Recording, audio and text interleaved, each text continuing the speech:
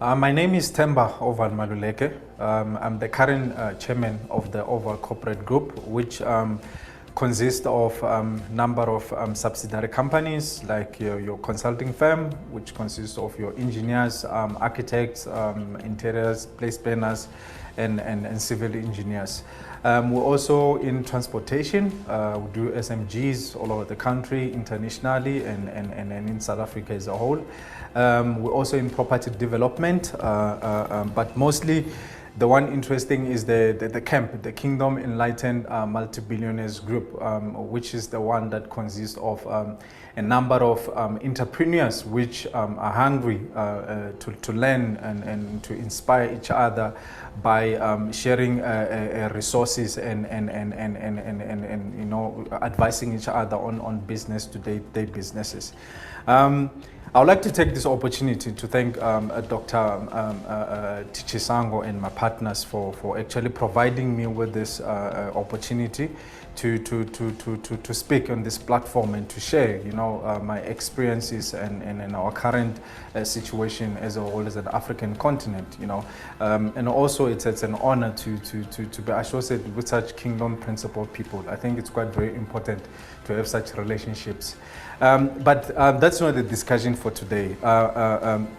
We are currently the members and the partners of the World Economic Congress, and we're already engaging in a number of projects with Dr. Chisango and the partners over a number of millions of dollars across the country. I think this is why I think it's very important to find yourself as a member and a partner and a founder of the World Economic Congress, because I believe Africa Reconstruction, it's better if we unite as Africans together. Having said that, I think the term reconstruction for me basically means you rebuild, you reorganize, you replan based on your past experiences, and for that it's through your failures and experiences that one has been engaging in. You know, I'm sure you have heard this before. You know, we cannot keep on doing the same things and expecting different results. And I think this is where the Africa Reconstruction, its main mandate has been derived from. You know, life is always changing. You know, sometimes our lives are ups and down, and you know, understanding that you will get hurt at some point, you will be betrayed, you will be lied upon, you know, you'll be cheated, you'll be discouraged. So during these down moments, I personally think this is where life really starts making sense, because that's where the real work takes place. You know, Les Brown's always said that adversity introduces a man to himself, you know, or woman. You see, everything around you and people will always be loyal where things are okay, but not when things are not okay, everyone goes a different direction. So I think it's quite very important to have this attribute in your life in order to understand where you're going and the growth takes place from those things. So my presentation basically it's derived from kingdom principles that one has learned. So I have actually named my presentation called Inventory Yourself with Kingdom Principles for Africa Reconstruction. I had to, in order for me to get to that introduction, you know, I had to look around my life, you know, and found that there are some things and people that I have to let go. That's why inventory yourself is quite very important for Africa Reconstruction. You know, it's a little bit difficult having to ask yourself if there are certain things that if people knew about you, will they still get into business with you, or will they still get into a relationship with you? You know, I recently found that transparency and honesty always wins. It is honestly very easy to work with people that you can trust, and that's one of the things that I found out with my partners. You know, that the engagement becomes very easy. You get into personal engagement with these people based on honesty. So if people rely on your honesty and you rely on them and you trust each other, business becomes actually inventable. Mind you, I don't believe that everyone will like your honesty and transparency, because sometimes you will find yourself saying things directly and too honestly sometimes that some people might not like, which is okay. You know, not everyone is bound to like what you say, what you do, but I believe that, however, if you're true to yourself, that's where you find identity.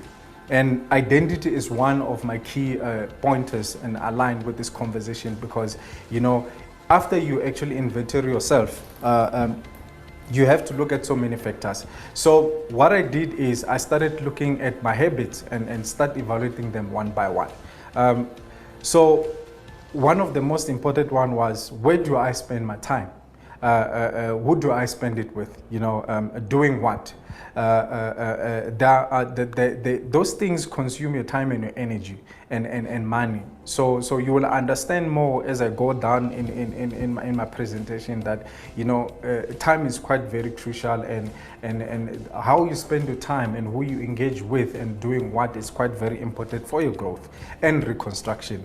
You know, so you also need to ask yourself, what value do those things bring? You know, are they godly principles? Are they part of your values, you know, ethics and morals? And last but not least, you know, are you growing from all this? It's quite very important to do that if really you need to rebuild yourself and rebuild Africa, because when you start inventorying yourself, you try finding your identity. Majority of the people in our world, particularly in Africa, you know, we keep wondering, especially why people keep on prospering around their life, and your life keep on taking the same turn over and over.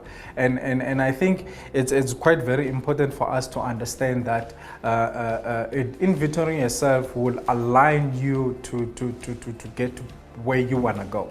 So this is actually takes me back to the point that I said above, that we cannot keep on doing the same things and expecting different results. I honestly think that Africa Reconstruction, inventory yourself with kingdom principles, will certainly be one of the key fundamental foundations to that direction. Thus, it made me realize that the value, it's not really money or business association, you know, as a whole, but African as a continent. That means me and you. You know, we are the value, because, you know, we need to change the way we do things. So the world is built, you know, in my understanding, by people who provide something back to the society. And I mean, you need to ask yourself exactly, where do I fit in within those lines? And answering all this question will eventually make you realize that, you know, Africans are responsible for their own progress. You know, we're responsible for our own life, you know, and hence inventory ourselves as Africa Reconstruction won't happen if we don't do that. So after I've done this inventory of myself, I found my true identity and direction. And those again were two underlining factors to my conversation, that, you know, when you find your identity, find your direction, you know exactly who you are, and you know exactly where you're going. I once had a conversation with one of my mentors, and he asked me a very simple question. And this question was based on two principles. So his question was mainly saying, what is worse between not knowing who you are and not knowing where you're going? So it took me 2 seconds to actually, you know, analyze this question. I said, but both. And the reason why I said both was, if you really don't know who you are, it's a little bit difficult to find your path or your direction. And so by saying Africa Reconstruction, one should be actually in a position to know exactly which part, you know, am I going to play, you know, under the reconstruction of my life and then under the reconstruction of Africa as a whole. However, though, if you don't know your identity, you already lost. I mean, imagine a scenario where you woke up in the morning and you have no visions, you have no goals, you have no dreams, you have no direction, but you have $1 million rand in your pocket, you have a fancy car, and you have time. I mean, you know, that moment you get into that fancy car of yours, I strongly believe that if you don't have a sense of direction or destination, you'll eventually run out or end up nowhere. Or probably maybe you will try to follow each and every vehicle you run into a path with. So you will follow anyone with no clue or where you're exactly going. and still you will end up somewhere, but however, you have no clue where you are or where you're going. And for me, that's a very dangerous position to be in, because in that instance, you're being in a position where you didn't choose because of following someone or following another entity of something that they were doing. And as an entrepreneur, identity and direction is crucial for reconstruction. And you know, it's more like you have to stop doing things because Jim and Jack is doing it. You know, you are into construction because someone is making money into construction. You are into mining because someone is, you know, you need to find your identity. You need to find the direction in terms of, you know, do what makes you happy. You know, you do what you want, do what you're passionate about, you know, follow your dreams, you know, follow your goals. Don't let anyone in that particular tell you exactly what is it that you can and cannot do. Because, I mean, if you have identity and direction, eventually, you know, it will get into some point. You know, so for me, I strongly believe that entrepreneurship, it is basically based on those two fundamentals principles, which is identity and direction.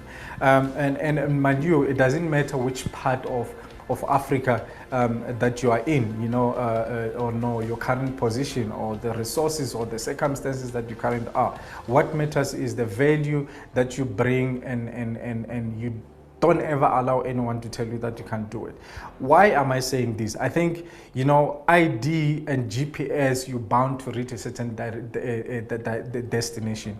So with saying that, I think now, you know, with inventory yourself and direction and identity, those are the key fundamentals to us, you know, as Africans, getting to a point that we start the reconstruction of Africa to the direction that we want to go. I want to quickly share to you, you know, some of the pointers and the principles that I have driven down, and I think it's about 10 pointers that I have, which are for me more fundamental and the key factors into Africa construction as kingdom principles that I have found myself engaging into, and I find myself practicing and being into part of. Number one, you know, put God first in anything that you do and everything that you do. You know, the Bible says that seek ye the kingdom of God first, and the rest shall be added unto you. I don't know how much more should I actually elaborate on that, but, you know, in my own understanding is just that, you know, when you put God first, the rest of the things should follow. So imagine yourself and Africa as a whole, that we need to go to a certain direction. I think God should be our key fundamental first point of entry in terms of how we position ourselves, how we position ourselves, and where exactly we're going. And I think most of the things and the rest of the stuff will be added unto us, as the Bible says in that regard. So the second point, which is following that one, is have faith in everything that you do. My life, you know, has been a favor, and I can attest to that. One of the guys that I usually listen to, which is Bishop T.D. Jakes, once said that when you have favor in your life, no matter what you're thrown into, you're going to always rise to the top. You know, I have been faced with so many challenges in my life, and I'm still facing them even still today. And I found that going through things, for some reason, God's favor is still sustaining me. And I think this is as more has to do with the faith that one has. It's not easy when you're going through things, and then when you have to pursue through things in life. But I think the favor of God allows things to work on your favor, and that is the part that He has to play, and then you eventually play your part. And then, you know, the faith is a substance of the things hoped for and the evidence of the things not seen. I'm sure most of you have heard that statement before. Let me just, you know, break it down a little bit. So if faith is the substance of the things that we hope for and the evidence of the things not seen, meaning the first point of contact there is hope. So meaning the only thing that I do have is hope. So for an example, if it's my birthday that is coming and I'm hoping for a cake, what are my substance in there? My substance is the ingredients that will eventually bring to the cake. But myself as a human being, what I need to do is to take those substances, which are my ingredients, put them together, which be sugar, flour, you know, stuff and all those kind of things as substances, and build them in order to visualize the cake that I'm looking for. And the cake is basically the one that I've been hoping, and it's the evidence of the things that I offer. So I believe also, you know, as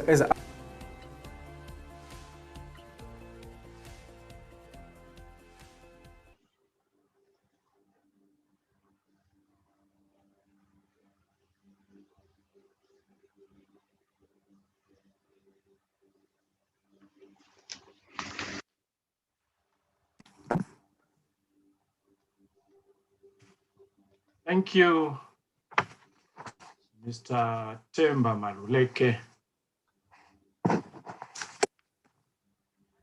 The presentation was on inventory yourself with Kingdom Principles for Africa Reconstruction. Yeah, it was quite profound. It's one of the key issues that when we want to pursue social and spiritual reconstruction, we must visit and make sure that we address to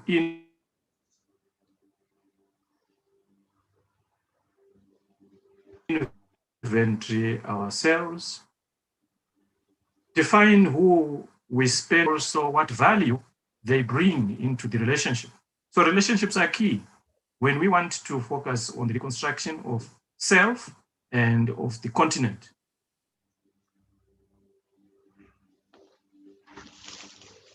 In other words, there are also relationships that must serve relationships which are predominantly parasitic by nature, allow those to die and rest in peace. Africans are responsible for their own lives.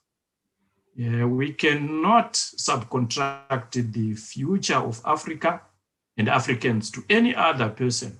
So it's incumbent upon ourselves to inventory ourselves and redefine our identity.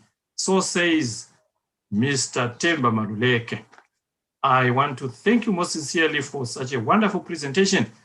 And most of our presenters, I'm sure, have enjoyed the presentation. Thank you so much.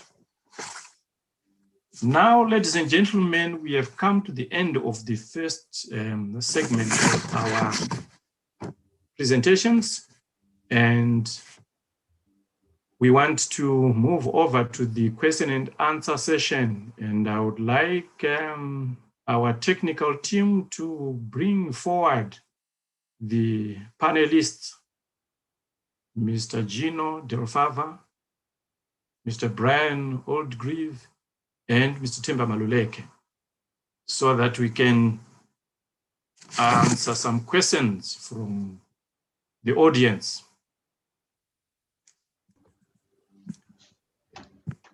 I encourage you, ladies and gentlemen, to put forward your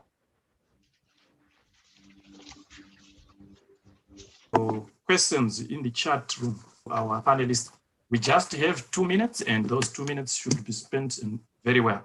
The first question goes to Mr. Brian Oldgreave, and it reads,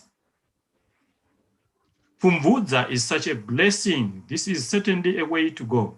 How is this being taught to our youth so that this practice is carried on into the future for sustainability? And this question comes from Tariro Mango, the African Oasis. Over to you, Mr. Brian Oldgreave. Thank you so much. To talk about the youth, to promulgate this onwards would be wonderful. But, you know, one of the subjects at school now is agriculture. And that's the place to sow it into our children young, because they enjoy playing with the soil and digging and things like that. And so, you know, you can teach them these principles of on-time and standard wastage with joy that affects all endeavors of their lives. And then we base it on the character of Christ, on his humility, unselfishness, and faithfulness, so that we get away from this corruption in our nation and selfishness that causes it. So, you know, the image of farming has dropped now, but we have to lift it again, because it's the most important job in a nation, really. It's so constructive. And if we can get to our children at school, and we have models into the schools. In fact, one of the previous ministers of agriculture asked us to teach all schools, and we've got models already going, but we need to go up the profile. We're also teaching into all the agricultural colleges at the moment. We're having them for 30 at a time for 2 weeks. And so we're beginning to change the heart of the next generation. So I'll do that as quick as I can. Thank you.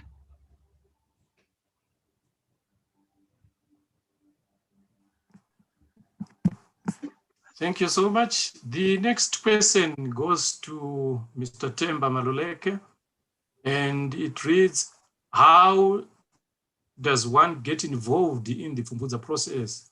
In my capacity as board director of the Patricia Jabangwe Children's Home Harare, I'm trying various projects for the home to be self-sustaining through food security.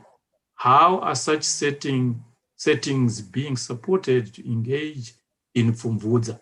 What is being done to ensure this community is not left behind? Mr. Temba, over to you, sir. Well, I think any Pfumvudza question is supposed to be for Brian Aldrich. So I think there was a mix-up with the questioner just mixed up the names.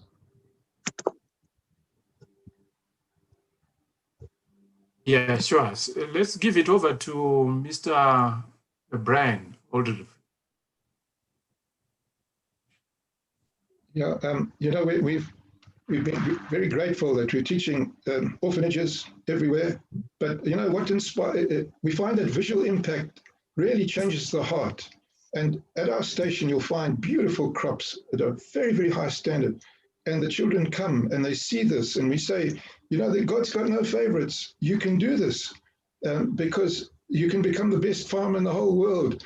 And we stimulate these children, and we're prepared to send some of our grassroots trainers to share with you where you are. And you're welcome to come to training courses with your trainers and so on, and your teachers. So we're prepared to do that. And anybody is very welcome to visit our station on the Dombashaw Road on the corner of Glen Forest Road, and come and see what we're doing. And we'll be very grateful to help you.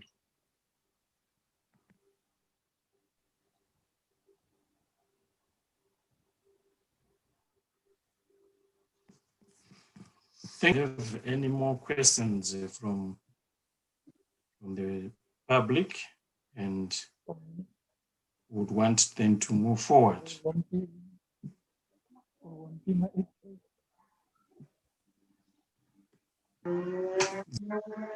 Next segment that we are going into, ladies and gentlemen, is to do with social reconstruction and investment hub unveiling. But now we want to focus on the social reconstruction aspect, and bear in mind that it comes with the spiritual component of our lives.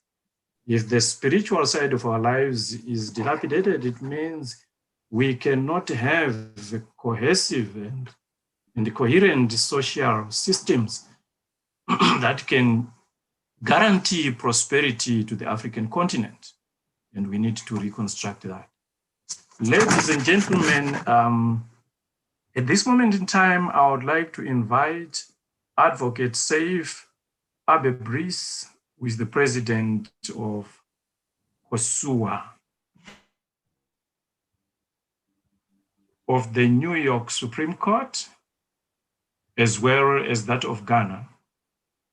Mr. Safo Abebres specializes in the novel corporate practice area of due diligence reports on companies, institutions, and individuals in all the 54 countries of Africa. As the founder and president of the Pan-African NGO, the Coalition of Supporters Unions of Africa, which is COSUA, which operates in 50 of the 54 countries of Africa, with the mandate of the African Union to use sports to build African unity. He has traveled to more than 30 African countries and established networking in 50 countries. He is obviously excited to join us in this great vision of reconstructing Africa through the sports.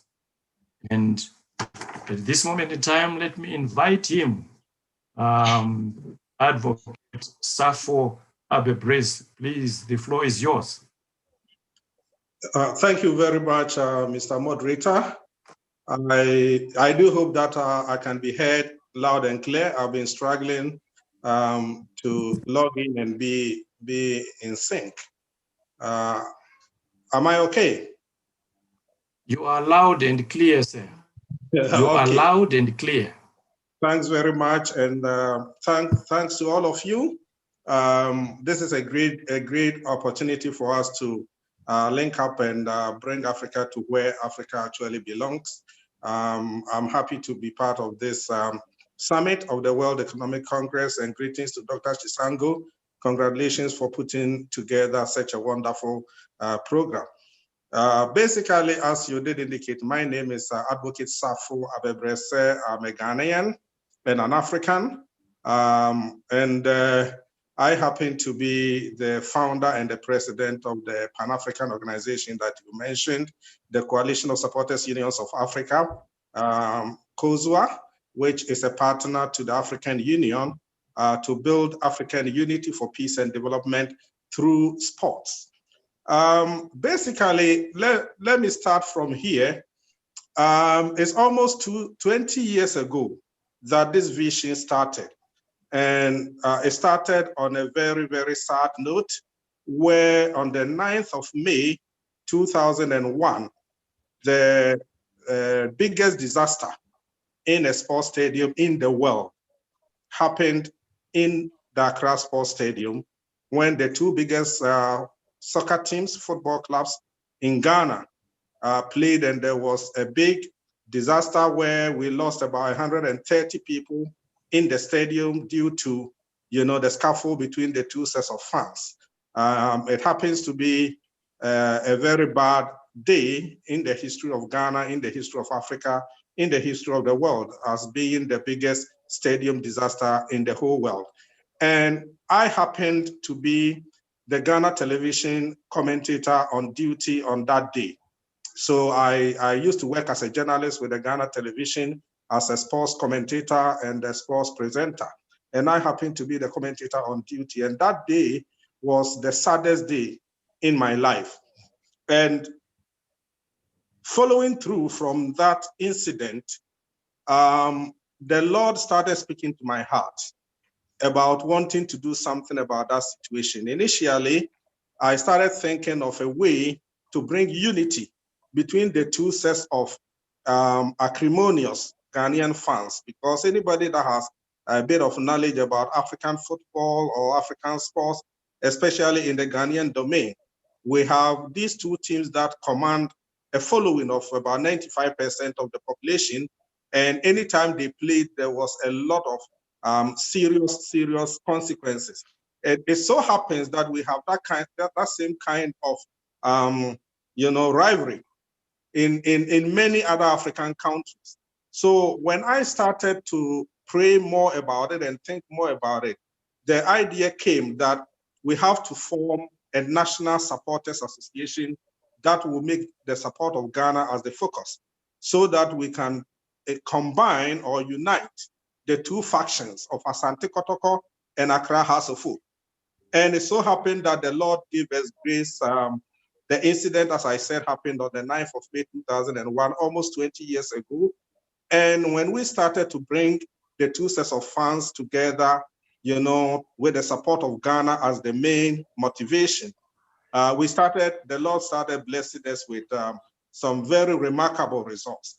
And in 4 years' time, in 3 years' time, 2004, the two teams that had been at each other's throats in Ghana became so strong in Africa that both of them, went to the African Cup, and they beat all the other African countries because they have started supporting each other and uniting as Ghanaians here and stop the fighting and attacks against each other.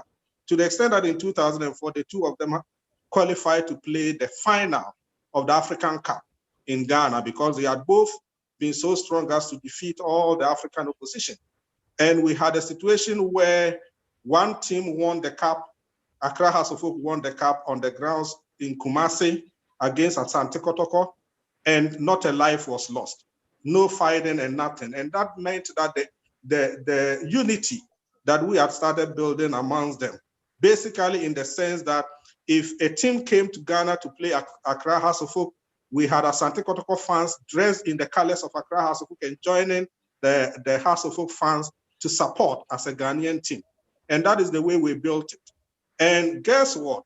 A year after the 2004 final between the two clubs, we had a situation where the Ghana Black Stars also became strong enough, to qualify for the World Cup for the first time. So we began to see that the unity, was good. Instead of fighting and killing each other, we were having a situation where we were combining and uniting and getting things done. So basically, from that point where the Black Stars of Ghana, the national soccer team, qualified for the first World Cup, which was the 2006 World Cup, we started getting invitations to extend the mission to other African countries, because in Africa, various African countries, if you go to South Africa, we have Orlando Pirates and Kaiser Chiefs. If you go to Egypt, we have Zamalek and El Ahly. If you go to any other country, you have two clubs that command almost the entire citizenry in terms of following. And we have acrimony, and we have, sometimes we have such disasters happening. So we decided to extend the mission, to other African countries. And that was what led to the formation of the Coalition of Supporters Unions of Africa in 2006. And from that time until now, we have worked around the clock to get, a way of mobilizing Africans for peace and unity around the sports. So if you can remember, in 2010, Africa hosted the World Cup for the first time in South Africa. And we have the Bafana Bagana work that saw Africa thriving all the way to the quarterfinal of the World Cup. And if you saw the kind of camaraderie that surrounded Africans, for the first time, Africans were not differentiating between who is a South African or a Congolese or a Zambian or a Zimbabwean or a Tunisian. Every African was African. And that was the work that this organization, with the support of the African Union, did. I was in South Africa 3 years before the World Cup, continuously touring all the other African countries to preach, the message of peace and unity around the World Cup. So everybody that saw the World Cup in 2010 and the way Africans united behind the African teams that eventually got Ghana almost a shot away from the semi-final. That is what convinced us, that made us to believe, that sports has that panacea against disunity. So with the support of the African Union and other organizations, we've worked around this vision for almost 20 years now. And at the moment, we are just launching into another phase of this organization. And basically, I just want to establish this right at this moment, that whatever we've been able to do, whatever we've been able to achieve, rising out of the ashes of the loss of 130 lives in a soccer stadium, to become the centerpiece of unity and peace on the continent of Africa. We know that it is the Lord's doing, because without the Lord working things out and making things happen, we humans can have ideas, we can have passion for certain interventions in our activities. But the Bible says that, it is that which the Lord has determined that is what will happen. And I've heard a lot of testimonies of the graciousness of the Lord in certain interventions that have happened. I can say to the glory of the Lord that ever since we started this mission back here in Ghana, in this our homeland, we haven't lost even one life in any sporting event since we lost those 130 lives on the May 9th, 2001 in that game. And everything has turned the other way. We don't have acrimonious, reactions anytime teams here play, and it has gone all over to the continent of Africa. And we are having a very, very peaceful interactions with various citizens of the continent of Africa. So we have come to see that sports really is a very, very good means of bringing people together and driving for unity and everything. So at the moment, 20 years down the line, we have this organization established in about 50 countries. We have, as I said, the partnership agreement with African Union, and we are moving on and on to try and let this vision become the means by which we can really bring all the people of Africa together. We have a very, very maybe ambitious, target. Or we have a mass mobilization campaign, a 21-year mass mobilization campaign that we are about to, unleash. And I have met with Dr. Chisango a couple of times. We've discussed, and I've laid down our project to him. It is meant to bring all of Africans together by way of unity through sports. When it comes to sports, nobody sees any other African country as a rival or a visitor or a stranger. We want all African people to see themselves as Africans first of all, before looking at whether we come from Cameroon or Nigeria or wherever. So basically, we are looking at building this forward, where anytime we go to the World Cup, we go as one continent. We go in a situation where if we have 5,000 members in the stadium from all the 55 countries of Africa, maybe it is Nigeria that is playing on that day. We have all the 5,000 people from all the African countries dressed in the green and white colors of Nigeria and supporting Nigeria as an African country. And if the next day it is the turn of Zimbabwe, Dr. Sichango, if you are there, if it is the turn of Zimbabwe, we all go and dress in the colors of Zimbabwe and support Zimbabwe, So what we're thinking of doing is launching this 21-year mass mobilization project and supporting African teams to an extent where it was never before possible. And the objectives are numerous. At a given time or subsequent to this, I will be able to share the documents and everything with panelists that are interested in probing this mission further. But let me just say that in the next 21 years, our target is to be able to mobilize up to 1.4 billion members of this organization throughout the continent of Africa. That is by 2042. That means that every year, when we have the World Cup, like this year, we are going to have the Olympic Games. Next year is the World Cup.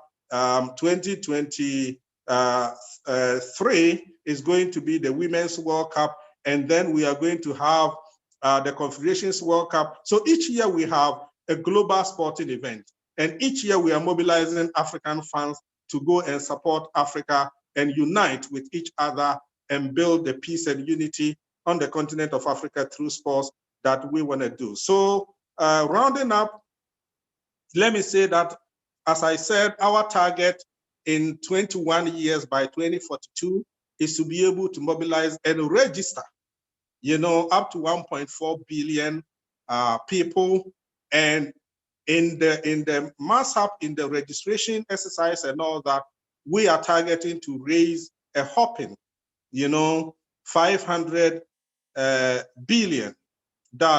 It sounds very, very strange to hear these figures, but when you have a bit of time to go through our mass mobilization strategies, as Dr. Sisango has had the opportunity to do, you will know that, with God, all things are possible, and the mission and vision of COSWA is also possible to put Africa at the pedestal where our youth will now believe in the continent of Africa and unite for whatever our leadership, wants to achieve for the continent of Africa. And that is why I and my organization are proud to associate with this World Economic Congress and to be part of this mission of getting Africa to be where it belongs. So maybe there might be some questions and all that. So let me pause here and see if panelists would like to get some clarification anywhere. I'll be very happy to stay on and supply that. Thank you. Thank you, sir. We'll call you back during the question and answer session. So stay ready for that engagement. Certainly there are questions that will arise. And one of them is that I'm a father of 3 boys and a girl, and I am now inspired to set up a team. Will you be able to assist me with my family's team? I hope you're going to help me, sir. Okay, thank you. So we meet again in the question and answer session. Thank you. Thank you. Mr. This is Advocate Safo Abebres. Yeah. Thank you, ladies and gentlemen. Yes, so how inspiring it is that we mobilize Africa and African youth to embark on a huge and ambitious program to mobilize resources for 21 years. The 21-year mass mobilization campaign, which is underway, to strengthen the sporting capacity of the African continent. And indeed, it is a huge tool for peace building and development. Yes, he has indicated that when it comes to sport, we see each other as one, as Africans, and never on national, tribal, political, racial, or other lines. And this is what we want when we reconstruct Africa.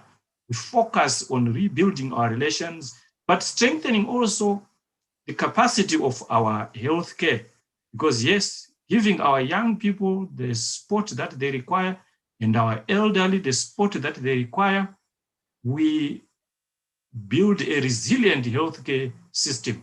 And this is fundamental. Thank you so much, my learned friend, Safo Abebres. Now we want to move forward to the next presenter. And our next presenter is none other than Dr. Pierre Couper.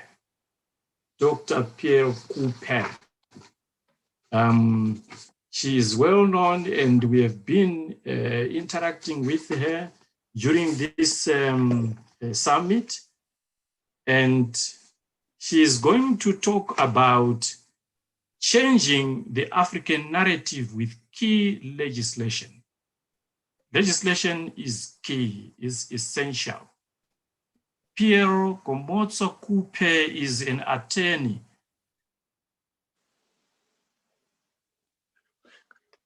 activist, international consultant, a multidisciplinarian. She is known for her active involvement in labor law and legal matters, social development, transformational leadership, transformative education, and gender reconciliation in various countries across the globe.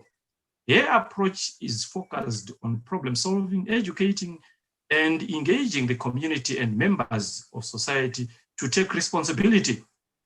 She is the founding president and current COO of Hebrew Midwives Ministry and servant leader of Kingdom Mandate Assembly and Kingdom Chamber of Commerce in Africa. Many are the hats that she wears.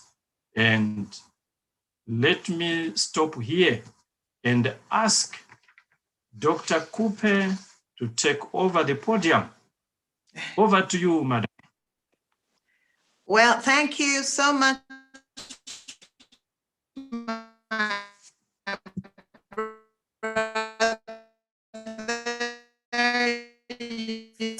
You're doing an amazing job providing this very important platform.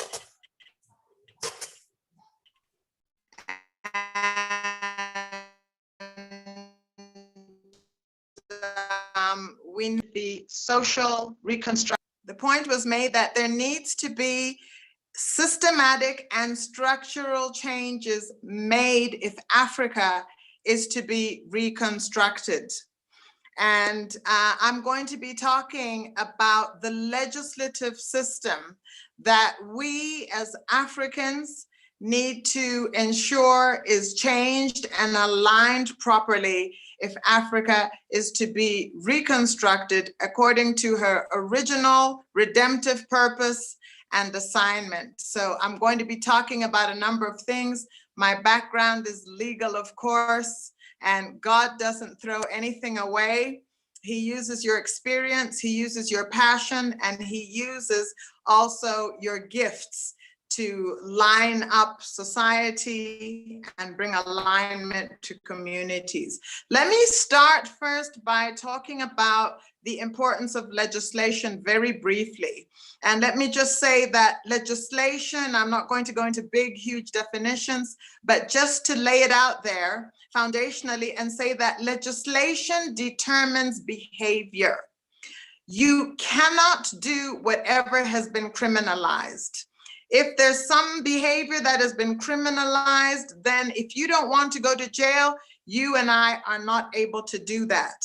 And as well, again, you have to do what has been legalized. So the authorities that are responsible for the drafting of, the passing of, and the execution of legislation fully understand the power they wield. They have the power to determine the conduct and the behavior of citizens within the nation that they reside. So having laid that as a basis, a foundational basis, I want to also now just jump quickly to global trends in legislation. There are a number of global trends that are unfolding out in the nations, and many of them are quite alarming. The trends that we see over the past decade, 2 decades, have been a trend towards decriminalizing immorality. Things that you and I would have thought or defined as immoral, as anti-family, are now being decriminalized at an alarming rate in nations. They're being defined as human rights. And my question is, are they human rights or human wrongs? We have to think about that as Africans. There's a step and a global trend towards decriminalizing, legalizing immorality, for instance, promoting pornography and trying to get it decriminalized, again, legalizing prostitution and trying to get it defined as an essential work or as ordinary work. We see this trend towards decriminalizing and legalizing immorality. The second trend that we see that is manifesting itself globally is the trend towards legalizing, making legislation there that is anti-family. There's a promotion of legislation that is anti-family.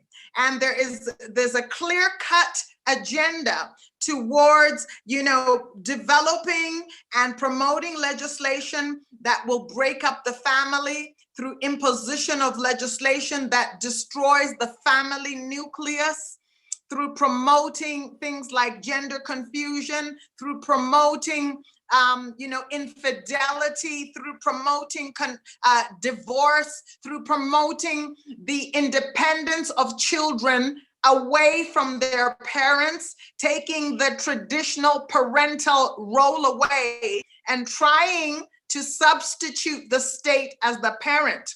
So there's a global trend towards developing and promoting legislation that is anti-family and that will break up the family, because we all know that the family provides the pillar and the basis for society. God created the family before he created the church. And the agenda is that a dysfunctional family will create a dysfunctional society. It will create a dysfunctional nation, and it will create a dysfunctional Africa. So Africa as a continent, we cannot allow our family unit, which is our cultural basis, which is what has kept us strong, which is what has distinguished us from other cultures that are self-promoting and self-based. Our Ubuntu culture, which is based on the extended family, a love of family, a love of the corporate, moving together. We cannot allow legislation that will come to break up that family unit that is so precious to us and a core part of our culture. Africa has been at the forefront of rejecting anti-family legislation, to the degree that legislation has been amended to make the family dysfunctional. It must be reconstructed within the African context to ensure not only the survival of the family unit, but the thriving. We don't want to just survive. This is our secret weapon for success. Our family, making sure that we prosper together as a family. Our economic systems were based on the Ususu principles, were based on, helping one another. If somebody doesn't have bread or milk, we have to go back to those kind of economic systems that are not based on self-promotion and survival of the fittest, but are based on community prosperity, and that we all prosper together. That is the meaning of Ubuntu. So we have to make sure that the legislation we bring is legislation that promotes the family. I see that the new USA administration has just announced that it will be imposing sanctions on nations that do not align with its definition of human rights. And they've already singled out Nigeria in this regard. As a continent, we have to stand together to ensure and to make sure that we are pro-family and we are not apologetic about being pro-family. Africa needs to be true to its cultural roots and love for the family. The next point I want to take up is in terms of the legislation. We've talked about the importance of legislation. We've talked about the global trends of legislation that's going around and what Africa needs to do. The third point I want to make is, what is some of the legislation we need to look at? We need to look at critical parts and areas of legislation that will form a central part of Africa's reconstruction. Number one, economic legislation. Legislation that will be promulgated, legislation that will be passed that is not only pro-family and supportive of the original plan for the family, but legislation also that deals with economic issues. So that legislation that is dealing with economic issues, setting new blueprints for the nation based on Ubuntu principles, with economic legislation, reparation issues of all African nations. And I'm going to come back to the issue of reparation because I want to spend at least a few minutes of that in my presentation. The other kind of legislation we need to look at is legislation that pertains to governmental issues. I love Isaiah 33:22. It says, for the Lord is judge, the Lord is lawgiver, and the Lord is king. He will save us. It speaks to the three arms of government that God are invested in God first. The Lord is judge, he is the judiciary. The Lord is lawgiver, he is the legislature. And the Lord is king, he is the executive. So all government, the source of governance. And as his sons, the sons of God, we then must now manage our Father's estate. And in managing our Father's estate, we must be actively involved in all those three areas of governance. So we must be involved in that. In South Africa, last year, we had a landmark case where a case was taken to the Constitutional Court on the basis of a constitutional provision, which now allows for independent candidates who do not belong to any political party to run for elections at local level, at municipal level, at national level. Legislation has been passed and promulgated. So that is the kind of legislation we need in the nations. Legislation that will enable that power is not vested in one political party that takes advantage of whatever situation. Legislation that will allow, have the capacity to be nation and bring transformational development in the communities, in the villages, making sure that orphans, widows are eating and not just the rich and the privileged few. So we need legislation that speaks to governmental issues, that empowers active citizenry, that citizens will understand that they too are politicians. You do not need to be a member of parliament to be a politician. All you need to be is a good citizen. If you are a good citizen, taking responsibility for your community, then you are, in terms of the original definition of politician, you are a politician. So we need legislation that will empower responsible governance and accountable leadership. And going back to the issue of economic legislation, let's talk for the last few minutes of my presentation on legislation that will handle the reparation matters of African nations. Reparation is a critical and key issue that has to do with the reconstruction of Africa. Beloveds, we cannot talk about reconstructing Africa without talking about reparation. Let me make some preliminary remarks about reparation. One, Africa is the single continent that has suffered the most immense economic harm and loss as a result of colonization.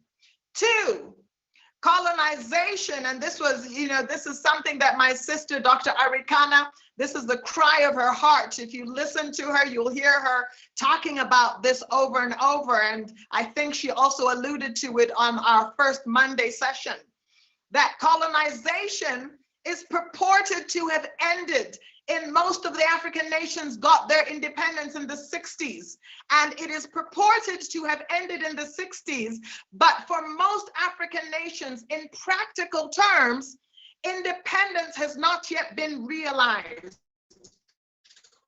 We cannot talk about independence without know that colonization has continued beyond the theoretical independence celebrations, continues even today.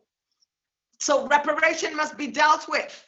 And the third thing I want to mention is that we know that reparation has been afforded to some communities, has been given to some categories of persons. They have been the reparative processes. They have benefited from them. And the worst case scenario I think that we can talk about is, when I learned that former slave owners in the United Kingdom, in the days of slavery, and slavery was abolished. After slavery was abolished, there was reparation that was made to slave owners. To slave owners. You heard me correctly. I didn't say to slaves. The reparation was not given to slaves, although it should have been given to slaves who had been subjected to the most undignified and dehumanizing, processes ever. They deserve the reparation, but guess what? The slave owners who had been seen as having been disenfranchised were the ones who were actually given reparation. They were given money for loss of slaves, loss of the slaves, which was considered to be their wealth. So If slave owners can benefit from reparation, Africa,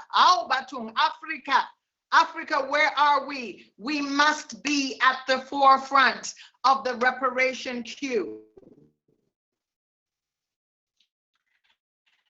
A few, before I have enough time to talk about reparation in detail, but there are a few things I want to mention in the African continent and the DS of unfolding principles of reparation. Number one, reparation must be done at the continental level, beloveds. Let's not just be trying to do it country by country by country. We need to come together. Unity is power. Unity. It's a biblical concept. It's a worldly concept. Anybody knows whenever you stand united, it's hard to be divided. So let's come together as a continent to deal with reparation matters corporately and together. In Zulu, we say, Simunye, oh, we are one. Let us come together, Africa, and tackle the matter of reparation as a group of nations that will say, Simunye, oh, we are one. There must be, so it has to be done at a continental level. Let's not look at trying to fight it case by case in terms of nation by nation. We can present corporate body of nations that have suffered injustices. Secondly, we need to have guiding principles of reparation. We need to sit together. We need to bring all our legal brains and minds and sit together and determine. It's time Africa determines for herself that we've been adopting Western systems and processes for too long. Let us determine our own goalposts, our own guiding principles of reparation that we want to see for all African nations. Thirdly, the next point I want to make about reparation is to say any existing contract that to loot the coffers of interrogate them, and those contracts must be terminated with immediate effect. We need to take up on countries. We need to look at them. If there are any still outstanding, we need to ensure that they're terminated with immediate effect. Fourth thing that I want to say about process that regulates by identifying the forum that represents all the African nations seeking a reparation. Which forum are we going to use? Is it the African Union? Do they have the capacity, or are they focusing on the Africa Free Trade Agreement? We have to come in agreement to say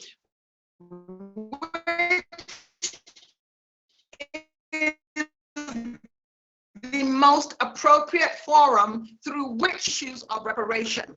Still dealing with process, we have to develop a list of all nations within Africa that suffered harm, listing the stipulated losses per nation. We must put as much as possible, we have to put numbers to it. We must quantify it. We must be able to make claims for whatever it is and make those claims in a reasoned way, not only claims for loss of income, but claims for indignity suffered, claim, sanctify the cost of lives, represents something of the loss that we have suffered as an African continent. We need to also identify the correct tribunals that will adjudicate over these cases. Let us be sure that we don't take these cases to tribunals that are biased, tribunals that actually are the tribunals of the former colonizers who will probably not adjudicate on your behalf if they're standing for their nations. We need to identify the correct tribunals that will adjudicate over these matters with fairness, with justice, with equity. And lastly, my last point is to say this: restitution must be a key component of reparation. Apologies we have had in this last year, leaders of European nations apologizing for the past injustices that they imposed on their former colonies. Apologies are not enough. We will accept sincere and genuine apologies, but apologies on their own are not enough. Restitution must accompany the apologies. And I've heard this said before by one of my mentors, and he would always say, if you steal a man's car and you dispossess a man of his car and his resource and you make him walk, it is not enough to say sorry and continue to drive his car. You must return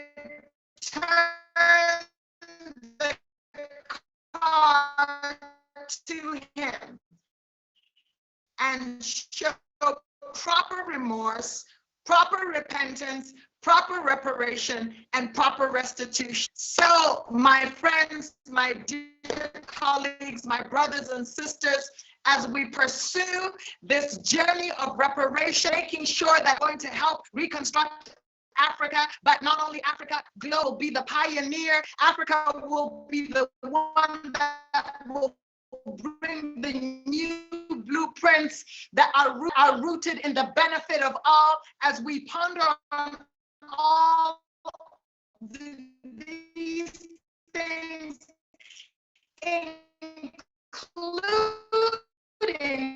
the processes around as one people go out the structure in terms of our culture, in terms of what is truly just, in terms of what will benefit the whole community, and let us be sure to make sure that what is due to Africa as a whole comes back home. Thank you so much.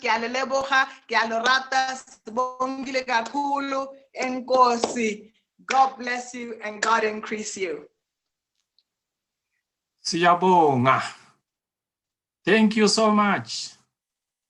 Yes, what is rightfully to Africa must come back to Africa. It must belong to Africa.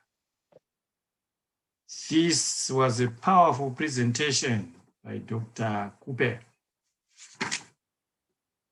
Yes, listening to the presentation, ladies and gentlemen, you summon your sober mind to think afresh, starting off with the family as the basic unit of Christianity.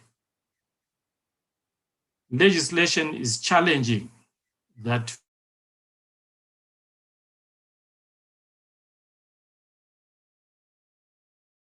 family unit. There's no doubt that much of it is to erode the pillars of the family unit, particularly as it is established on Christian principles. Legislation that is anti-family is not just something that we should abhor, but it is a reproach and abomination in the eyes of God. Those that seek to challenge the foundations of a family through anti-family legislation are actually doing it as the bidding of those that seek to destroy Christianity. So it's crucial that we make sure that legislation across Africa through the World Economic Forum and the Reconstruction of Africa agenda, that issue of legislation is put right at the center of all our initiatives. And she spoke about governmental institutions as institutions that speak to the source of governance, and that every citizen is a politician as long as he or she is a good citizen. So our principle of Ubuntu, Bunu, comes into play. But ladies and gentlemen, Dr. Kupe also highlights some of the most sensitive and critical issues that most of the people try to evade. The issue of economic legislation, reparations. This presentation invites us to ask profound and critical questions. How many of our young children were taken out of Africa, not out of their will, but at tender ages together with their parents, 400 or so years ago? How many of those young people had the potential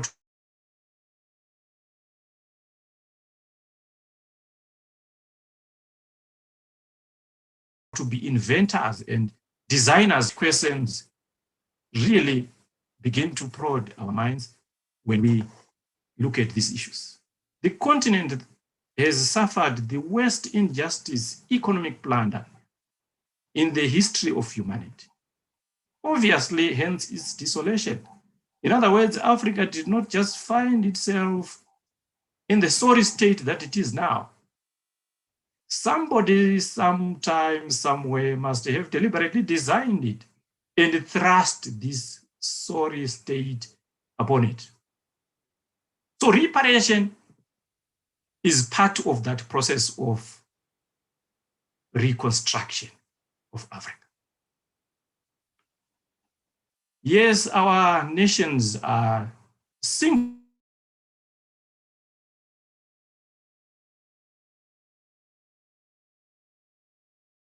in debt and be addressed as we talk about the reconstruction of Africa.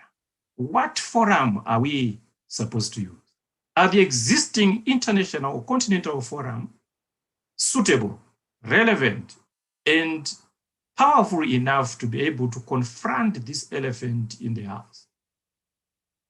Ladies and gentlemen, Dr. Kupe ended up looking at the issue of apologies. And her thrust of discussion is that apologies on their own mean nothing, but apologies must be an integral component of the restitution process. Quite profound. Thank you so much, Dr. Kupe. We really thank you for such an eloquent presentation, pregnant with meaning and intent, and that we have seen that it is not enough just to talk about reconstruction of Africa without looking at the legislative issues. Thank you once more. The next presenter, after the next two presenters, ladies and gentlemen, we will have a break and a question and answer session.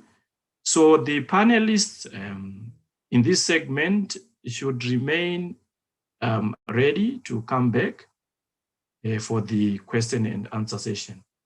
Our listeners, viewers, and others who are out there, please continue to follow us on our social media platforms as the World Economic Forum and pushing this agenda of Africa reconstruction agenda, global reconstruction agenda. It's a clarion call that is going to every African across the globe, across the continent, no matter where you are. The time, World Economic Congress. World Economic, World Economic Congress. Thank you for the correction, Doc. World Economic Congress. yes, the hour has come for the African to rise up and do reconstruction of his or her continent. Next, I wish to call Patricia Bailey. Patricia Bailey, she's Dr. Patricia Bailey. She's a lecturer, an author, a founder of Master's Touch Ministries Global, Inc. Her ministry has produced a tremendous impact for more than 40 years in over 146 countries around the world, bringing deliverance, healing, and salvation to countless thousands. Her missions ministry was one of the first to provide disaster relief to South Pacific tsunami in 2004 and the earthquake in Haiti in 2010. Locally, she has assisted with the Flint, Michigan Water Project, Hurricane Sandy, and Katrina victims.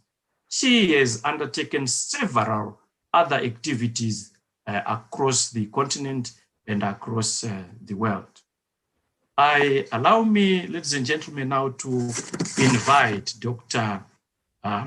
Patricia Bailey to come and speak on trade versus aid, empowerment versus dependency.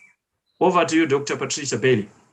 Thank you so very much. And I would like to take the time coming literally out of the gate from the United States to first honor the visionary and founder, Dr. Alice Shishangu. And I would like to also take this time to go the extra mile and honor all protocol that is presented this morning. And I would like to take the special liberty because of the passion and love we have for one another. We are sisters from a different mother, but the same father, our Heavenly Father, and that's my dear beloved Dr. Pearl Coupe. And then you all have my spiritual son that's handling all of the media there, Dr. Alex. And so I trust that Alex is presenting all of us very well and doing a phenomenal job. Having said that, and with every single moment ticking and me having an hour worth of presentation in 15 minutes, allow me to move forward. And I want to honor you and thank you so very much again for allowing me to be a part of the World Economic Congress. I want to come first by presenting a little bit about who I am, which takes just a moment. I normally never do that, except that it makes a point to where I'm going in my presentation.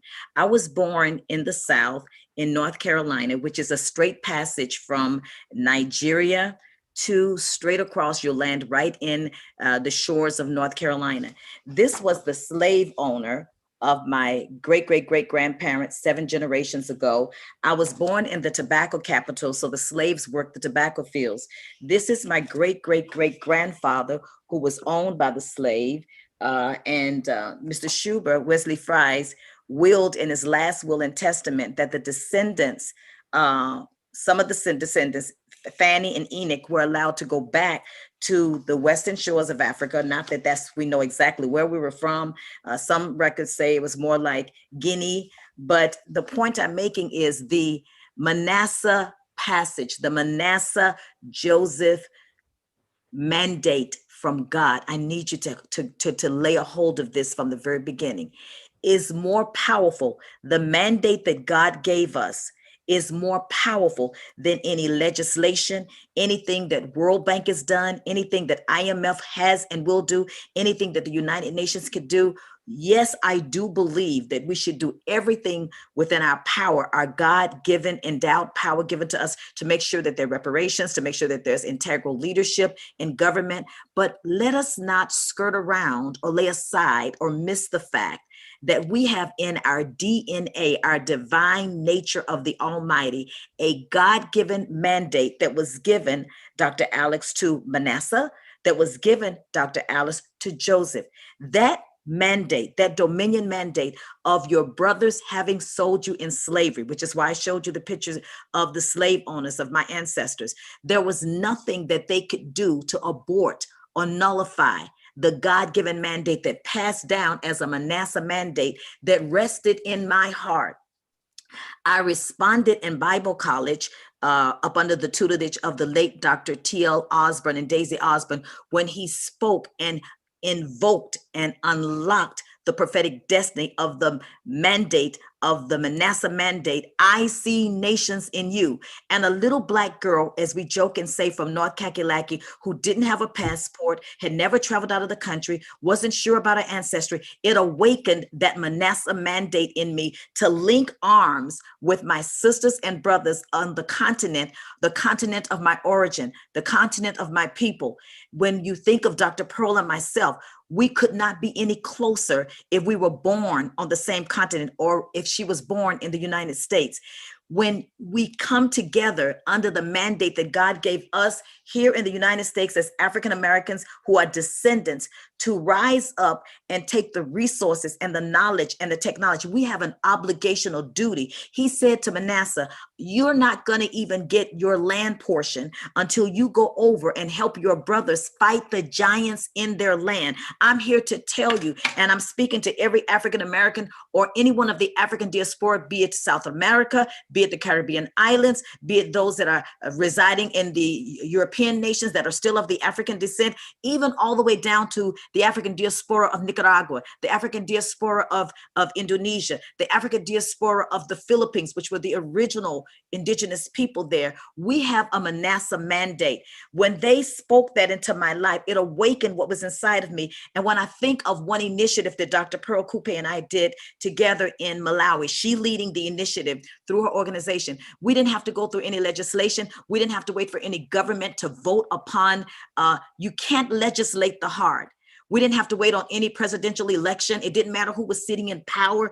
We saw a need. She communicated to me that Malawi is a nation with more widows, I think, recorded than anywhere else in the world. And one of the challenges and needs was clean water and job security and just job creation. So without waiting for anyone to vote or legislation or bureaucracy, because we have a mandate given to us by Almighty God on a grassroots level, we can connect with one another while we're waiting to flush out other areas that need to legitimately be put in place from positions of legislation and all of this. While we're waiting on the manifestation of those things, we can still on a grassroots level connect to one another and do something now. I had within my possession, we've led this in our organization, the micromembrane hollow filter, water filters that take and will extract cholera, typhoid, every type of waterborne disease up to 999.9.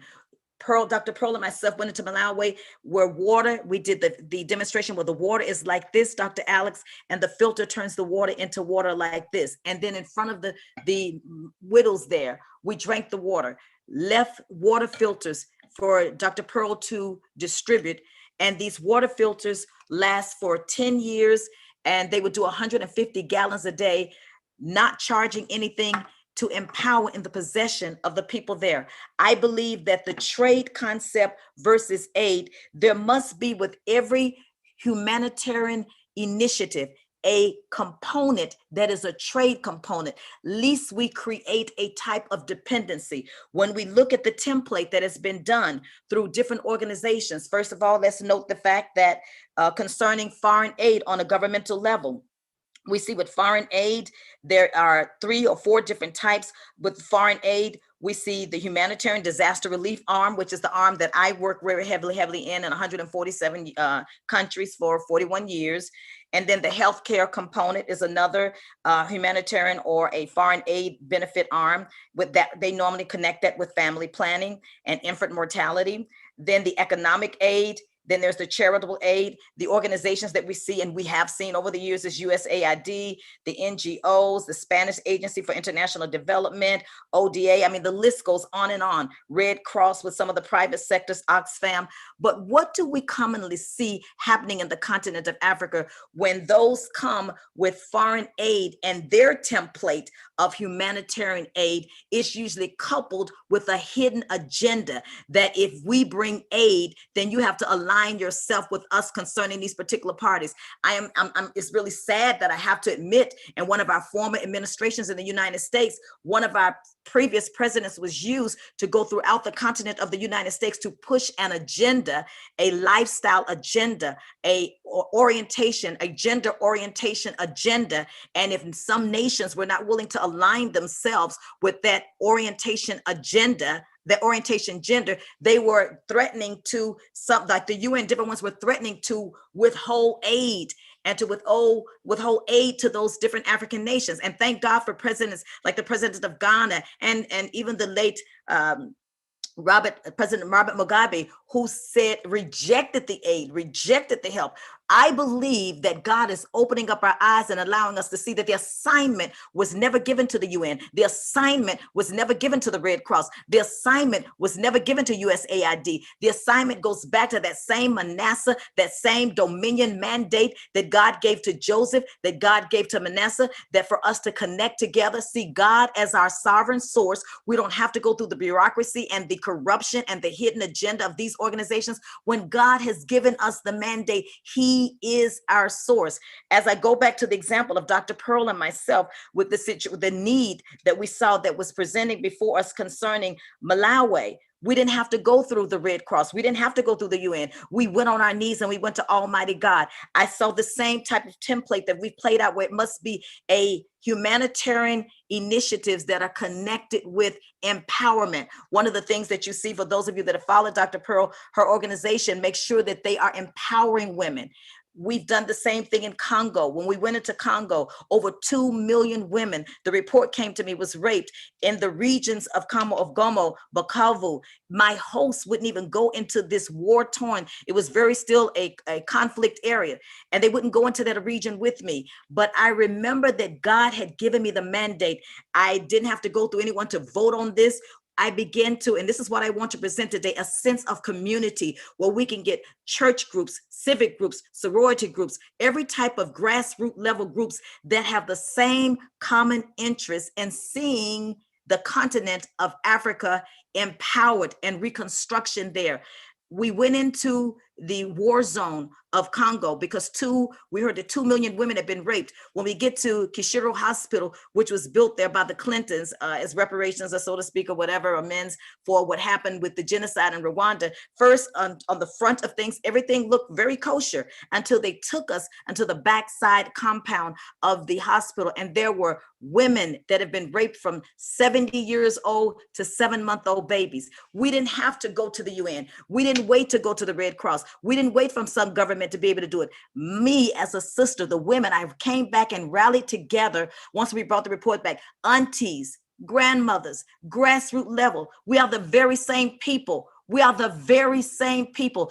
For 3 months, we came back. 3 months later, we came back, and the little girls, one little girl that we adopted, Mami, which had been multiply gang raped by soldiers in the bush going to get clean water. We built a house, provide schooling, provided the different things that was needed on a grassroots level, community coming together, brother and sister, observing that Manasseh and that Joseph mandate. Now this young girl had an opportunity to go to school, but we didn't stop there. We wanted to make sure that the women, there's an empowerment component so that we can provide job creation. We added that component to that initiative, as well as in the nation of Angola. Shortly, right after the war, I was flying on a flight somewhere in the United States, and in the seat pocket, Dr. Alex, of the plane was a Honey magazine, a secular magazine, and it was an article called Angola Girls. And as I read the article, the words on the page of the article leaped off the page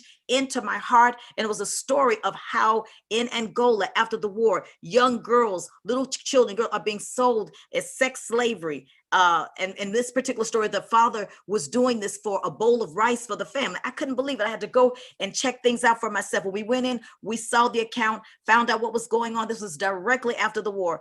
As a result, again, on a grassroots level, came back and began to galvanize and mobilize other African Americans and just concerned citizens who care and love and have a passion for the continent. I want to give hope today to you, Dr. Alex, and all the other panelists and every last one of the other protocols that are watching. God has reserved a remnant to himself. He has 7,000 that have not bowed to Baal. And yes, we will do our part to hold government leaders into accountability. But while we're waiting on the manifestation of that, he has 7,000 that have not bowed, who has a heart and a passion for that great continent. We came back with those team of women, and I'm here to tell you, not only built the house, not only provide job creation, but there in Angola, we provided clean water, electricity. It took $20,000. We're talking about investing. We want to invest in what we see, not only sustainability, but there are people from the United States that are ready to invest. This is one of the things we need to change the imagery of what's being done. In the country of India and in the country of China, there are more poor people in China and India than there are in the continent of Africa. Yet every imagery of humanitarian aid, they try to show pictures of poor babies, bloated bellies, flies on their face, to continue to show this imagery of the continent of Africa. They never show pictures of China. They never show pictures of India. Why is that? We must transform the concept and the picture so that people will want to invest and see the benefit of investing in this great continent. Not only there, but in northern Nigeria, we led initiatives in the areas where Boko Haram is, again, on a grassroots level. I want to encourage every person that's watching and under the sound of my voice that may be sitting and thinking, you don't have all your ducks in a row. You don't have all your resources yet. You're waiting on different things by way of support. What do you have in your hand? As the Christmas holiday came upon us, we saw an opportunity to invest in a property right there in Johannesburg and make it a vision house. Now, I want you to pay attention. As I say, lean in and listen to me. At the time that this opportunity presented itself, we didn't have a penny. In 2 weeks' time, less than 2 weeks, $150,000 came in of people like yourself and myself who have a passion for Africa, who have a passion. And I'm saying that we're not waiting on God. God is waiting on us. Lastly, as I close my 15 minutes, I haven't even shown a half of the pictures that we wanted to show of the initiatives that we've done. But Togo, another example was Togo. In Togo, because of the infant mortality rate of Togo and the situation with the bad water, on a grassroots level, women coming together, providing not just the water filter, but investing $10,000 for a scanner so that we can provide proper health for women who had never seen a doctor, never had access to a doctor ever in their life. I'm here to say today that I believe that the favor of the Lord is upon us. And I'm saying that we're not waiting on God, God's waiting on us for every single need that we have. I speak to every African American that is listening under the sound of my voice and those on the other side of the continent. I believe that the divine connection of Almighty God to bring us together for such a time as this, for a mandate that was predestined even before time began. I believe that they're watching. I believe that they're listening. And I do believe that the World Economic Congress, led by the leadership of Dr. Alex and those on the platform, God has anointed and appointed us, and the mission that has been assigned and given to you by Almighty God, it shall come to pass. I believe there are those that are waiting. They've been looking for an organization such as this to connect to, and my time is finished. I yield the floor to the rest of the protocol that is presented today. Thank you, and God bless you. Thank you very much. Words fail us. Thank you for this wonderful presentation. It touches the very bottom of every African's essence. Because we have survived as Africans with begging bowels, with hands that are stretched out for relief and aid. But for the majority of our people, they do not know or understand that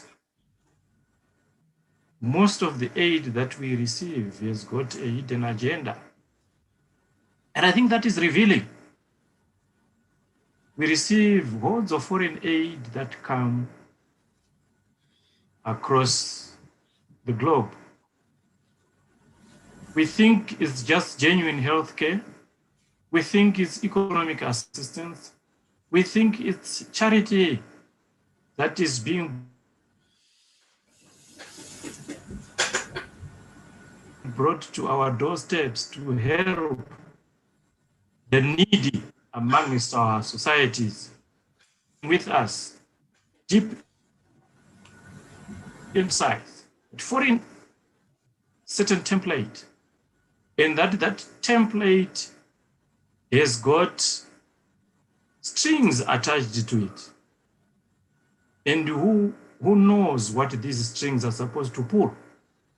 Are they supposed to pull the rug under our feet? Or what? But you are also saying that's not just the only issue. We must know that there is genuine aid which is out there, which comes from the Manasseh mandate, and that it is sincere and genuine aid, which doesn't come with wolves that are in sheepskin. So it is important that in our thrust for the reconstruction of Africa, we do that process of self-inventory and see what types of aid and charity we are receiving. Ladies and gentlemen, that is powerful from Dr. Patricia Bailey. Thank you so much once more, Madam. Let us now move on to the last presenter in this segment. And the last presenter, it deserves no introduction. Since I came into the fold of World Economic Forum, I have associated his face and name with this institution. And I want to welcome you, sir. And I'm talking about Mr. Remy Kapo. Mr. Remy Kapo is an author, a journalist, a broadcaster, and activist. He has contributed to the New Statesman and New Society. He was a researcher for Yorkshire Television and Thames Television's TV program, the director of the Roundhouse Art Center, and produced Moon on a Rainbow show at the Almeida Theatre, directed by Maya Angelou. He lives in London and Oxford, starting life as a freelance journalist. Among other journals, he wrote articles for the New Statesman and the New Society. After a stint at Yorkshire Television Documentaries as a researcher, he joined Thames Television's TVI program and then ATV's documentary unit format for program. On leaving television in 1979, he penned, and listen to this one, he penned a salvage culture published by Quartet 1981. In 1982, he was asked by the GLC to put together the documentation and procedures to convert the Roundhouse into an art center for the other ethnic cultures of the United Kingdom. As director, he was appointed to the touring board of the Arts Council, executive member of Greater London Arts, and chair of the Implementation Committee, GLA. He recommended that the architect Richard Rogers be contracted to design the new Roundhouse. An arts program was conducted while the conversion went ahead. There are many more issues and many more assignments that Mr. Remy has conducted and carried out, which seek to advance the agenda of the reconstruction of Africa. So I'm inviting to the podium someone who has got this passion, particularly to reconstruct the socio-cultural facet of Africa.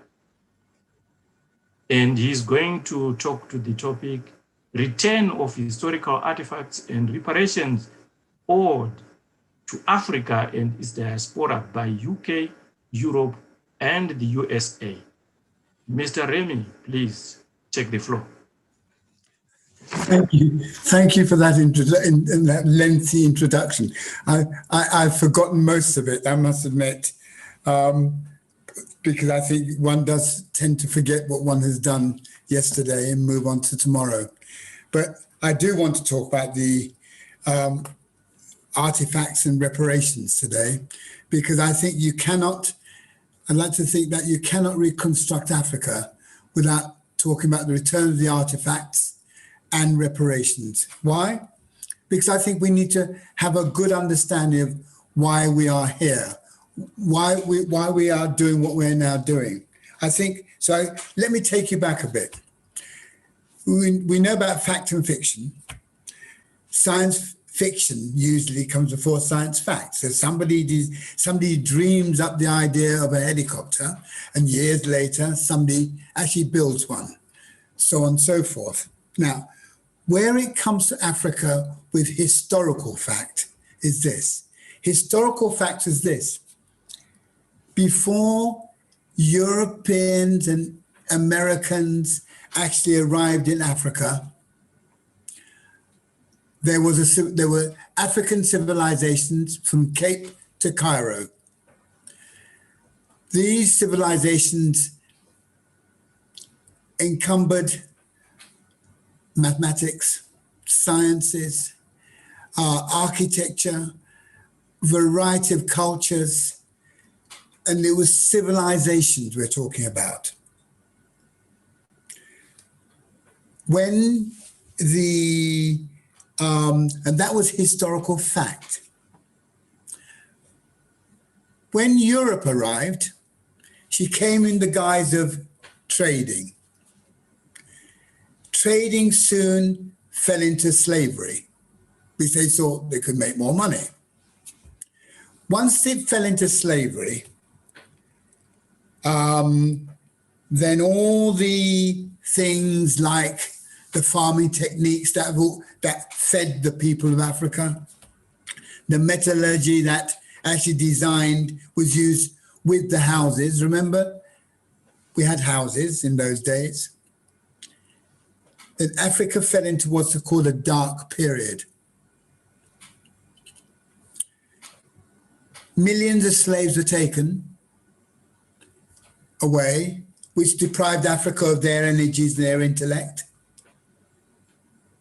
That set Africa back. And the work and the profits from those activities began to build Europe and America. It financed the industrial revolutions of Europe. It allowed Europe to steal a march on absolutely everybody else. And in doing that, it gave Europe the advantage of setting up what I call a black hole. Now, you probably all have heard about the black holes in the universe. Actually, 26,000 light years away from where we are today, there is the center of our galaxy, the Milky Way galaxy, and there is Sagittarius A, which is a black hole which is about 1 million times the size of the sun. And the black hole in the universe has such density and gravitation that not even light can escape. Well, that for Africa, that black hole for Africa was the Berlin Conference of 1884. That was our black hole. And after the Berlin Conference, which set up this scramble for Africa, they then went for, then out of it came the dark continent. Loincloths. They did no work. They had no civilization. They live in mud huts and in trees. They then even sowed into the people who'd been torn from Africa into the Caribbean and Africa and America. They told them that those people in Africa sold you, and having sold you, they sowed enmity. They began to sow enmity between the two peoples of the same genes. Hence, they would become almost like strangers to each other.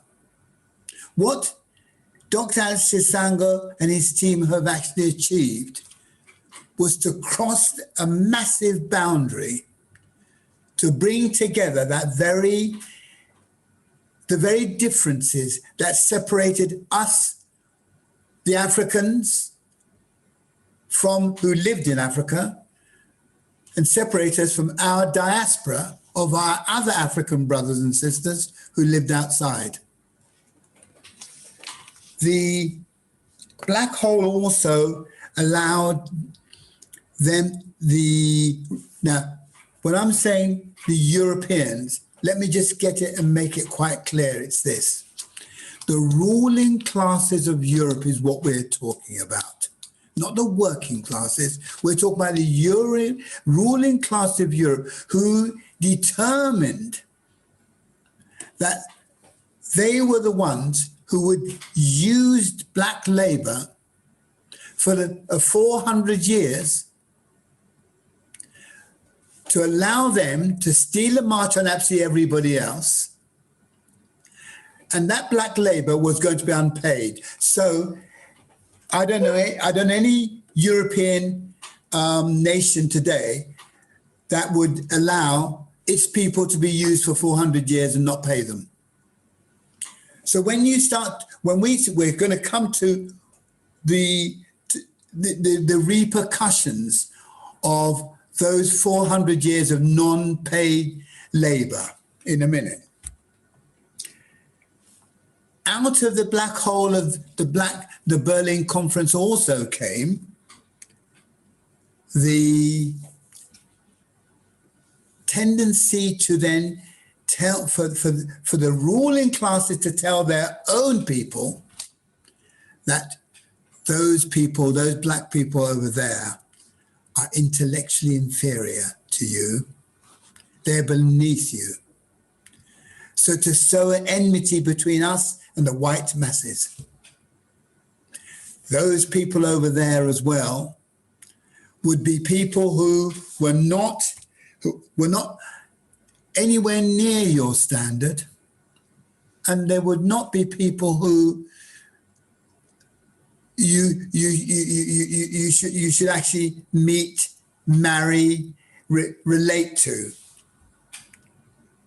Those people over there who've been working for you, we did them a favor. They had nothing to do. They had nowhere to go. They had no work. They had no civilization. And at the same time, when they came to do the colonization, they then started sowing into Africa through the priests, through the church, and through their colonizers. Again, the colonizers, small elite group of the ruling class who would usually base themselves in the capital of that country, and out would go the district commissioners to control a section of that territory, backed up by military force.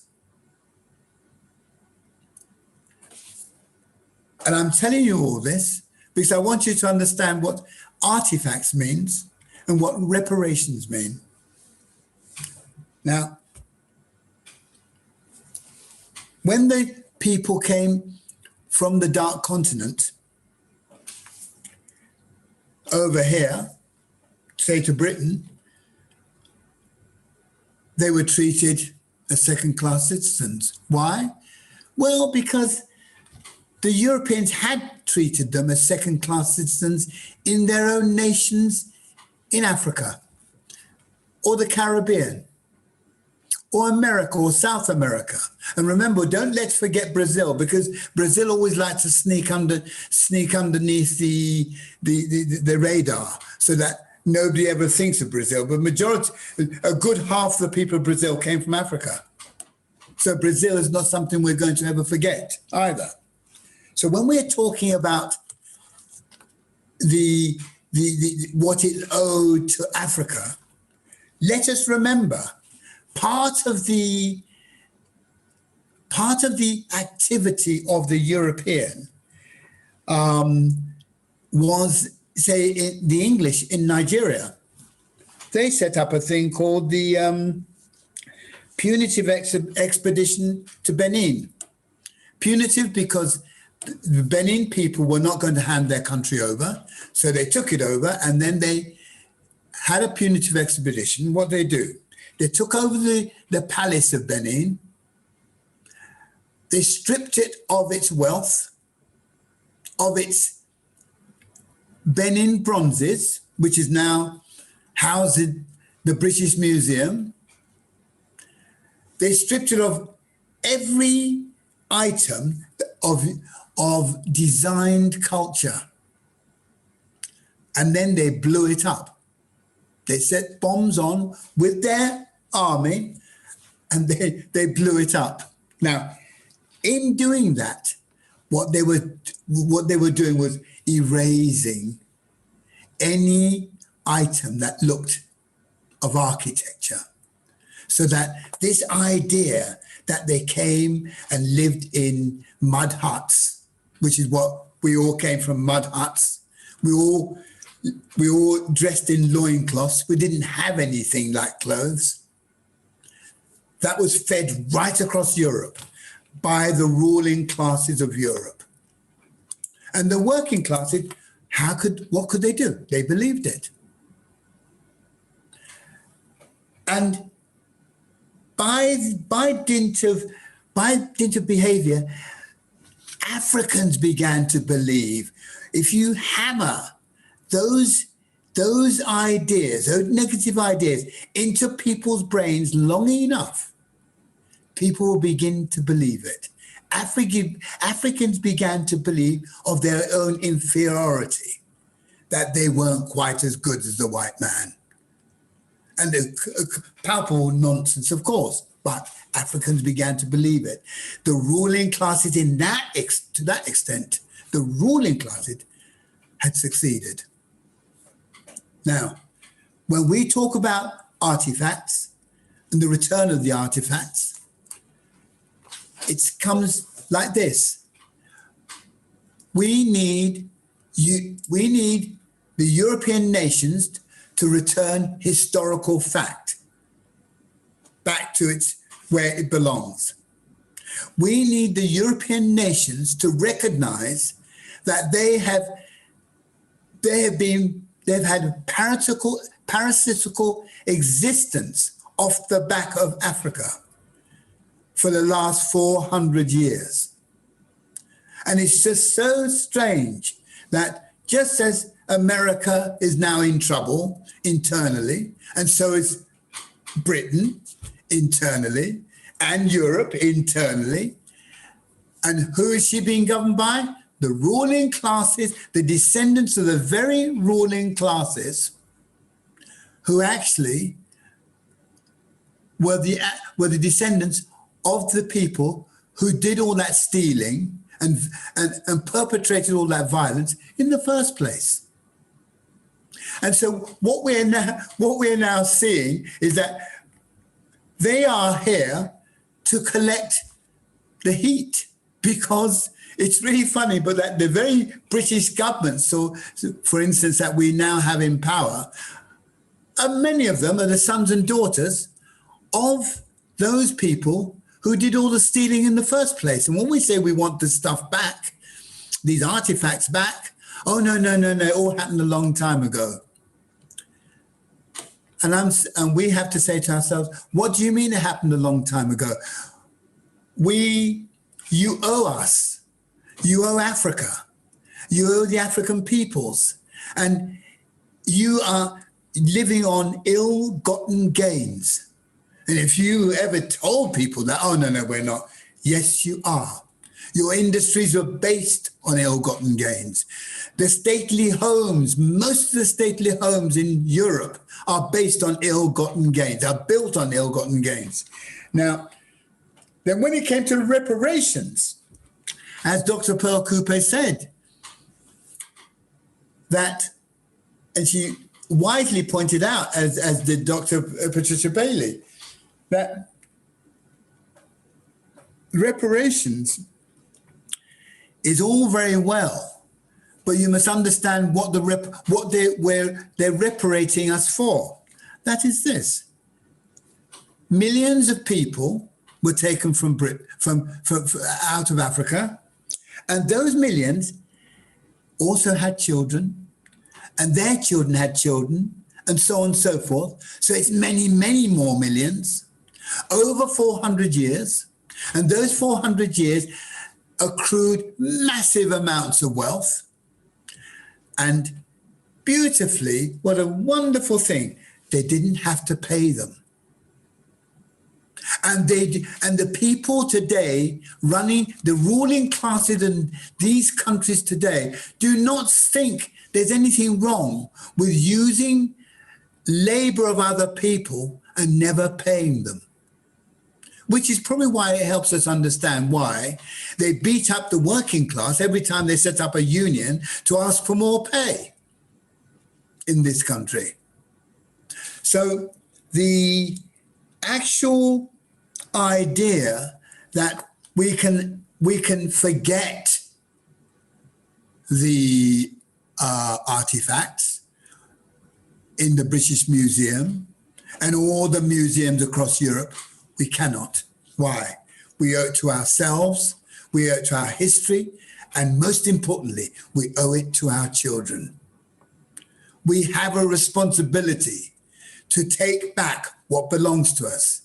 We also have a responsibility to our diaspora to make sure that they are reparated for what they are owed.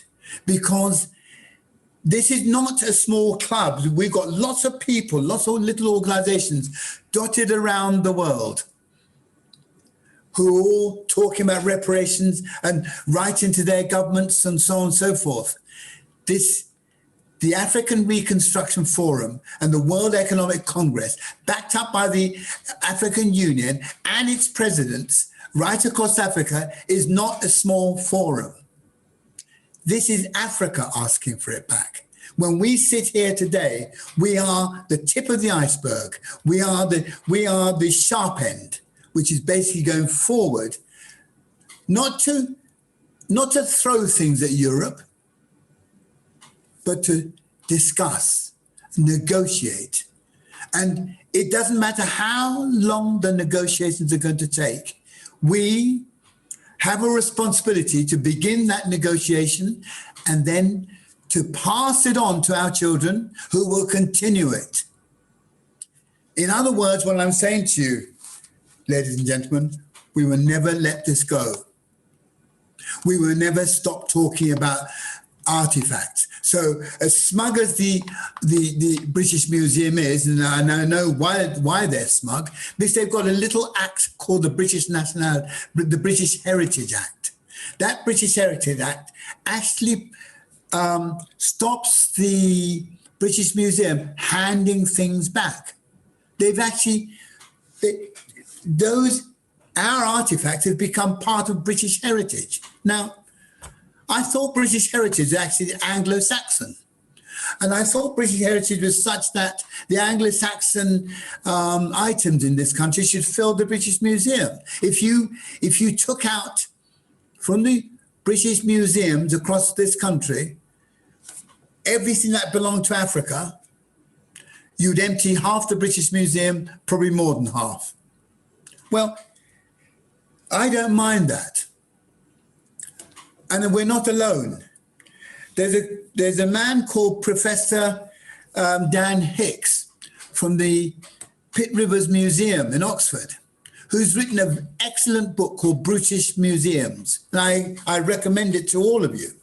British Museums, it talks about the violence that was used to rip away African artifacts, African wealth, African intellect, and especially in the form of these items from all our museums, from our homes, from our towns and cities. So all I can say to you is that we need to have everybody having an understanding, whether you are Black African or white African. We need you to all understand that we all, as together, have a responsibility to make sure that Europe lives up to its responsibilities. And while it does so, and the Americans, and while they do so, I want you to understand that it is the European elite who are responsible for this, not the working class of these nations. It's the European elite, the ruling class, the ones who dodged the bullet all this time. They're the ones who hide away in their big homes and their castles and so on and so forth, pretending they don't know anything about anything. But they're the ones who are responsible for it. So I would say to you, and I really do commend to you, that the systematic stripping of African wealth from Africa, first of all, the wealth in her peoples, that's where our wealth lay. In our diaspora, that is also our wealth. The stripping of our wealth again in our artifacts. This has got to be something that this is something that we on the African Reconstruction Forum are responsible for, and we're responsible to report to you how we're getting on, and we shall, and we're not going to give up. And I know that we can't give up because you won't let us. And the good thing about all this is this, that we will be returning home with all our items, our metallurgy, our architecture, a lot of our cultural items that will be coming back home to Africa. Remember, I'm not talking for any one country. I myself was born in Nigeria. I am pure blood Yoruba, but first and foremost, I'm an African, just like you. Thank you.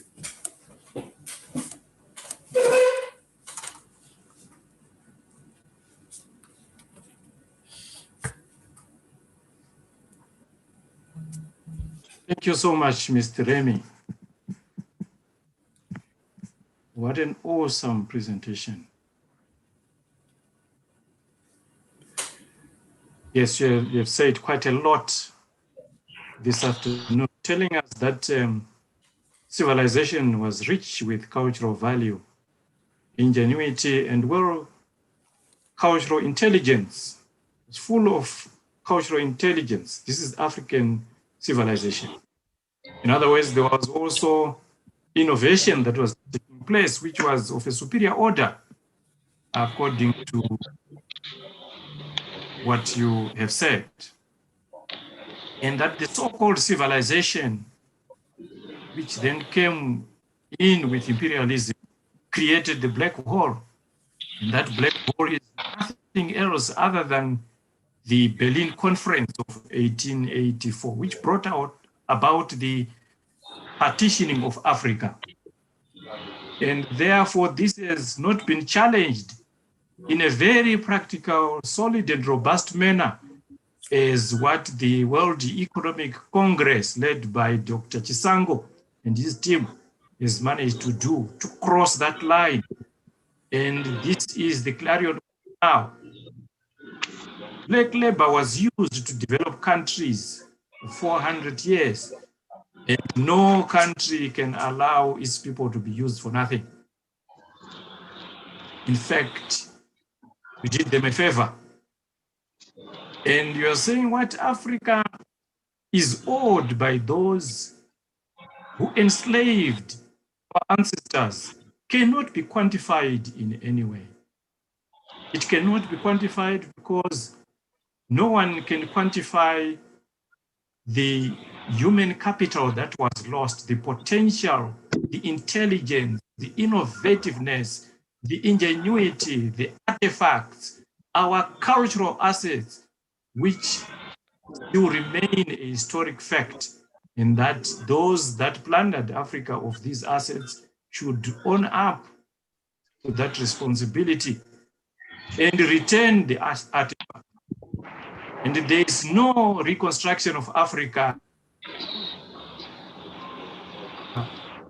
that can be effective, substantive, unless aspect of our social life, cultural life has been addressed, the return of artifacts. Ladies and gentlemen, calls out to all of us that we owe it together that Europe and America own up to their responsibility. And this is part of this huge agenda for the reconstruction of Africa. The spiritual and social reconstruction of Africa cannot be complete without the return of our artifacts. And we make it loud and clear. We need our artifacts back because they belong to us. They are our historical IP, which should come back to their rightful owners. This is the call by Mr. Remy. Ladies and gentlemen, you will allow me to make a small alteration to this program. I seek your indulgence, Mr. Chairman. I wish to bring forward a presenter so that soon after that presenter, we can then have the question and answer before we go for a short break. Mr. Chairman, allow me to bring forward a presentation, which is a video presentation though, by Dr. Boshigo Rose Matlo. And she is an ambassador of a huge project conceived in Ghana. The project is called Pan-African Heritage World Museum. The goal is setting up a depository for Africa's heritage. She is the chairperson of the Kingdom's committee of the project.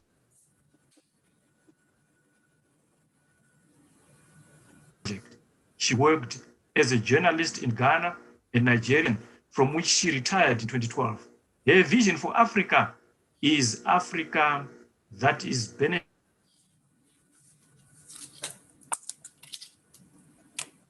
from its ample resources, both human. Bear with me and agree with me that this is the befitting slot that this video should come in soon after Remy's inspiring presentation.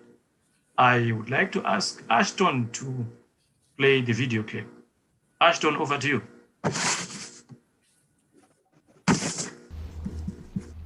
Honorable leaders of our beloved African continent and her diaspora, presidents, prime ministers, monarchs, ambassadors, business representatives, ladies and gentlemen, I greet you all.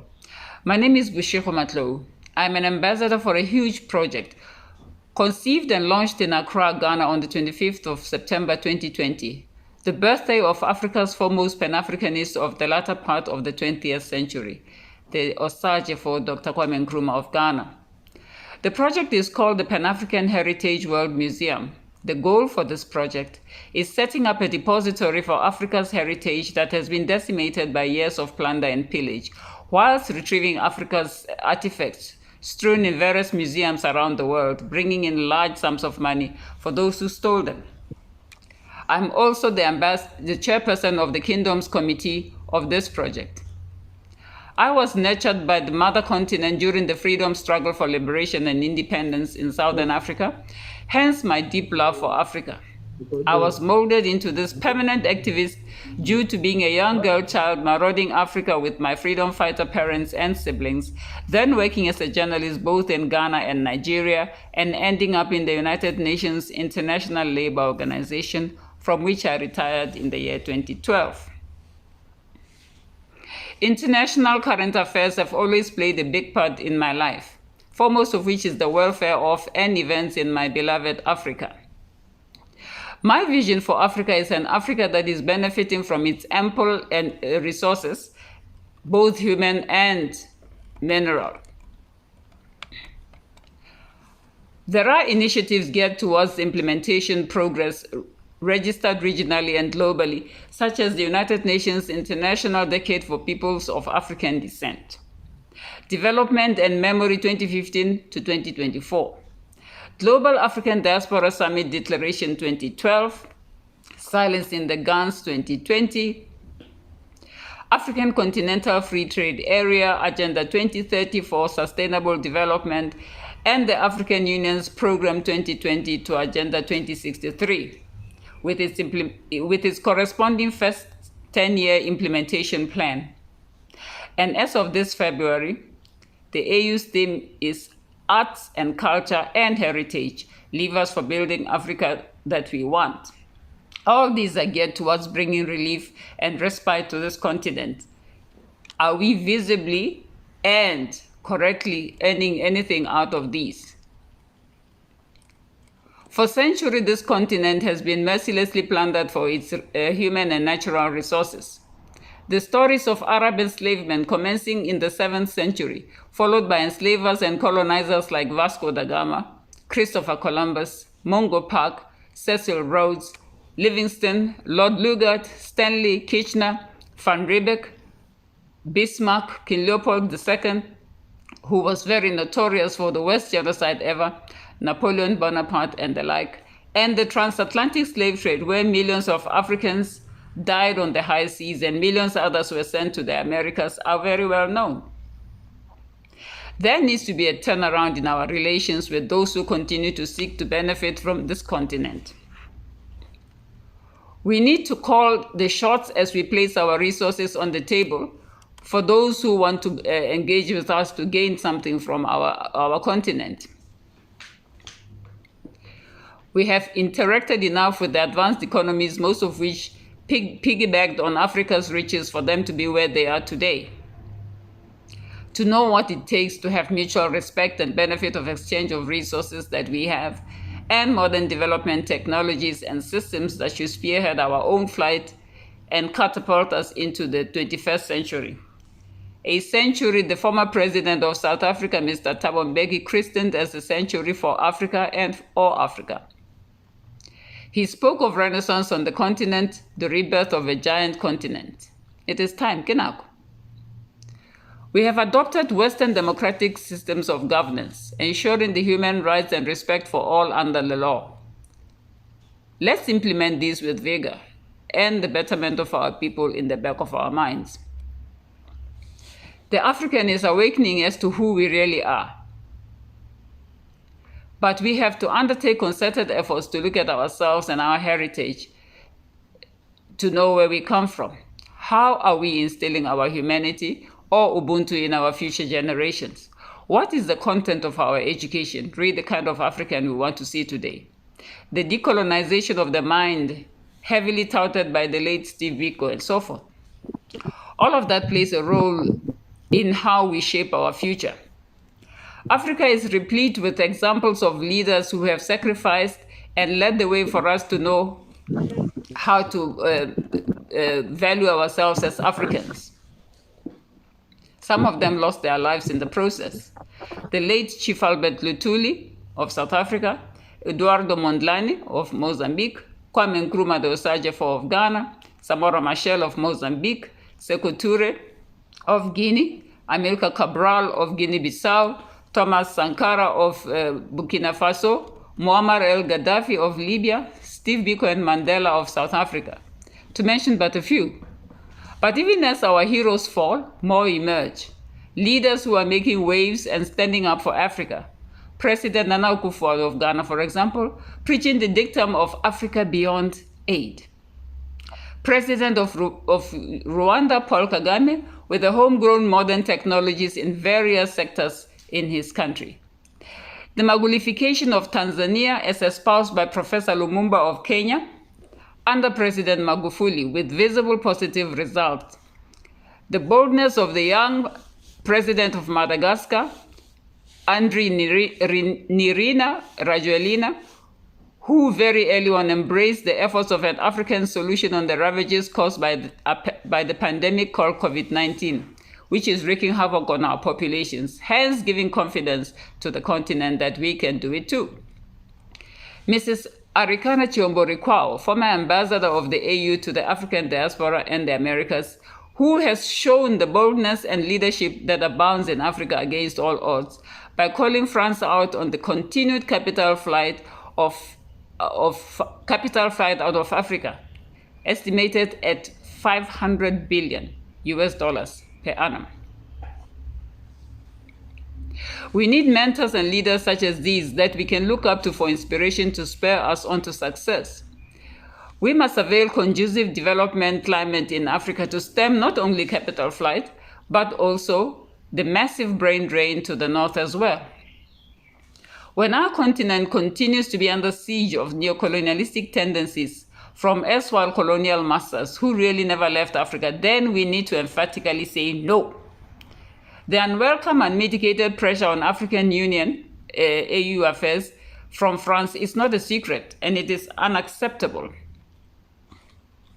It must be vehemently and robustly resisted to maintain our freedom to choose our own leaders at the AU and any other leadership level for that matter.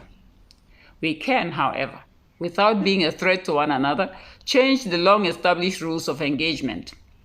We can, through, for instance, the African kingdoms, which I represent, empower our communities through their traditional leaders, bring external resources to exploit the abundant riches I have referred to.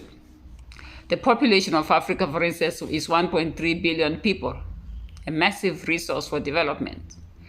Resources such as gold, diamonds, coltan, uranium, bauxite, platinum, semi-precious stones, iron ore, coal tourism, and, for instance, the landmass, a continent the size of Europe, America, and China combined. We can bring agriculture to a level of Holland, a country that is below sea level but is renowned for its food production, or Israeli systems that make them excel the way they do. We have land, we have the manpower, and I believe we have the willpower to succeed. We must negotiate terms and conditions favorable to all sides. There's no need for strangulating loans from the World Bank and the International Monetary Fund for Africa anymore. Africa is woke to the exploitatory systems that have held us down for so long. Africa's manpower have vibrant youth, should not be dying in rickety boats across the Mediterranean Sea and sold into slavery in search of elusive greener pastures in a hostile Europe that does not even want them. Whether Africa's youth bulge will be a boon or a ticking demographic time bomb really depends on how Africa implements sound policies and invests in human capital sectors such as education, vocational training, skills development, agriculture and food and security, health, labor-intensive job creation, and encouraging entrepreneurship. There must be an end to skewed trade relations that leave Africa with the shorter end of the stick. There's enough resources to cater for equitable end results for all sides. We cannot, in all this, leave out the women of Africa. This is, and I quote, an Africa whose development is people-driven, relying on the potential of African people, especially its women and youth. And I end, quote. It is incumbent on every African nation to take steps to empower the women who at all times constitute a larger part of the population, well over 50%. When we say, when you educate a child, you educate the village, the primary target group here is the women, the nurturers, the mothers, the ones who mold the children to become better citizens of tomorrow. Countries must make concerted efforts to protect women, especially with the rising pandemic of rampant gender-based violence against women that we all see around us, manifested by horrifying statistics. South Africa has just launched a gender-based violence fund in this regard, and that is very laudable. As a representative of the African kingdoms in the Pan-African Heritage World Museum, I am prepared to leverage international resources to be plowed into the African nations for their development, to exploit, in exchange for meaningful development, the abundant resources. Africa must also endeavor to drive her own narrative of her, about her development through heavy investment in and ownership of Africa-friendly media houses, to counter the way we are always presented with visuals of malnourished, fly-infested, runny-nosed children depicted as a continent always cap in hand begging for outside relief. There's much more to Africa than that. In conclusion, at the end of the day, what Africans want is a decent life, clean water, food on the table, living wages, law and order, primary health care, constitutions that provide for protection of the human rights of all citizens, the abolition of archaic practices that endanger lives, e.g. ukutwala or forced marriages, female body parts mutilations, rampant gender-based violence, femicide, body parts trafficking, human trafficking, and a whole host of other societal ills must be addressed. Ladies and gentlemen, let me conclude by saying Africa is rising, and our youth are impatient. Let us together as partners join hands to take the opportunities presented to us and take part, giving us a place of pride in the modernization and development of our beloved mother continent, Africa. I thank the World Economic Conference for the opportunity to address you. Viva Africa, viva. I am Bushiko Matlo from Pretoria in South Africa. Thank you. Viva Africa, viva indeed. The African has arisen. This is the hour, this is the time to claim what rightfully belongs to us. Ambassador Boshigo Rose Matlo, thank you so much for a powerful presentation, telling us that Africa is not enjoying its wealth. It is a victim of plunder, desolation. We must rise up to rebuild our continent. The right to choice of leadership should be respected across the continent. We must negotiate win-win relationships. Women and children must never be left out of this agenda of the reconstruction of Africa. Meaningful projects will find support from the good ambassador. Africans want decent lives, period. So Africa is claiming decency, respect, dignity. Obviously, it is not a sin to demand what is rightfully mine. No, it is not a sin. So we are not inciting people against any tribes, against any races, but we're simply saying, let's engage now on an equal basis. If we are negotiating business, let it be on an equal basis so that we show respect for each other. And this is the whole essence of the World Economic Congress. To say, the world out there, you are invited to come to Africa. You are invited to come and do business, such as what His Excellency E.D. Mnangagwa said yesterday. Zimbabwe is open for business, and so indeed Africa should be open for business. And this is the clarion call that Ambassador Boshigo Rose Matlo is calling. Ladies and gentlemen, if it was a physical summit, I would have asked you all to give a good round of applause. Thank you so much, Ambassador. Before we go to the Q&A, question and answer session, I would like to remind the members in this summit who are sitting here that should we have any questions, should we have any issues to do with contacts that we want to make for networks, let's channel them through the structures of the World Economic Congress. This is the purpose of this Congress, to provide all our audience from across the globe the opportunity to have organized networks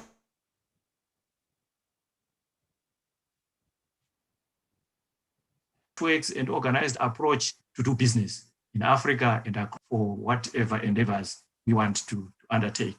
Thank you so much. I would like to applaud all the presenters of the previous session for a good and well done, a good job that was well done.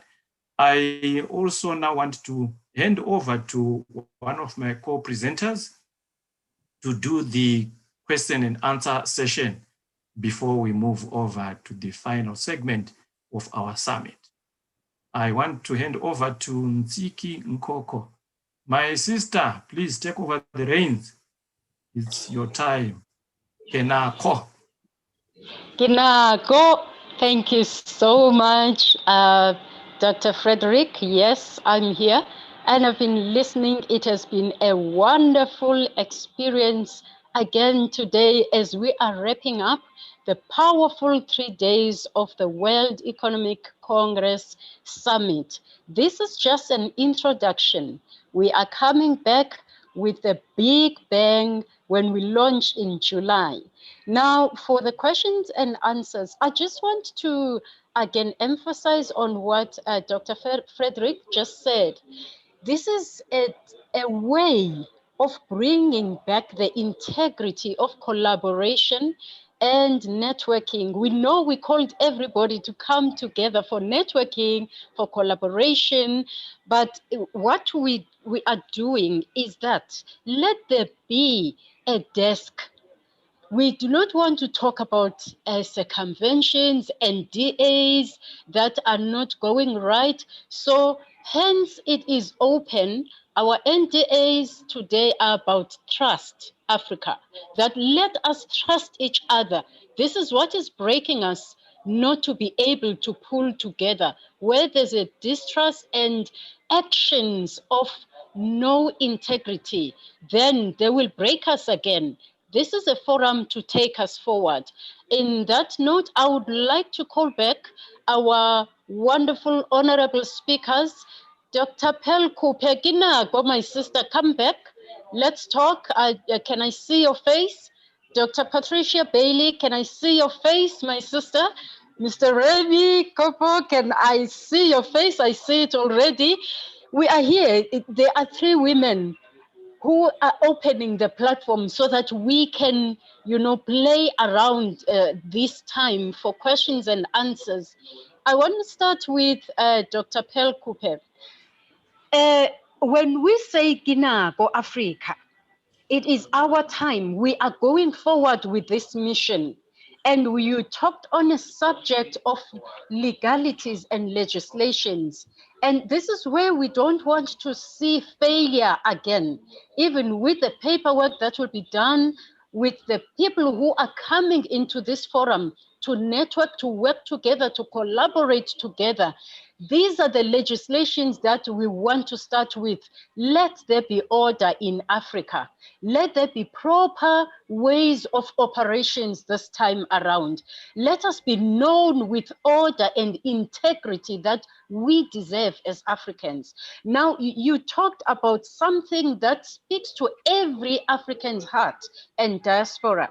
You are talking about repatriation, restitution. When someone has stolen something from you, if you still drive my car and you say sorry, but bring back my car, how are we going to get back our cars? Because we will be faced, let's face the reality as well. We will be faced with people who are very arrogant not to bring back because already they have owned those cars, yet they don't belong to them. Please come back and tell us, how do we even start on that process? Because it's a process.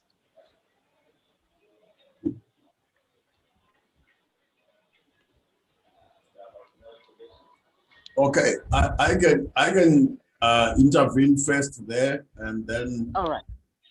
Let our recent speakers, beef it up from there. I do have, I think, a very interesting correlationship between social reconstruction and economic reconstruction and spiritual, which I think could help us to discuss as we dialogue and also as questions and answers come in. I realized that some years ago when I was in primary school, China was one of the poor countries, and China, the Chinese people in certain European public toilets, outside the public toilets, it was written, Chinese, Africans, and dogs are not welcome. So we were three written there. Chinese, Africans, and dogs are not welcome in the public toilets of certain places of Europe. Then after some time, the Chinese were deleted from the list of three. Then that list left behind the Africans and the dogs. And then later on, when the issues of civil rights and human rights came up, then the Africans, both the Africans and dogs were deleted. But on the ground, what then happened was that China, through very balanced integration of, I think, national political consciousness, and also with prudent, very prudent and rigorous economic action, the Chinese broke the chains, and the Chinese president, a few years ago, he stood before the European Union Parliament announcing a bailout for Europe from China. And the Chinese people, each and every Chinese citizen, became respectable all over the world until actually then became, to a certain extent, feared, in terms of what's happening now between China and Africa and African countries. So the model there tells us to say social and identity reconstruction cannot be successful and successfully executed and achieved without also an equal vigor and energy being devoted into economic reconstruction. Now, one of the things, now I personally, I spent about, during my youth, during the times of the struggles in Southern Africa that Rose was talking about. At the time, I personally spent about a year in China, so I speak from first-hand experience, where I saw the Chinese putting in place, when they were poor, I saw them putting in place an economic system for a whole 1 billion people.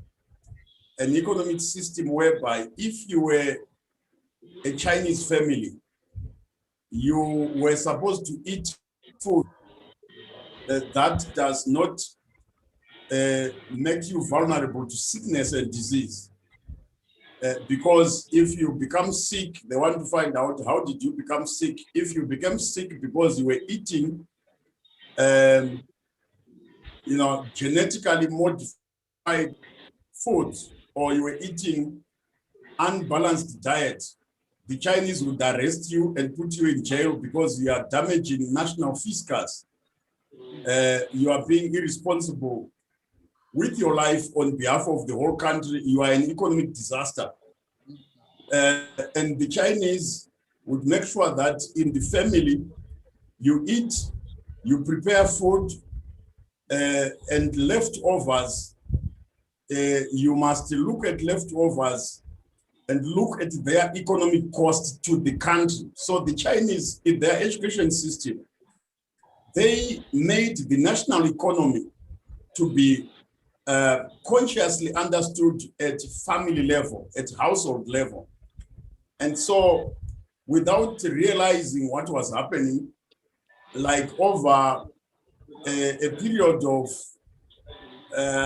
like 7 days. If a household can save and economize and save $7 per day just by practicing household level economics, it means if you have 1 billion people, and maybe in those 1 billion people, you have, let's say, 100,000 households in a particular place, it means you are saving every day.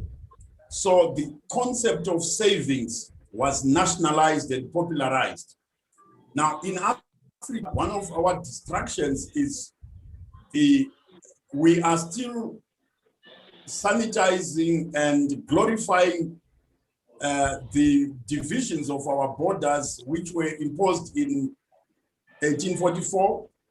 And so each country has got very weak and feeble policies that cannot allow aggregation of economic strength and cannot allow economies of scale to operate. And I think we look forward, that's why we celebrate the Africa Continental Free Trade Area, because it's the first time we are really seriously talking about doing things on a continental scale.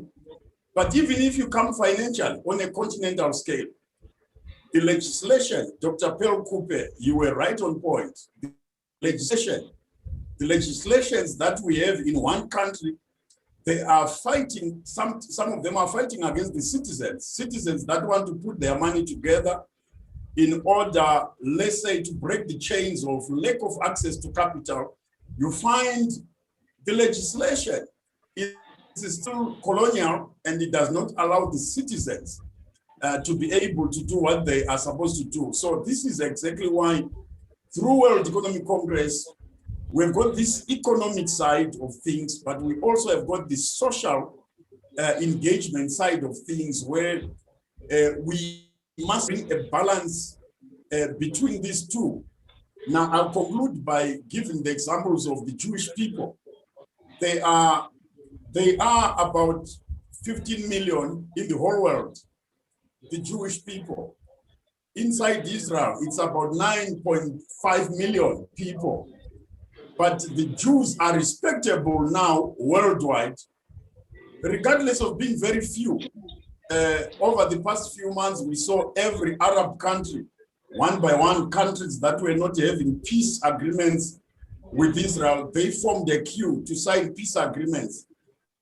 And they were lining up and aligning with a very small nation of 15 million people worldwide, 9 million people in the homeland. Now, why are we 1.6 billion people worldwide not respected? That's why we need to balance these issues and make sure that we put the economic front and the economic foot, as well as the legislation and legislative foot. These two must really move very fast. I think we are spiritually, we were all religious. Every African is religious one way or the other. Although a big part of our religion is feeble and weak, and is also non-empowering as well. But we need to put a balance and a very serious emphasis here. The Bible says the rich rule over the poor. The rich rule over the poor. As long as we allow poverty, you see, a nation's respect simply comes back when now you don't owe anyone, and when now you are economically, in terms of your budget, you are sovereign, you are able to set your agenda and drive your agenda. So this is why in this summit and after this summit, one of the things in our resolutions must be able to adopt not just projects at a business level, but also projects at the level of economic systems reconstruction, because that's where legislation comes in. We must, we are glorifying the institutions that were left in our hands to perpetuate what we were coming from. So there are certain institutions that we must now start to ignore and begin to incorporate through legislation. So I just wanted to passionately throw in this so that in our discussion, in our dialogue, we don't take it as if it's just a straight line matter of simply saying, we were colonized. India was colonized by the British people. India was colonized. Today, India is respectable because they broke into economic innovations and inventions. And India, first time they announced that they now have a nuclear weapon, they didn't tell anybody. They only announced to say we are launching in the next 1 hour, and they launched a nuclear, a missile. And nobody now can intimidate you when you have become strong economically. So this is why this balance is very, very critical. And this is why we must, some of the projects, I don't want to hear people wasting time and talking about feeble projects that keep our people and our women and our children in slavery in the name of business. When COVID came, people who were in the informal sector, all their enterprises were shut down, but big business remained open. It then tells you, and then all the small people with small monies were told where to go and buy. They were told now you can only go and buy from the big businesses. All the small businesses were shut. So we cannot continue to dilly-dally and do gilly-gally with, we must take the bull of the elephant by the horns and begin to bring our people together and form serious financial collaboration systems, serious Africa reconstruction banking systems that can pull our money together, and we'll do serious projects that will be respectable even if COVID comes. There is an internet app which shows you what's happening in the skies at any time, aeroplanes that are flying and so forth and so on. During COVID, when the whole world was under shutdown, you look through that internet app to find out what is the state of aircrafts in the skies. And you discover that all over Africa, the other day, there were only 5 aeroplanes flying in Africa. There were about 3 at Ora Tambo International Airport, and there was about 1 in Addis Ababa, and there was another one in Nigeria. And all Africa was asleep. But in Asia, aeroplanes were flying. In America, aeroplanes were flying. In Europe, aeroplanes were flying. When the World Health Organization had told Africans to lock themselves down and go to sleep. And while we were fast asleep, some people were strategizing and creating vaccines now and planning to sell the vaccines to Africa. And then Africa becomes the consumer market that has no time for research and development because we are fast asleep. So these are some of the structural issues and mental issues that we must, collapse and confront head on and make sure that we don't come out of this summit talking petty stories. We must come out of this summit with the real resolutions that must go to the African Union, must go to the Africa Continental Free Trade Area, must go to every parliament, must go to every cabinet of countries and make sure that we break legislation that prevents Africans from collaborating at citizen level, at business level, and at international level. And this must not be delayed. This is the time. God bless you. Thank you. Wow. The giant has risen. The Africa is rising. You know, just one question, it provoked the president to that great lecture. Honestly, after this, I suggest we have another session just on that item of legislation. We really have to break it down. We have to plan around it. We don't have to rush it within the hour of any other program. Now, Kinako, Dr. Pelkupe, where are you, Standwa, my sister? Let's talk about what we talk about in the business area, the PPPs on this legislation act, the processes, the procedures, the principles that we have to follow. I know you will never cover it on this small time we're giving you, but just give us a tip of it. Thank you.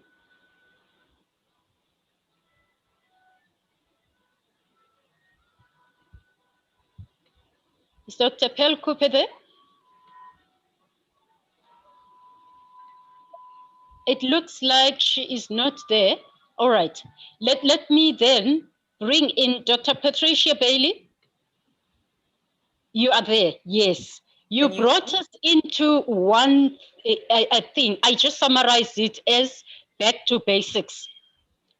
And as you brought us to back to basics, you were talking even on two areas that are very important. We need to start being empowered as Africans. You come all the time to South Africa, Africa, you know, Haiti, you do all this empowerment, but with the empowerment, you make sure that you transfer the skills. How do you do that? How can we bring back the skills that you've learned there, bring back to the African continent and let us own those skills now? Thank you. One statement I did forget to make, and I thank God for the opportunity, and again, honoring all protocol. If the amount of money that has been given to the continent at large in the area of aid had been equally invested in the continent as trade, how much more advanced and a better position we would be with trade, and even generations raising up with young people seeing, instead of this being us being in a position of somebody handing something to me, but we are on an equal global table, an equal international table of trade, equal with all the other countries. I love the fact that the president said that China brought 300 million people out of poverty. And as we say, they were once colonized. So when, for an example, in South Sudan, one of the initiatives we did, which is a literacy initiative, where women can become literate in 90 days. We have a book where you can become literate. We came and trained and taught the teachers. Actually, the initial initiative was led by my dear sister, Beverly Pegues, which is now Beverly Pegues Tucker.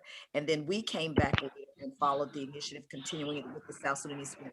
I began to see a pattern in many of the rural areas of the continent of Africa, where women are not literate and have access to proper education, healthcare, will also just happen to be the very same countries that were high in mineral resources. So you look at South Sudan, you look at Congo, and in the rural areas, the women not being empowered through literacy and business. So we set our aim. We on a very grassroots level. I keep repeating because that's something that the enemy cannot take from us. We may not be able to have all of the power to immediately see radical change on a gubernatorial level, on a presidential level, on a congressional level. But one thing we can, and we can see it change, but one thing that can never be delayed, we don't have to wait. We cannot be denied on a grassroots level of connecting one with another. I think that comes through education on both sides, educating those of the African American or African diaspora outside of the continent to understand you have an obligational duty. This is your motherland. This is your homeland. We are one. This is your people. It's amazing and it's embarrassing to say, but true, how sometimes even in these United States, you'll meet African Americans that don't even think they're connected or have an obligation to the continent. And I'm thinking you wouldn't even be.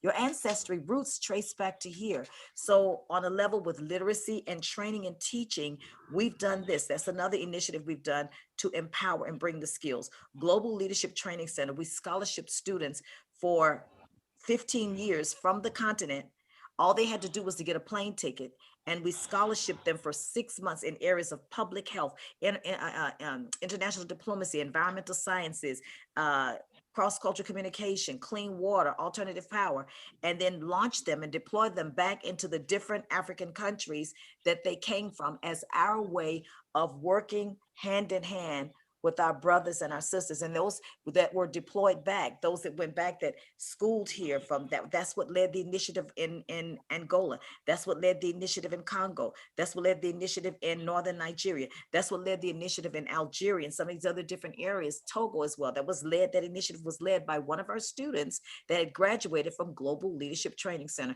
learning the skills here, being trained, and taking those skills to go back and bring development especially focusing in the rural areas. Those are some of the initiatives and the strategies that we use. Wow, thank you so much. That's back to basics with trade components, with administration processes, with proper aid to bring back Africa to the Manasseh Joseph mandate with all the resources that we have. Thank you so much, Dr. Can I just Patricia. say this, Yeah. Can I say this before you Sorry. move? Yeah, One okay. for an example, one of those initiatives, this is why I want to open up the faith and build hope of what we have in our hand. One of those initiatives alone, once we brought the need in the rural area, or the need, like for example, in Angola, where the children didn't have toilets and running water and electricity, one person, just one person, God always knows where the fish is with the corn in his mouth, where the ram is in the thicket. He always knows where the widow is. One single person. Here we were thinking, where are we going to get the money from? How's it going to come? One person alone wrote a check for $100,000 and said, God told me to make sure concerning the toilets and running water and the sewage in Kakuwaku that was taken care of. So that's why I keep saying we're not waiting on God. God's waiting on us. Yes, we move forward, reparations and all these different things, and it must. But meanwhile, we cannot nullify the fact that God has given us something within our own means, what we have in our own hands and our own DNA, that we can begin uniting together as one and making a difference. I just believe that. Wow, thank you so much. The eyes are opening really now, and we know we have the power to do this. I want to bring in Mr. Julius Jackson now before I bring in Mr. Remy. You know why? It is because I want to speak into one topic, the power of diversity and inclusion. And if you can answer us, because you are leading this alliance of, them, they have the money. And in the scriptures, in Proverbs, it says money is the answer to everything. Now they have the money. We want to come back. How do you lead us into the Africa that we want today? Thank you so much for this opportunity. I've been intrigued by all that I've heard today. And simply, Ms. Bailey, we heard about you, the Alliance of Blacks and Jews heard about you a few days ago, and to now hear you in person, I'm thrilled, and everything I heard or we heard sounds like it's true, and we need to join hands with you. That being said, Ms. Nkoko, I'd like to also go back to the comment that you made about, I think it was you that mentioned finding someone that had stolen your car. And simply, if in fact you find someone that's stolen your car and you understand the fact that if you try and take it back, there's going to be a fight. It may be that you and he or she agree that you'll collectively get another car. And that is, since the first one's paid off, then you use the first one to get a second one. And now you have two cars running that's making money. Then those two bring about three. And so simply taking or creating a way that you can make the pie bigger. More people can eat from that pie if it's a bigger pie. And what we had talked about with the group down in South Africa, with one of the big consulting firms, we talked about the technology and the expertise that resided in South Africa and how that could be spread out into the rest of Africa, but doing it in a manner that the rest of Africa benefits as well. And so it's more making the pie bigger. What I see is that there are opportunities that we all have to contribute to making the pie bigger. And I don't knock anyone who says we should be given something for what has been taken.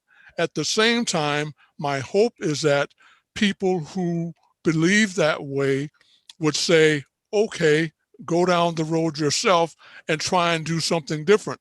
We should not, in my opinion, try and do all of us shouldn't try and do just one thing to change things that we have in Africa, but rather let's do a number of things. When you're in a war, you have the planes that are flying, you have the ground troops, you have the jeeps, you have the rockets, you have all of those different tools to try and win the war. And so I believe that we, with the World Economic Congress, should use every strategy available to us and simply try and win the war by using everything available to us. And I go back to the 1970s when the set-aside programs were created in the US. That's giving an advantage to Black people who had not had opportunities to get into the economic mainstream with business prior to that. And so President Nixon said, you need to start out understanding that there are handicaps. And so if you don't take into account the handicaps, then you're doomed for failure. So what I see is an opportunity now to do what was done back in 1999. In 1999, you saw Standard Oil of New Jersey merging with Esso, et cetera, and they now have what we call ExxonMobil.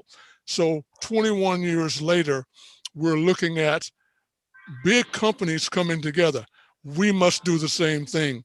We can't compete if we don't come together. We can capitalize on those things that we've learned being in North America, et cetera, taking those things back to the continent. But the volume that we have of resources in the ground, the volume of numbers of human resources that we have, bringing those things together would be awesome for us. So what we've done in terms of highlighting our relationship with the group, the Alliance of Blacks and Jews, we've taken into consideration the fact that they've done it already. And Apostle Chisango mentioned that there are only 15 million of them. They've done it and they're willing to help us. So I may have digressed away from what you asked me, but I wanted to get those things logged in and say that we have a process that will allow us to tap into those resources that are available. I mentioned the 60 billion, that's for worldwide for developing countries, but let's look at it from a perspective of 30 billion easily we can deploy in African countries, but we need to come together with techniques, strategies that allow for people to see that we really do have the resources to deploy some of that 30 billion into specific projects. We make profit off those projects, then we can do those things easily that Sister Patricia Bailey talked about that can be done, where you don't make money, but you make money doing something that's sustainable so that you can go back. So we are, in essence, teaming to put in place the tools that have been put in place by our government for deployment on the continent of Africa. So I know it would take hours to go through all those things, but I do want to say that we are absolutely looking at how we can pool resources through those tools, capitalize on the resources that our Jewish brothers and sisters as well are ready to bring to the table, and then move in a direction that allows us to really see a difference by June or July when we have the next session of the World Economic Congress, demonstrate that we can really do things among ourselves, but not to the exclusion of everybody else. Bring in people who are willing to work with us. If we try and do it alone, it's going to take us 300 years. If we do it and show how they can drive in a car as well, and they get some benefits as well, then we are going to see a mountain of people come together, because they are looking at us from the perspective of not, we want to take from them what they have, but make what they have created work for us as well as themselves. So I hope I have demonstrated that we can do more things together than we can do by ourselves. And ExxonMobil is the great example I'd like to leave with you. Thank you so much, Mr. Julius. I can really summarize and say we are the pilot project as World Economic Congress. Dr. Suela is listening and she's taking notes how we're going to roll out this pilot project. I see the Lioness of Africa is back. Dr. Pelkupe, I know you went to fetch one big file so that when I fire some questions, you are going to give us a reference of these the PPPs in the law, in the law field. I don't know if in the law field there are pilot projects. I know there are articles, but the question I had for you, my sister, was that Kinako, right? Now, Yes. we need to act. We've been talking, doing the cheap stuff of talk. We need to act. And as we act, the processes, the procedures and principles, are we going to write new laws? How are we going to do this legally on the legislations? I know Dr. Chisango answered a lot of it, and that takes us to a lecture after this summit on the legislation on its own. You legal people really have to be very, very prepared to give us a direction. So give us a direction, my sister. Yeah. As you know, the legislative process tends to be a lengthy one. And one of the problems we have as the church and as people generally is when we are asked to respond to bills, we do not respond. That's the first comment I want to make right now. Because once a bill has been passed, an immoral bill, and we as Africans are sitting back and sipping our maheu and eating magwinya, and you are not getting involved in the legislative process, and those bills are passed. Sorry about talking about magwinya, maybe I'm hungry. But anyway, once those bills are passed, it is very difficult to undo. So the first thing I want to say is, as a group, as WEC, I want to challenge us to look at some of the legislative trends and begin to mark the nations to know which laws are coming up for amendment in which nation. We have been fighting as a group of lawyers many of these immoral laws, opposing legislated prostitution, fighting for the independent candidates case. We've been there, done that. So let's form a panel of expertise of lawyers who are already there that can assist nations where these legislative bills will be coming, so we can actually preempt them. Things that Dr. Joshua Banda was talking about, for instance, comprehensive sexuality education, which was legislated.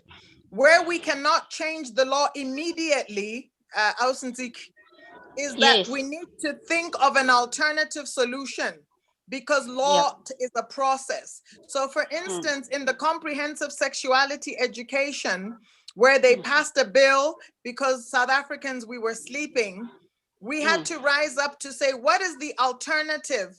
If we do not want our children to be taught transgenderism and all of those things, what is the alternative? So we provided an alternative called FSE, Family Sexuality Education, where we as kingdom people now were teaching our children sexuality within a comprehensive framework which spoke to the whole body, spirit, and soul, and speaking according to the original blueprint. So there's a number of things that needs to be done. But in the first instance, I also want to say, as groups of lawyers, we are out there, we've been fighting these legislative issues and cases in many ways. So my first point would be to say, Dr. Chisango, we need to have a legislative panel within the WEC of experts. When a nation is going through some legislative channels, we can actually have that panel and say, no, South Africa did it. They passed this law.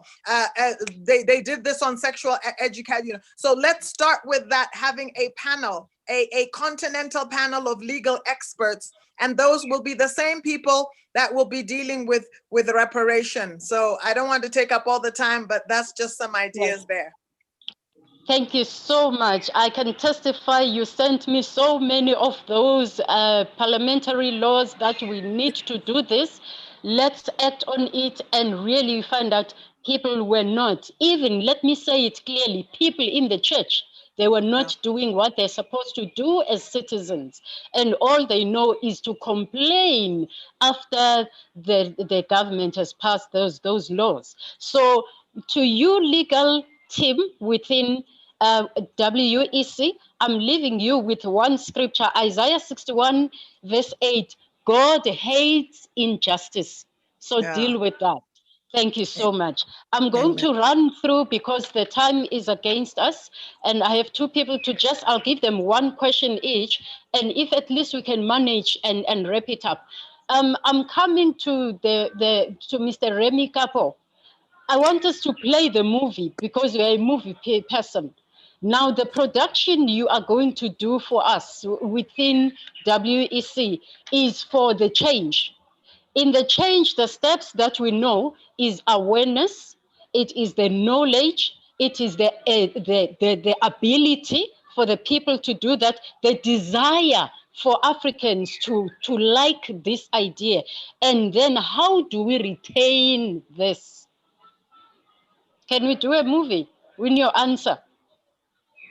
Well, I think your idea is excellent. I think we should do a movie because you can reach more people. Yes. By keeping the messages simple, very straightforward. You can reach a lot more people, and especially if you can reach people as close to on the ground floor, because that's where change happens in any nation. You start from the ground and build up. This idea that, I mean, we've got some things over here where it's if you change the middle class, you change the nation. That's not true. That is not true. You have to change the working people. So the idea, the concept we're talking about today, if you said to me, who do I want to get it through to? I wanted to get it through to the villages of Africa. Yeah. That's where change will come. Yeah. This is awesome. So planning team, Dr. Suela, we have an action of a movie, right? Thank you so much. I am rushing through now to do one question to my ambassador. Ambassador Bushiko Matlo, you brought me into tears, my dear. Please come back and wipe our tears when you speak about our heroes that have fought for this continent. And they did their best to pass on the baton. How do we pass on the baton? Through making sure that there is sponsorship. We sponsor the next generation by coaching, mentoring them well, transfer these skills. You brought into your presentation all the African leaders who did their best. How can we really do this best? Thank you. Hi, can you hear me? Yes, I hear you. Yes.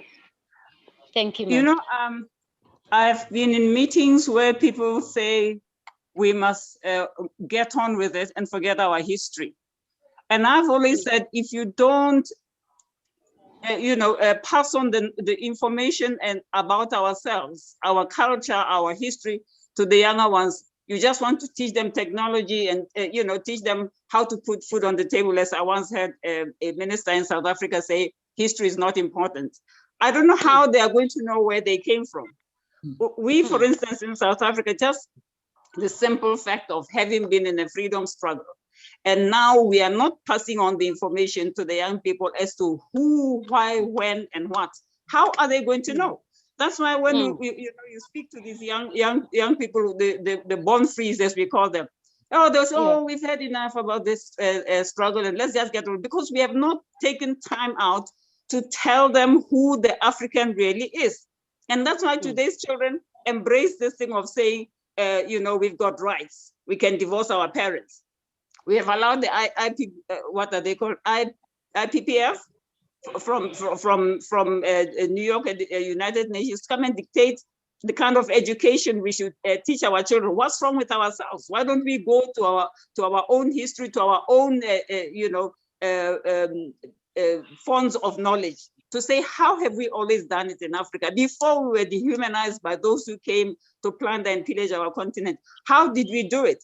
All these leaders I mentioned, have we written enough books about them so that the children will know what their struggle was about? And that struggle, what has it produced? Where did we lose it? We need to come together as Africans and across the Atlantic and across the oceans, to say, who are the African people who left this continent and went out there? What happened to them? How can we bring back all that knowledge so that we enrich ourselves, so that we are proud of who we are and where we came from? I think it is up to us to do that. We, the elders, have to prevail upon the authorities, for instance, who develop policies, to say we cannot be a wholesome people if we don't know where we come from and how we got where we are and where we are going. Wow, thank you so much. I even see on the comments that please consider also the DRC Congo in this project. We definitely, consider every African country. We are one, Simunye. And now this brings us to the end of the question and answer session. And what I can say, just in one sentence, let us bring back the rights and delete and purge the wrong rights in Africa. Thank you so much. Ashley, please take us through the music as we take our break. And after the break, Dr. Frederick will be taking through the session again. Thank you for being awesome and wonderful, honorables.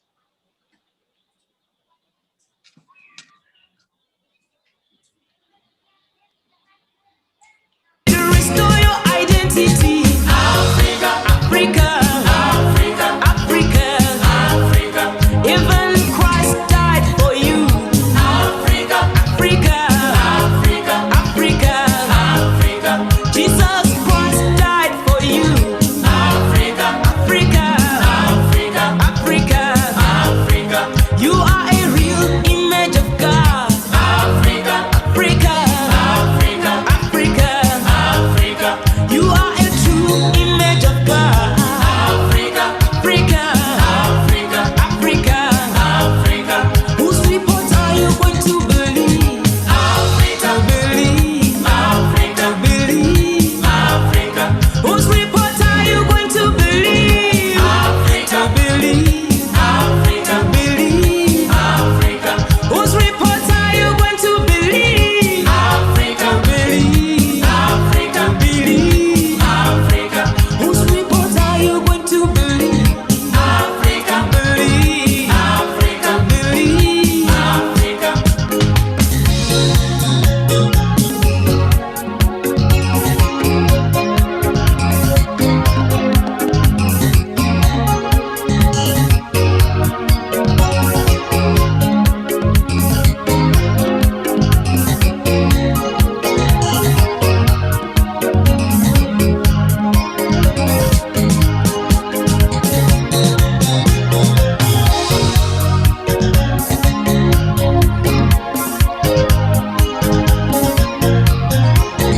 You are not cursed, but you are blessed. You are blessed. You are not cursed. You are not cursed, but you are blessed. You are blessed. You are not cursed. You are not poor, but you are rich. You are rich.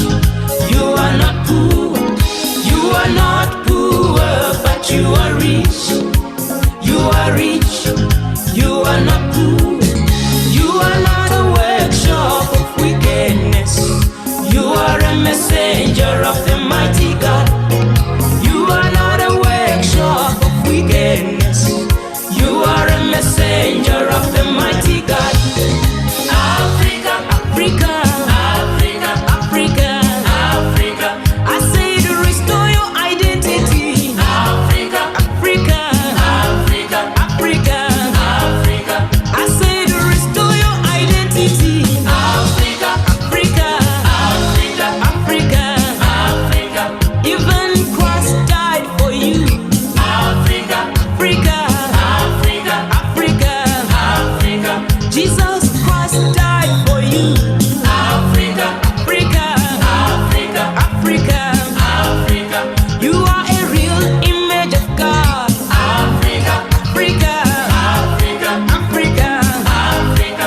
You are a true image of God. Africa, Africa, Africa, Africa, Africa. Whose reports are you going to believe? Africa, believe. Africa, believe. Africa. Whose reports are you going to believe? Africa, believe. Africa, believe. Africa. Whose reports are you going to believe? Africa, believe. Africa, believe. Africa. Whose reports are you going to believe? Africa, believe. Africa, believe. Africa. You are not cursed, but you are blessed. You are blessed. You are not cursed. You are not poor, but you are rich. You are rich. You are not poor. You are not poor, but you are rich. You are rich. You are not poor. You are not a workshop of wickedness. You are a messenger of the mighty God. You are not a workshop of wickedness. You are a messenger of the mighty God. Africa, Africa, Africa, Africa, Africa. I say to restore your identity. Africa, Africa, Africa, Africa, Africa. I say to restore your identity. Africa, Africa, Africa, Africa, Africa. Even Christ died for you. Africa, Africa, Africa, Africa. Africa, restore your identity. This is the outcry that Africans are shouting out there from across the globe. All those who are following us on YouTube, on Facebook, and those who are also following on this Zoom platform. We want to send the strong message that Africa has arisen. And Kenako, this is the time. And the time has come for Africa. What rightfully belongs to itself. And I'm sure that listening to all the presentations by the previous presenters, one can not avoid to think of the liberation icons of Africa, like Jomo Kenyatta, Kwame Nkrumah, Julius Nyerere, Leopold Sedar Senghor, Mnandi Azikiwe, Joshua Nkomo, Robert Mugabe, Kenneth Kaunda. The list is endless. And all these people, these icons, were fighting to reconstruct Africa. And the agenda still continues. But today, in the 21st century, it takes a different dimension. And this different dimension is what we are deliberating during this summit. If one were to ask Jomo Kenyatta what his thoughts were or would be as we do this today, he would have said, and I quote, "Our children may learn about the heroes of the past. our task is to make ourselves architects of the future, close quote. This is the clarion call. We must be architects. And indeed, he said that. So it is critical that we focus on this huge agenda, this huge challenge. Now we want to move over to this next segment of our presentation. This is the final segment we have. Ladies and gentlemen, allow me to invite a speaker of note. The speaker is going to talk about innovative financing solutions. Think outside the box and live outside the box. It is very true that talking about economic and business reconstruction without looking at the financing and financial instruments that can help the businesses to be sustainable, and all the business efforts will crumble to zero. Therefore, we invite Dr. Z. Dillon to make a presentation. But before that, let me say she is married to Reverend Dennis Dillon. We had Reverend Dennis Dillon yesterday. Zenzi is the founder and chief executive officer of Camel Global Capital. She leads in strategic innovative financial solutions and thought leadership with a sharp focus on Africa, thus contributing to the Africa Economic Development Agenda.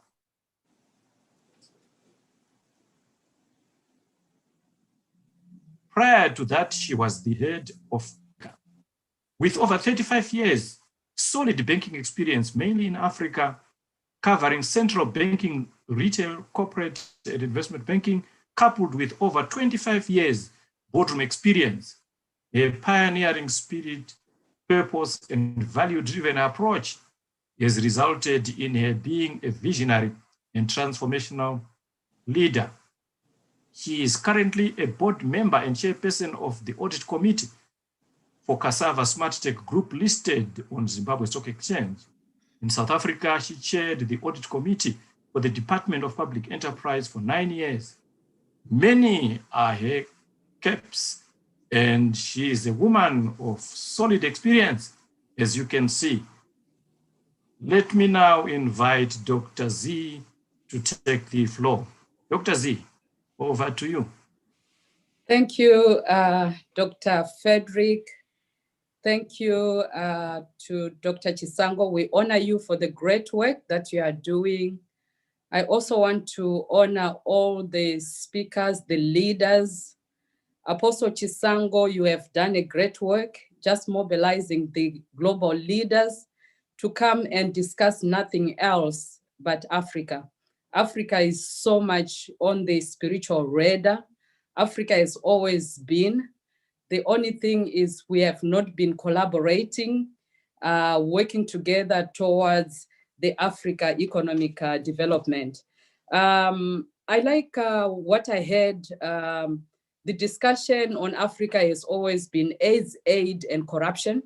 And this was even acknowledged at the World Economic Forum in Davos, where it was Africa agenda was AIDS, aid, and corruption.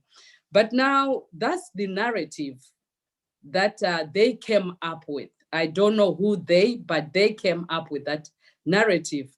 And it is now time for us to come up with a narrative that is not only coming from us, but also coming from the Lord who created heaven and earth and who created Africa itself and created the people in Africa and globally.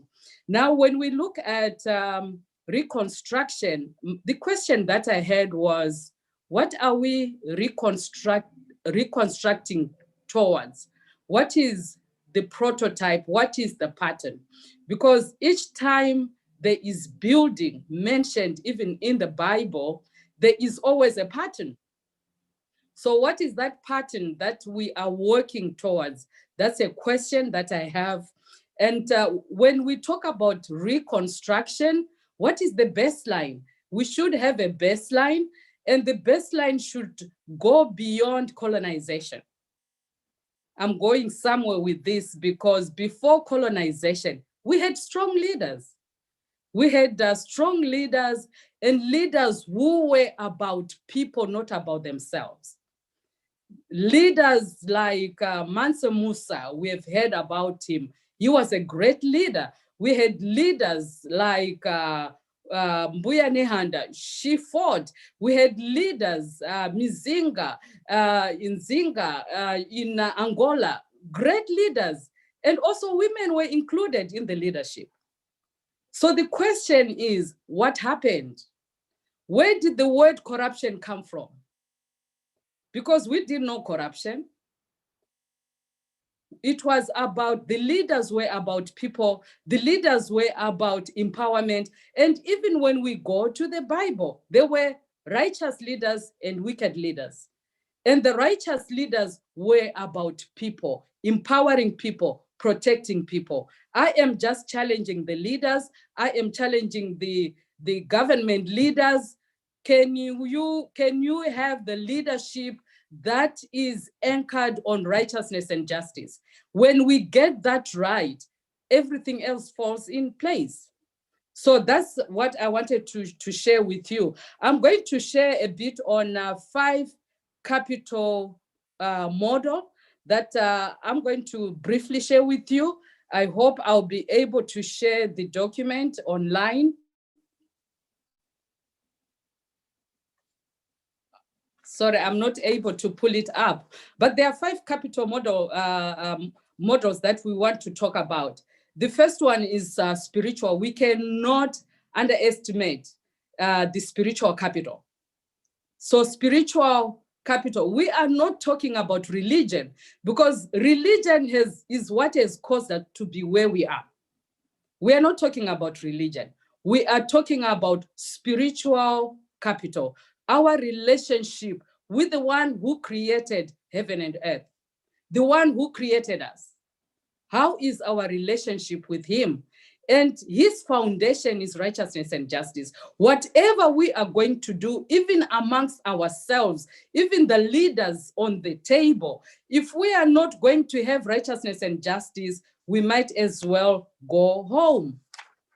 So we are talking about spiritual capital. The second one is societal capital. People, we are a capital. You are capital. That's why the word of God says we should not sell our souls. What can I gain if I lose my soul and gain the world? Which suggests that your soul is so important, and you cannot place a value on your soul.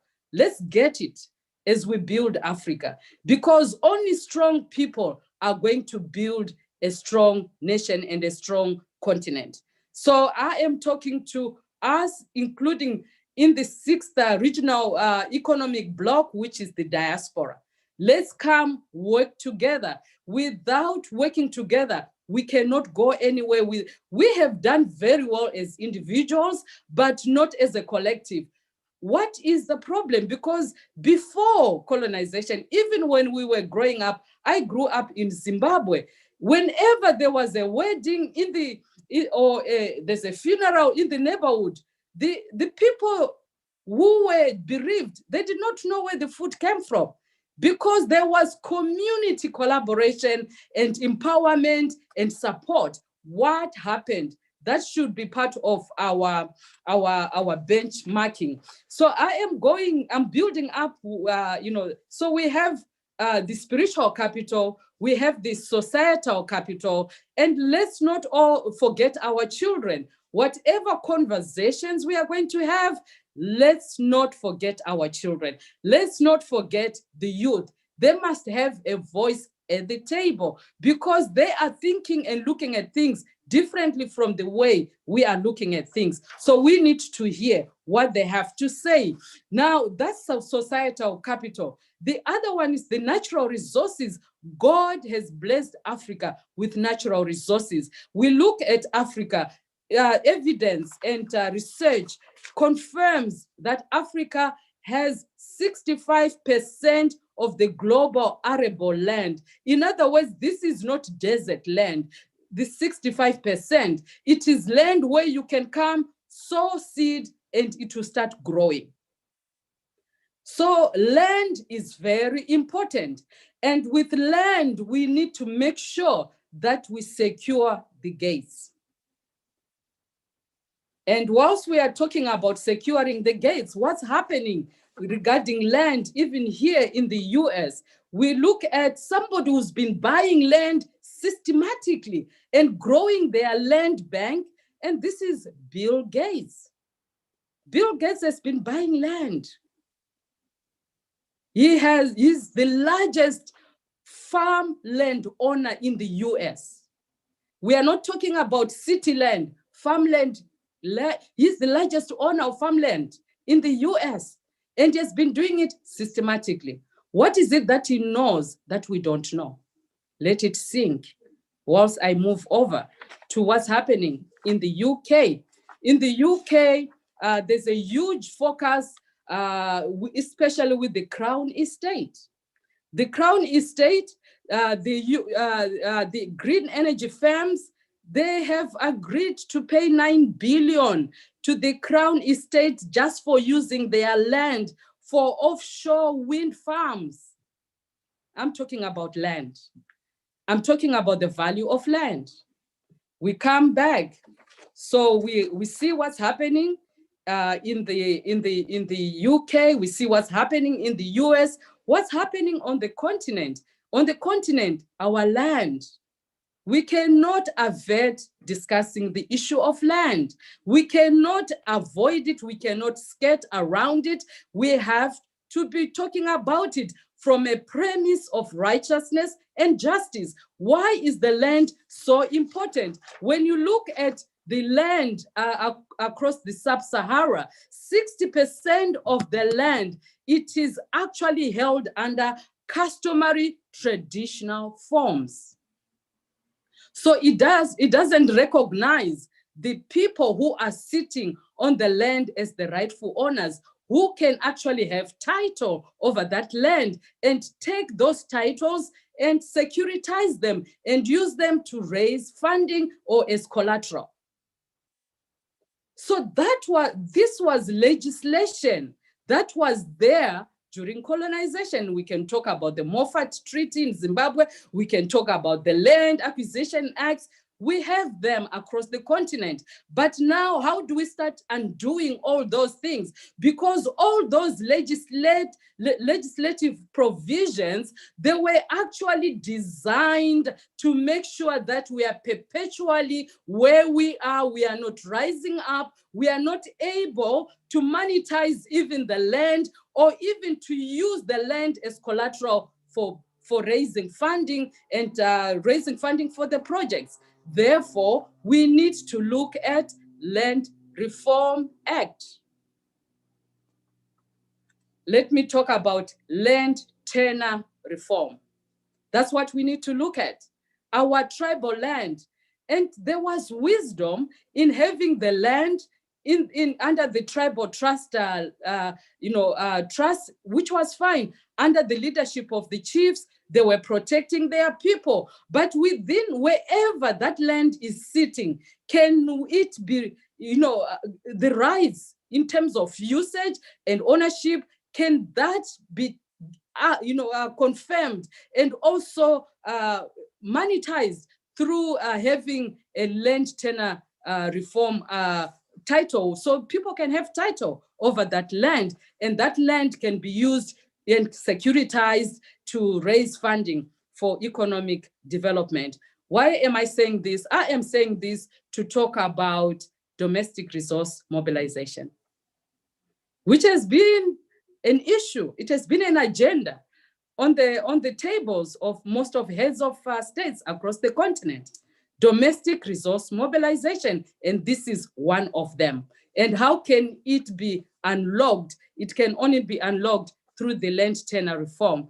having the rights for people and communities to manage on and have title over the land.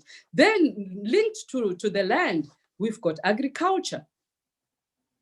Right, we are talking about the natural resource capital. We've got agriculture, we have to start, the land is so fertile, it is arable.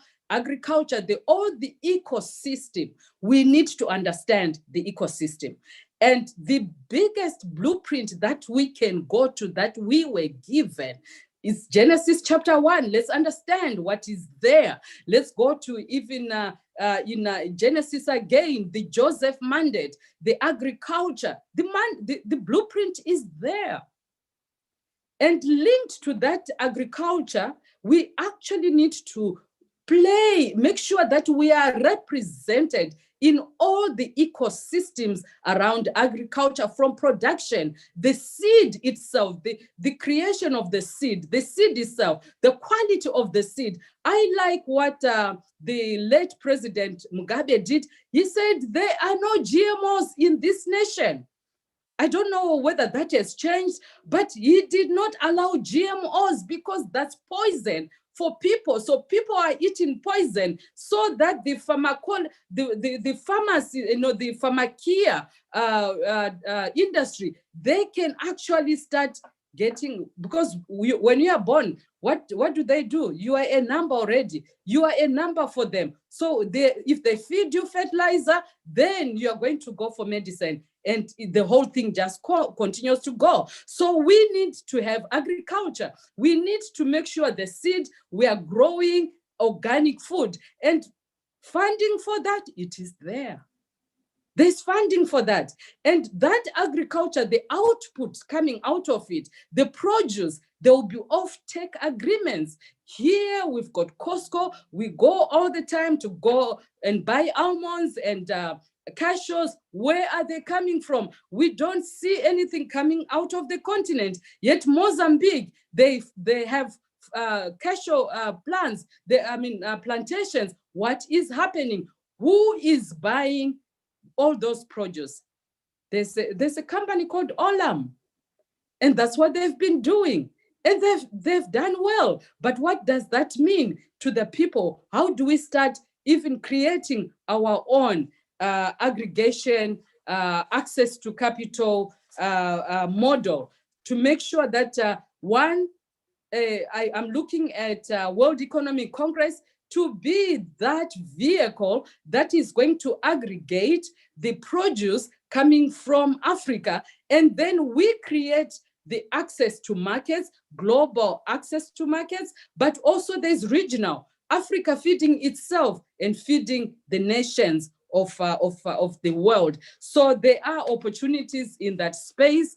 Agro-processing, I don't want to go into that because other speakers, they did cover that. So again, how do we fund for all these off-take agreements? If they're there, the land, the funding is there. We just need to organize ourselves. Now, land, there is also mining. So there are some reserves that are sitting under the soil, in the ground. And then there's also production taking place. So the production, the gold, Africa produces or contributes to more than 50% of the global gold market, but only 12% is coming back to Africa. Let it sink. Only 12% or so, unless if the numbers have changed, right? It's only coming to Africa. What is happening? Can we see where the problem is? I just want to say, I heard Brother Remy talking great reparations. I'm hearing that. The Queen, she's got a culinary, her crown. It's holding and is carrying culinary diamond from culinary in South Africa, the biggest diamond. And that diamond was picked up by that person has got name. It's a nameless, faceless person. It was picked up by the river. That's how they discovered the diamonds. That person has never been recognized. I'm talking about injustice. That person has never been recognized. There is nothing coming back even to the family of that person, even to the nation. So, and the scepter is also culinary too. So all that. So Africa, it is actually holding the throne of the king, of the queen. I'm talking about the Queen of England. Let it sink. We are talking about our minerals. We are talking about land. So we have gold. There've been some geological reports. I know Zimbabwe has done some good geological reports, huge reserves sitting under. Do we have to wait for all the money to come in so that we can start producing? We can look at innovative solutions.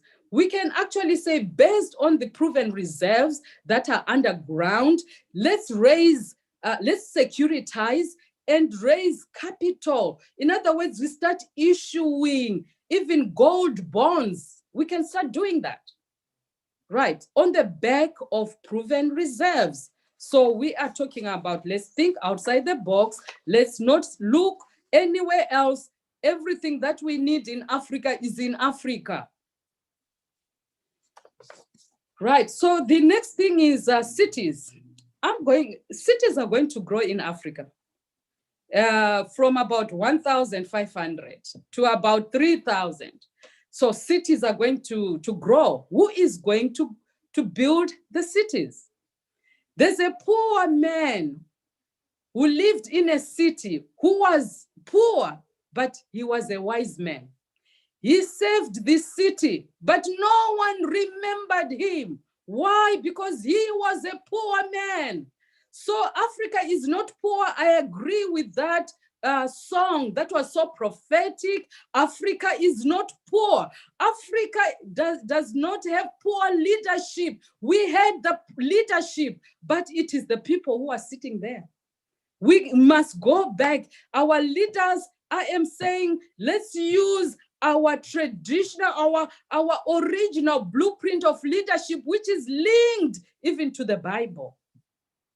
Leaders who are looking after people, not themselves, not enriching themselves. That's a prophetic word or an instruction right there. So cities are going to grow. Let's look about cities that were buried by dirt and history. If I take, for instance, the great Zimbabwe, which used to be called the Zimbabwean ruins, what happened? What used to happen in that city? That city had over 20,000 people those days before colonization. That city was a global trading hub for gold. So we are not talking Zimbabwe here. I am talking about the area because it could be South Africa, Zimbabwe, Zambia. We don't know what those borders looked like,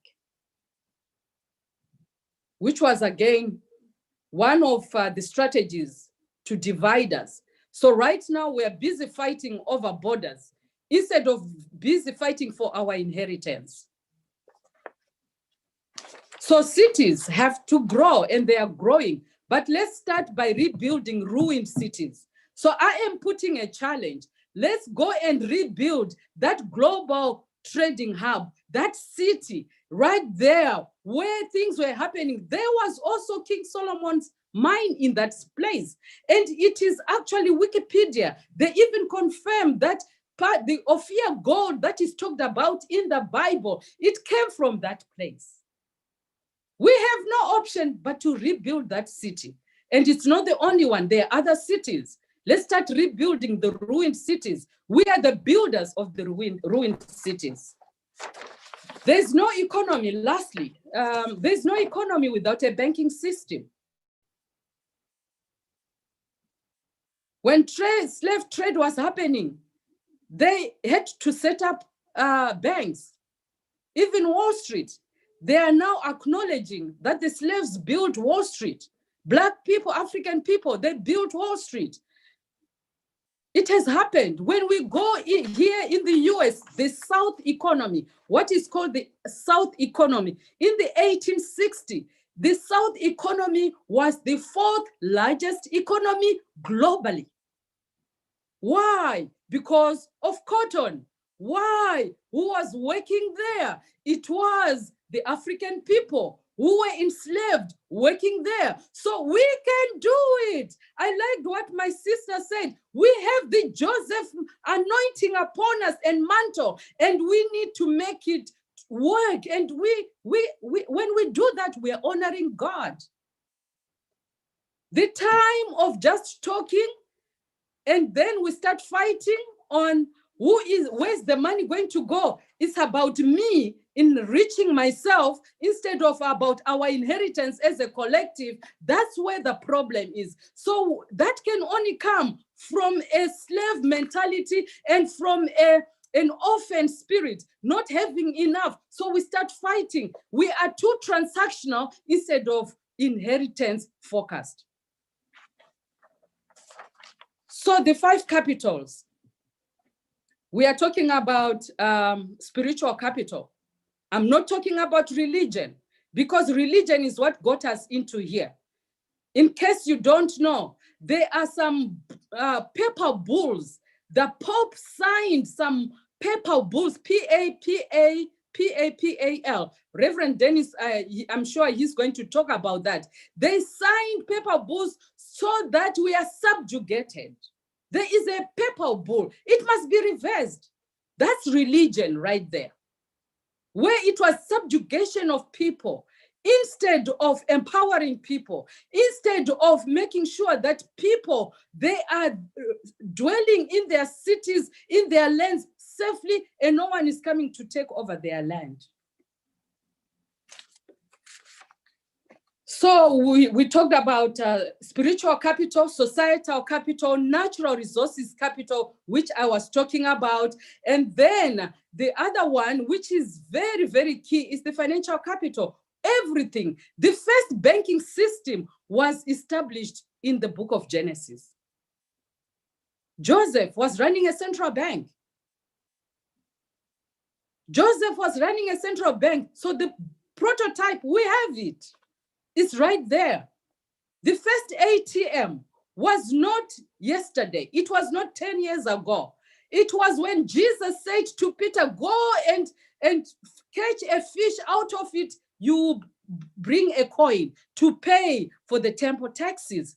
That was the first ATM. So it's not an invention at all. Everything that we need is in the Bible. So we need to open up our eyes and start going back and printing it out and bringing it and start living it. But before, God cannot entrust us with his resources if our hearts are not right. If we are still in a just like it's all about me, it's about transactional, it's not. Therefore, you are excluded at the table of the Lord. It's about the inheritance. It's about the future generations. So the financial capital. And then the last one, which is actually an enabling capital pillar, is about trust and goodwill. So there is the trust and goodwill capital. There's no banking without trust. That's why even in the US, the legal note says, in God we trust, we don't know which God, but in God we trust. They were acknowledging the importance of trust.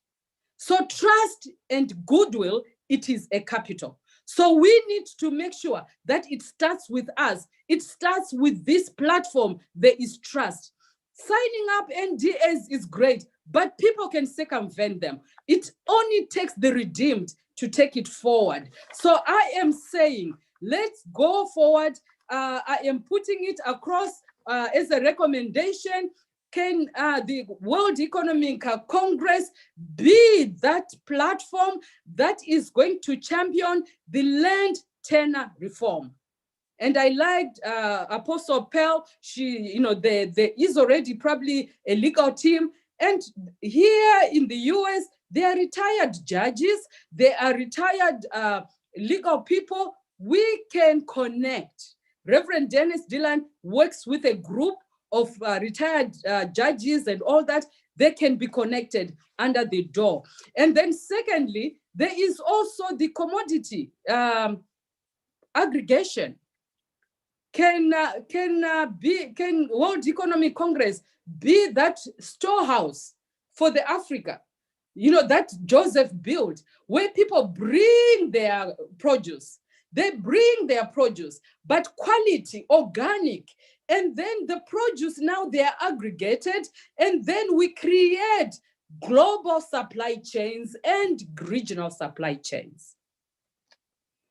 Can also World Economic Congress be that commodity exchange? Can it create that commodity exchange where we are talking about just and fair trading, gold being brought, because people are being exploited through gold trading, and people are actually smuggling gold, not through the legal channels. The gold is just leaving the nation, the countries, the continent. Can we start looking at that? Can the World Economic Congress be that beneficiation arm where we are talking about industrialization, creating industries, getting into collaboration with the likes of Tiffany's, the ring manufacturers, everybody, we like gold, you know, diamonds and all that. Can we start looking at that? Can the World Economic Congress, Africa, create, you know, the highest, there's no chocolate without Africa. Let me put it this way. Cocoa, the largest producers of cocoa, we are talking about Ghana, we are talking about Cote d'Ivoire, but where is the cocoa going? It is going into Switzerland, creating 4,000 plus jobs in Switzerland. We are exporting jobs. Can we start creating our own processing plants? And of course, we want friends. Let's be honest.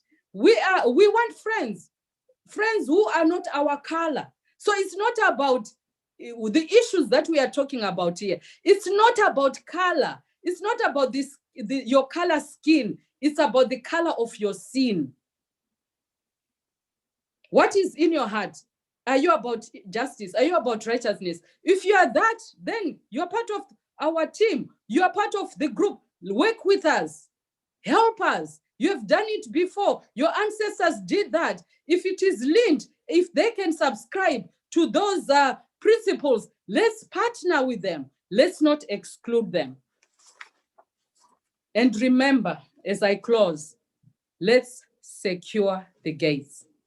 Righteousness and justice should be the foundation of everything that we are doing. God bless you.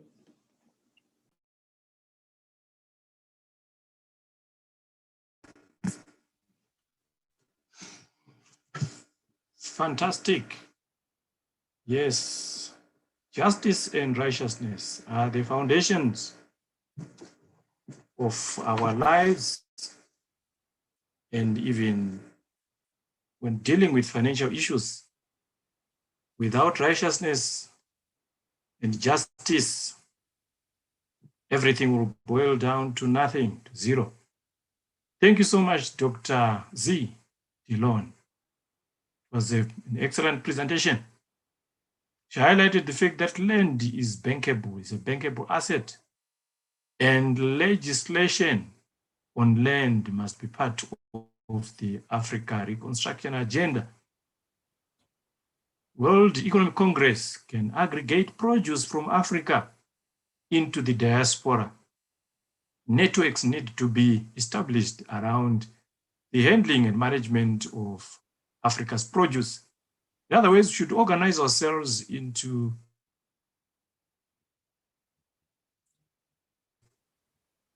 powerful value chains, agricultural value chains, and even in the mining sector, so that we can derive value from our own resources.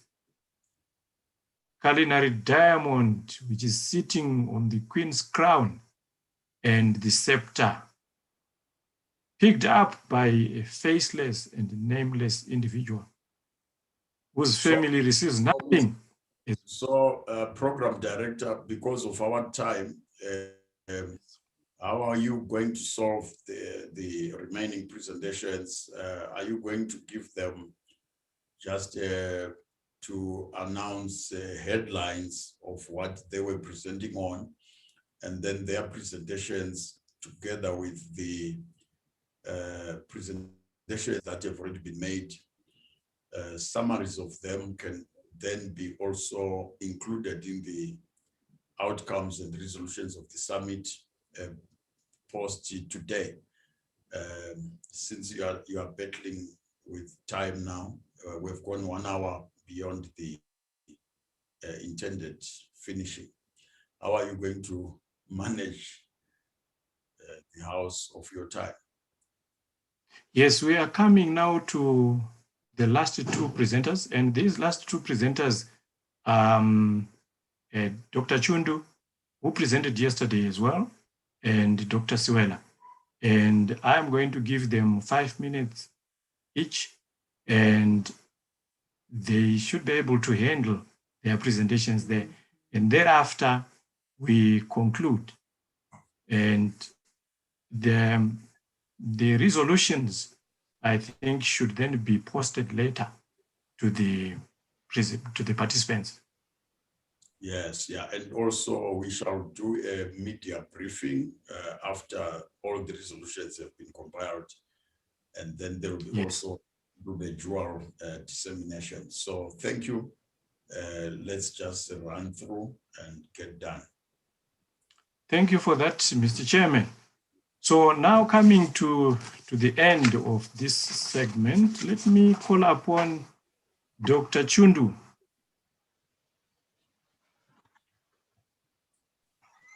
Dr. Chundu, who is the CEO of FOVA, and talk about the Unveiling African Reconstruction Investment Hub. Please take the floor. Thank you, Dr. Mandizidza. I'm trying to get a video to run. I don't think I will be saying much. We'll just showcase a video of our home for the hub that is resident in Joburg. If I have minutes after that, then I'll run through 1 or 2 items. I'm not sure if you are seeing that on your screens. Not yet there. Ashton can. Media team, yeah, they were asking me to start. I clicked start, so I'm not sure what happens here.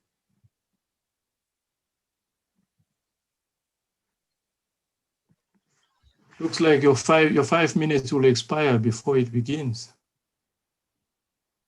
You see? While they sort out the video, I'll just quickly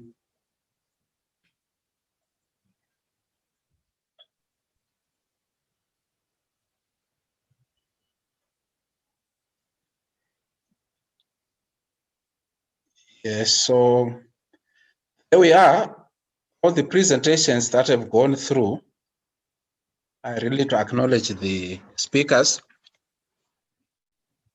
for all the dimensions of transformation and reconstruction to be sustainable. We need money.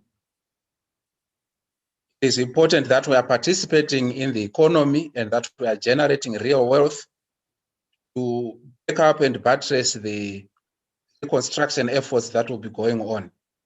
It is in that spirit that the Africa Reconstruction Investments Hub will be seeking to coordinate and facilitate the formation of kingdom businesses, kingdom investments that will create wealth with a conscience, shared resources, shared wealth, both social investments and commercial investments. Calling it the engine for Africa Reconstruction. So other pieces are parts to that movement. It's coming in that form of being a one-stop shop. It's important, I think the presenters just now emphasized the issue of righteousness. Integrity is going to be a key value for our operations at the hub.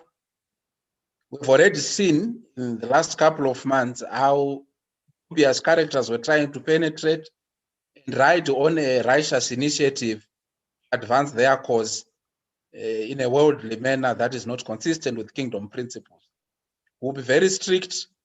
We will not be tricked into accommodating business proposals, even funding that is coming with certain strings that will divert us from our core calling and the vision of work.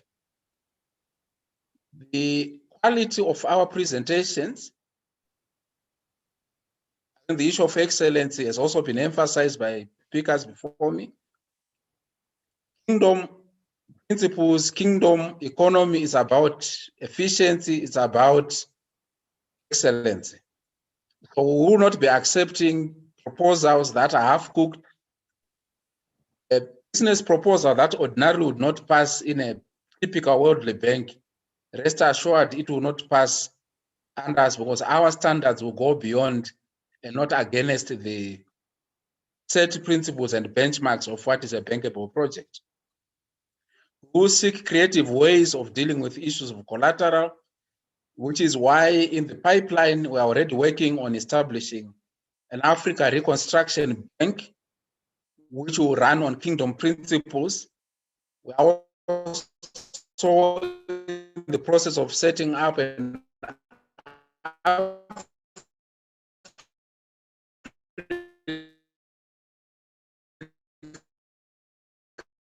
reconstruction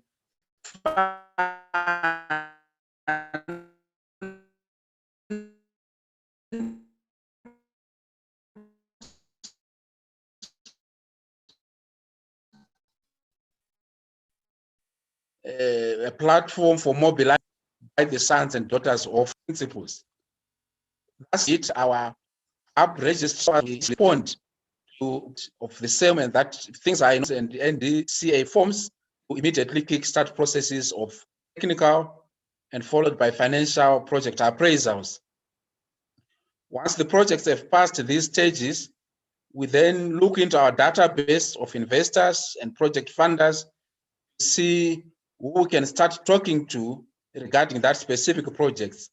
That kicks us into the process of negotiations and deal structuring, leading to project adoption, the securement and signing of the relevant legal documents that then lead to the deployment and rollout of the project. So that's the life cycle of our projects, and we will be strict at every stage to ensure that what we stand for is guarded. In doing this, we do have competent fellows, skills that are kingdom skills that come with the heart, the mind, and the feet well balanced. As Della was addressing us yesterday, we need to balance those aspects, the mind, the heart, the hands, and the feet. For our investing public, I noticed there was our brother from UK, comes from UK saying, I've got deep pockets. It will be useful to come through the hub with an expression of interest so that we know where you are, what your interests are.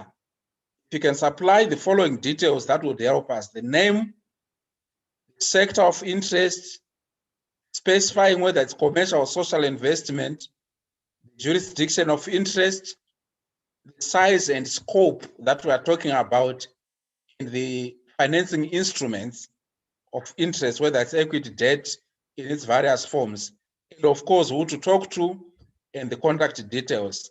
That by the time we pick projects that speak to your interest, we are able to start conversations and immediately get into structuring that we end up with kingdom investments at the end of the day. I mentioned these projects opportunities in my presentation yesterday. We'll see that in the circulated data.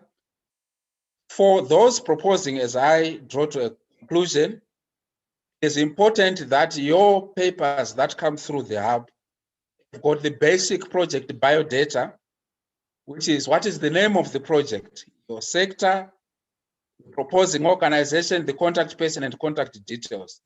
This really allows us to pick up the conversations.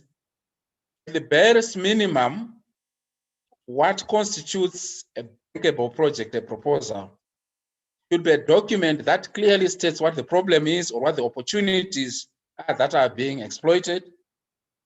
To have clear goals and objectives that are being pursued. It should be very clear whether it is compatible with the vision of work and its mandate. It specify the scope, both in terms of geography and monetary scope.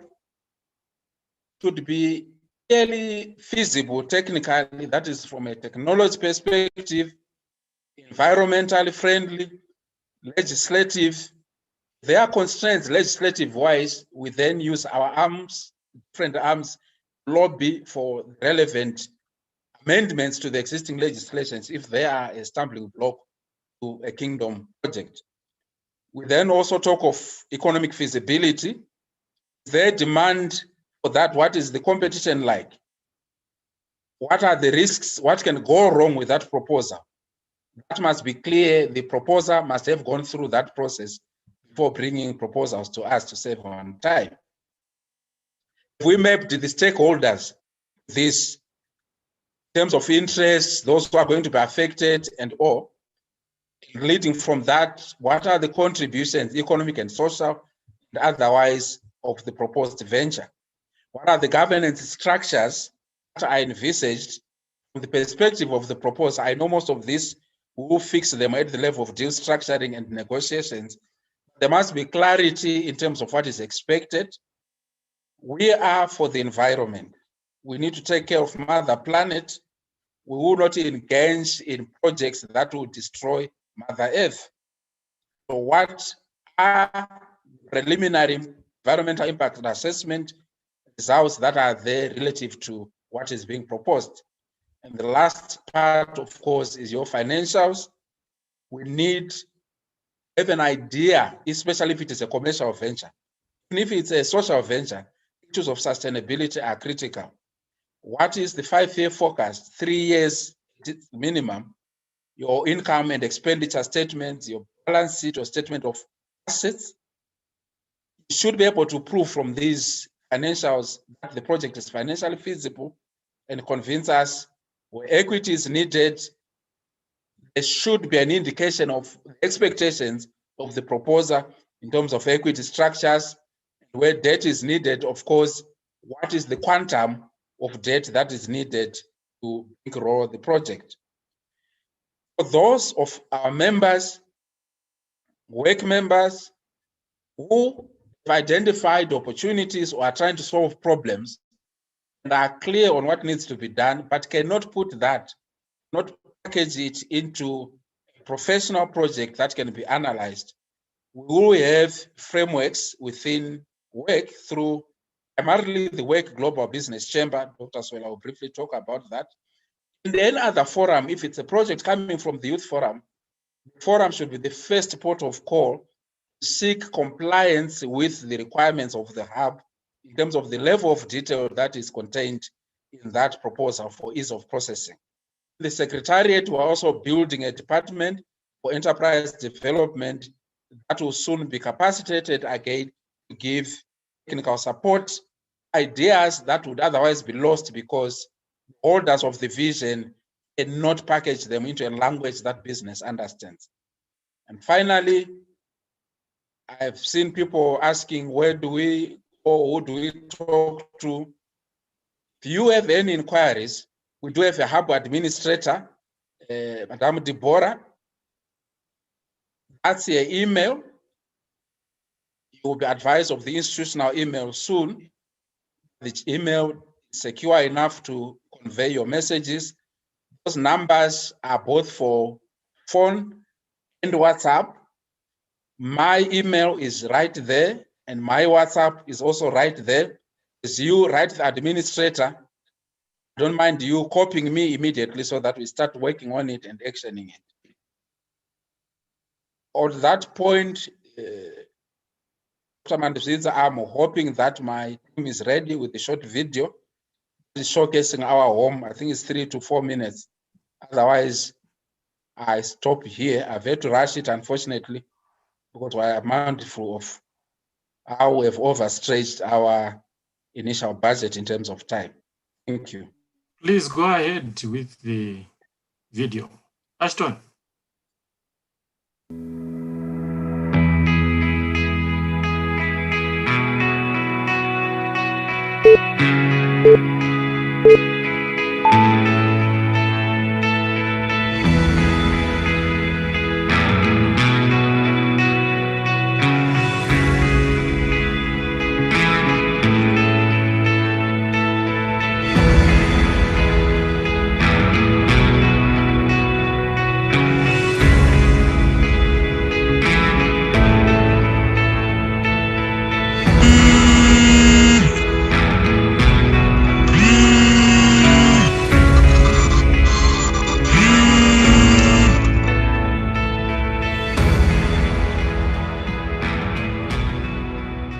So now in the World Economic Congress, these are our boardrooms for the Africa Reconstruction Investments Hub in Bryanston, South Africa, Johannesburg. So one of the boardrooms is here. Depending with the size of meeting and most of the things that happen here are very technical and professional. So projects are usually project specific kind of meetings. So when there's a working session, the screen is there, projection facility and capacity is there. So because some of the projects, they really need projection to be understood. The hub also sometimes supports and helps with project professional preparation of the projects, because some of the projects come half done. The idea will be very good, but it's just not presentable for funding and so forth. So all the issues of appraisal analysis, they can be done. The flip charts there are there, and all the facilities are here, and the engagement office is there. So and the whole complex here is a very sophisticated business environment where there's no disruption whatsoever. Then come here, most of the technical work is processed from here. Sometimes we deal with projects that involve the professions of the architects, where Cliff comes in here, and this part of the equipment where big maps can be printed. There could be geophysical maps, there could be construction maps, there could be printouts of quantity surveying aspects. All of it can be done in-house here.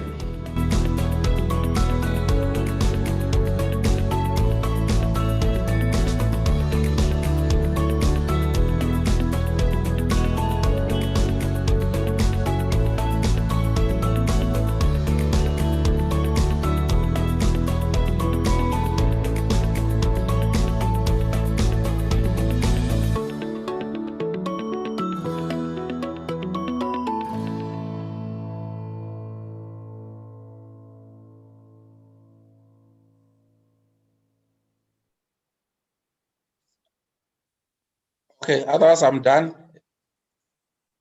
Mr. Moderator, thank you. Thank you so much, Dr. Chundu. This was brilliant. It's an excellent piece, and it shows that the World Economic Congress is serious. This is the place where to go and do business and business networking. Thank you very much. The next and final presenter in this segment is none other than Dr. Miriam Jalangwe Siwela. She's the Chief Executive Officer of Teach for Zimbabwe, a partner of Teach for All, a global network. Dr. Siwela is also the summit manager for this particular summit. We welcome you, Dr. Siwela. Please take over the floor. Thank you said so 5 much. minutes. Thank you so much, Dr. Frederick. I just want to start off by saying that according to John 8, verse 32, it says that you will know the truth and the truth will set you free. My presentation today was supposed to be 30 minutes. I was going to talk about WEC itself, what it is, and also talk about the different forums that we have. But my job has been made very much easier because we can see that throughout the 3 days, it has proved that WEC is indeed an empowerment frontline organization. It also shows through that it is a collective collaboration organization. We have witnessed different presentations from all over the world to testify that it is indeed correct to say that you need all parties from government, private sector, from religious organizations, from the youth, from all sectors of the economy. So I'm not going to dwell much more in terms of describing to you what WEC is. I know that you have definitely seen throughout these days that it is indeed what Apostle Chisango dreamt about, that he has been speaking about all these years. This is the truth of what it is. And even your presentation showed that. I also want to go on to the second point, which I was going to spend about 15 minutes talking. I want to refer to you to the resurrection of Jesus Christ. The evidence that Jesus Christ rose was because it was witnessed by over 500 people. That's why today we can say Jesus Christ rose. Why am I saying this? Because for the past 5 hours or even a couple of days, I had witnesses who wanted to give testimonials about the different 8 forums of WEC. They have had first-hand experience in the church forum, the business forum, the women's forum, the youth, the diaspora returnee forum, social justice, and disability forum, and country chapters. I did not want to be a talk person. I wanted to give you the evidence of what exactly has been happening over these past years. Over 300 people have been listed on these different forums. But I would like to say WEC is an organization of justice and righteousness. So I want to do that from the beginning to give, unfortunately, my presenters, my witnesses, I can no longer give you the 3 minutes or 5 minutes I had promised you. I just want to give you 1 minute, just 1 minute to stay your experience with WEC. I want to start off with my sister, Pastor Nyaradzo. Tell us in 1 minute the experience of the forum, the church forum. What were the discussions? What exactly can we take so that we can motivate people out there that this is their home? Reconstruction in Africa is a holistic approach which must take into account all areas in primary, secondary, and tertiary. Over to you, Pastor Nyaradzo, in 1 minute. Thank you, Dr. Swela. Thank you, everyone. I'm going to be talking. Sister Nyaradzo, Sorry. I think Hear me? Yes, please go ahead. I think it's less than a minute now.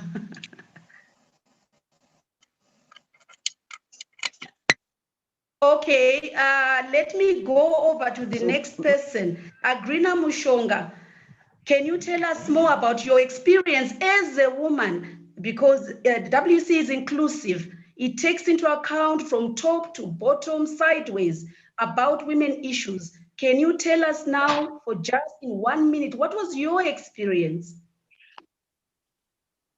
Well, thank you very much. All protocols observed. I would like to thank the organizers of this very fantastic thing. As a woman, I talk about myself from when I was growing up in Zimbabwe to when I came over to the United Kingdom as a woman in the diaspora. All I can do is that our mothers and our grandmothers were the visionaries who started teaching us about who we are, our identity, and we have got that mandate upon us to make sure that as women in Africa, women all over the globe, as we know that Africa's children, Africa's women are all over the world. And in my culture, we say mushamukadzi. It is the woman who builds the village. So I'm talking about Mauya Africa Village, which is a project that was a vision which I'm carrying over from my mother, who brought me up regardless of what she was going through at the backdrop of a war in Zimbabwe. So I'm trying to make sure that we connect cultures. My grandchildren here in the United Kingdom, that they will be able to know who they are. They will be able to connect. Yes. Africa, we follow the trail of our umbilical cord. And this summit has been a testimony. It has shown that this is a movement that is not going to stop. And Africa arrives.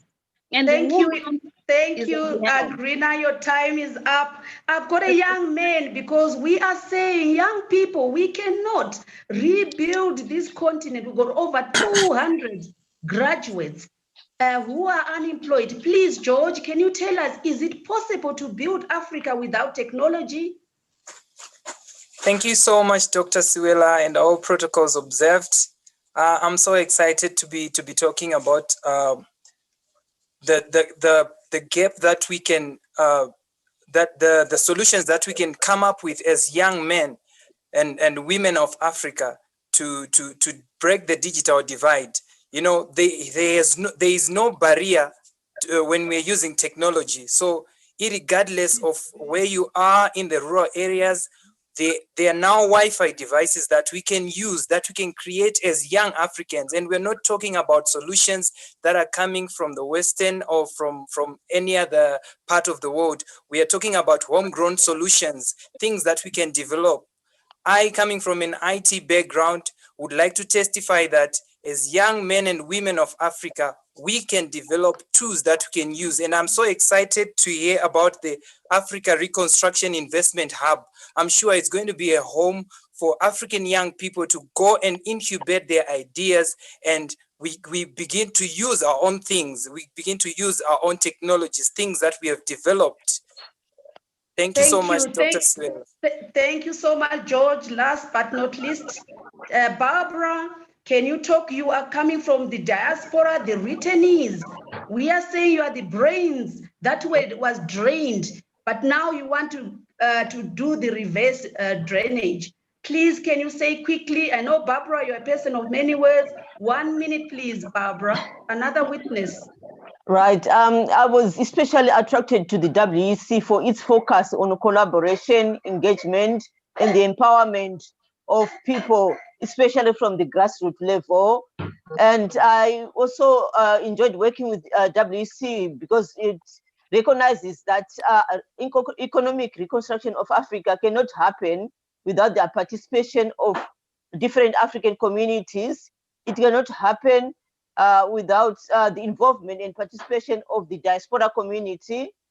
It cannot also happen without us coming up with innovative projects that will empower the most disadvantaged members of our community.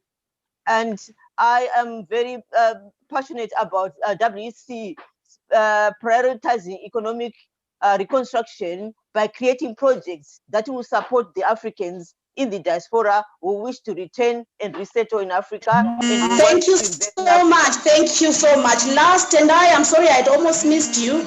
We need that final witness, the final witness that these forums are real.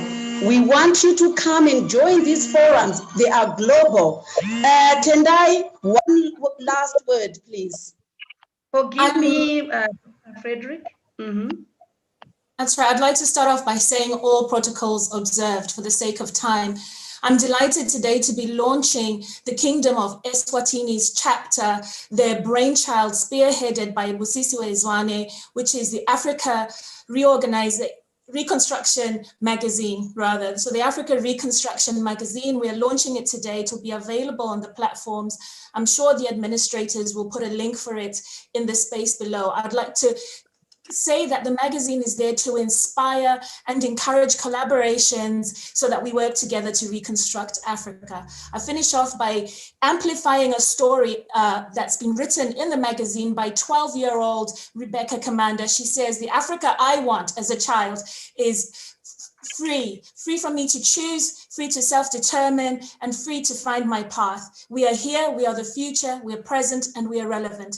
Africa is me, and I am Africa. Let me breathe.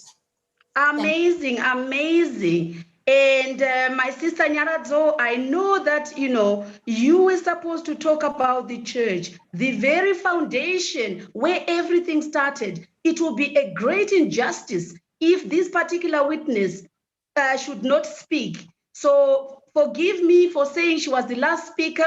You heard that Jesus said 49 times, if I wrong you. Pastor Nyaradzo, please be our witness. What are these church forums and what have you witnessed? Thank you so much. Thank you, Doctor. I won't talk about the protocol observed. They've been observed. Everything starts from the spiritual. Everything starts from the church. But like one of the previous speakers, we were told, like Dr. Chomboy yesterday, she said we were going to watch Jesus. We were told that the devil is black. So we have this wrong doctrine and the wrong perception of what the church is, what the kingdom is. Jesus came to establish a kingdom, not a church. So part of the things that we do in the reconstruction is to transform the mind of the church so that a pastor becomes a community pastor, not a congregational pastor. Thank you. Thank you so much, Sister Nyaradzo. And it's exactly that also attracted me to WEC. No more holy water. We want manufacturing companies. We want to go right into the primary sector. I rest my case here. Jesus was resurrected because there were 500 witnesses. And I'm saying the forums of WEC exist. And these are the witnesses. Thank you so much. Good night. Thank you so much, Suela. Wonderful testimony. Several testimonies also to buttress that WEC, World Economic Congress, is doing wonders. And let's join hands with this organization to drive the agenda for the reconstruction of Africa. Mr. Chairman, we come to the end of our summit, but it would be remiss of me to retire from this chair without pronouncing the spiritual side of things that is making divine expressions from the word. And I want to read the Bible from 2 verses. Isaiah 58 verse 12, it says, "Those from among you will rebuild the ancient ruins. You will raise up the age-old foundations, and you will be called the repairer of the breach, the restorer of the streets in which to dwell." Ezekiel 36 verse 36, "Then the nations that are left round about you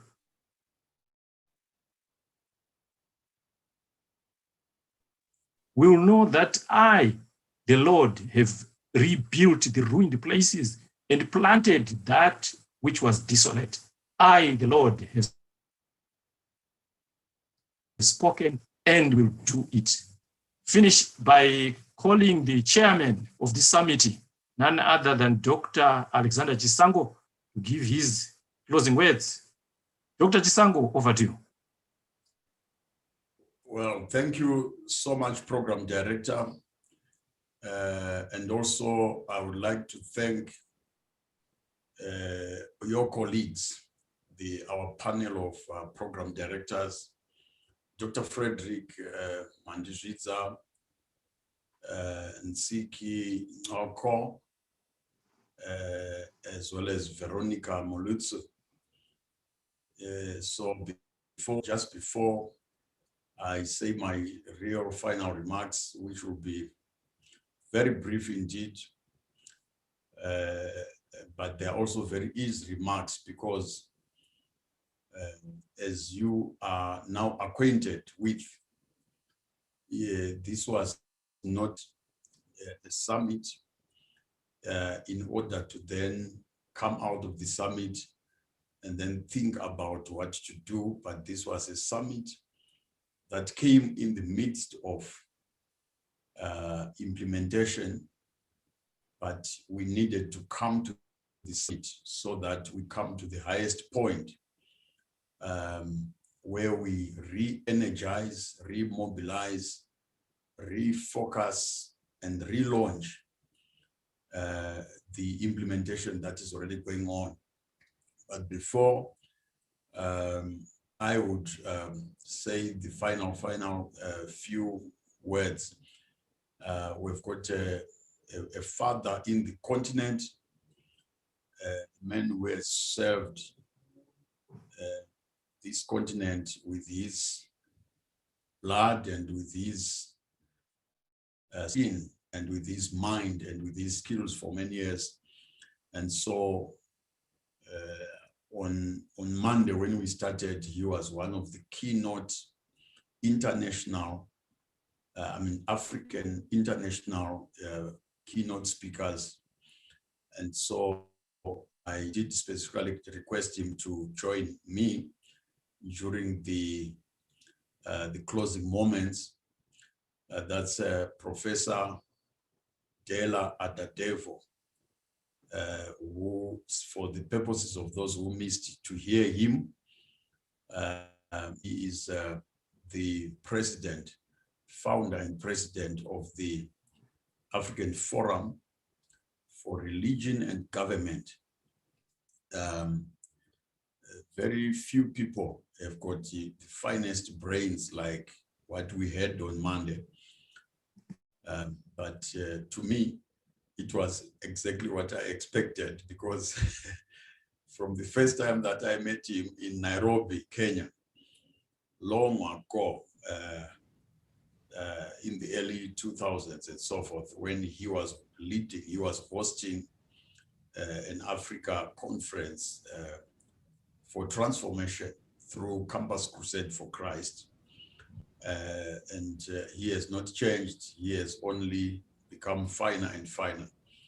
So the other credentials around him were announced on Monday.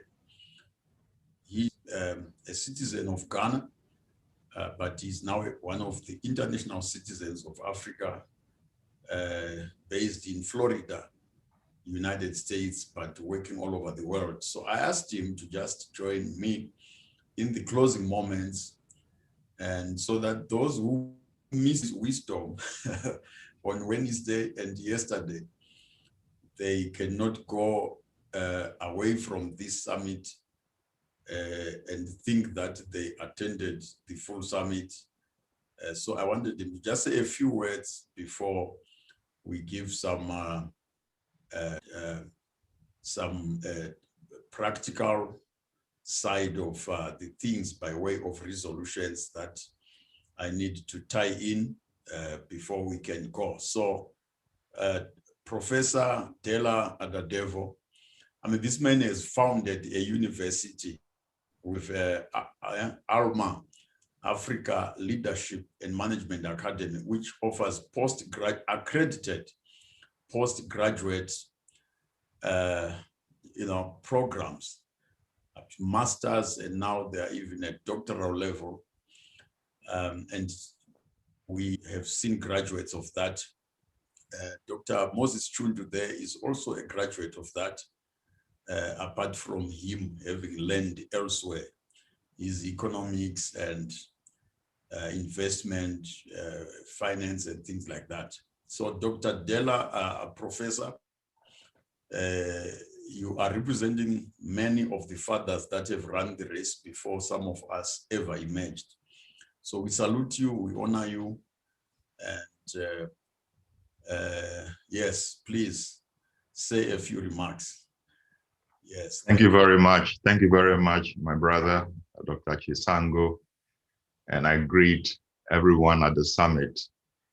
And I know time is fast spent, so I'm not going to give a lecture, but I just like to affirm what is happening. And I was very impacted when Dr. Chisango was making the point that there is no tolerance for small ideas or businesses. We are thinking of something on a larger scale. But let me position what we are going through within the context of what God is doing. I was in Kingston, Jamaica, 2018, promoting reconciliation between Africans from both sides of the Atlantic. And we had a wonderful ceremony, a reconciliation ceremony, October 10, 2018. And then somebody came to me and gave me an insight in terms of what was happening. And just like the people of Israel were in bondage for 400 years, and after that, they had their liberation and freedom. Africans, since 1619, had been in bondage with slavery and its other versions and implications. And we are now 400 years since slavery really landed on this side of the Atlantic. I'm in Orlando, Florida. God is now bringing Africans out. And it is the work of God that we are participating in, and it cannot be stopped. It cannot be stopped. God is at work, and we need to participate in that exodus. Now, the other thing to mention is that those of us who come from the religious side of things, we know very well how to do exodus theology.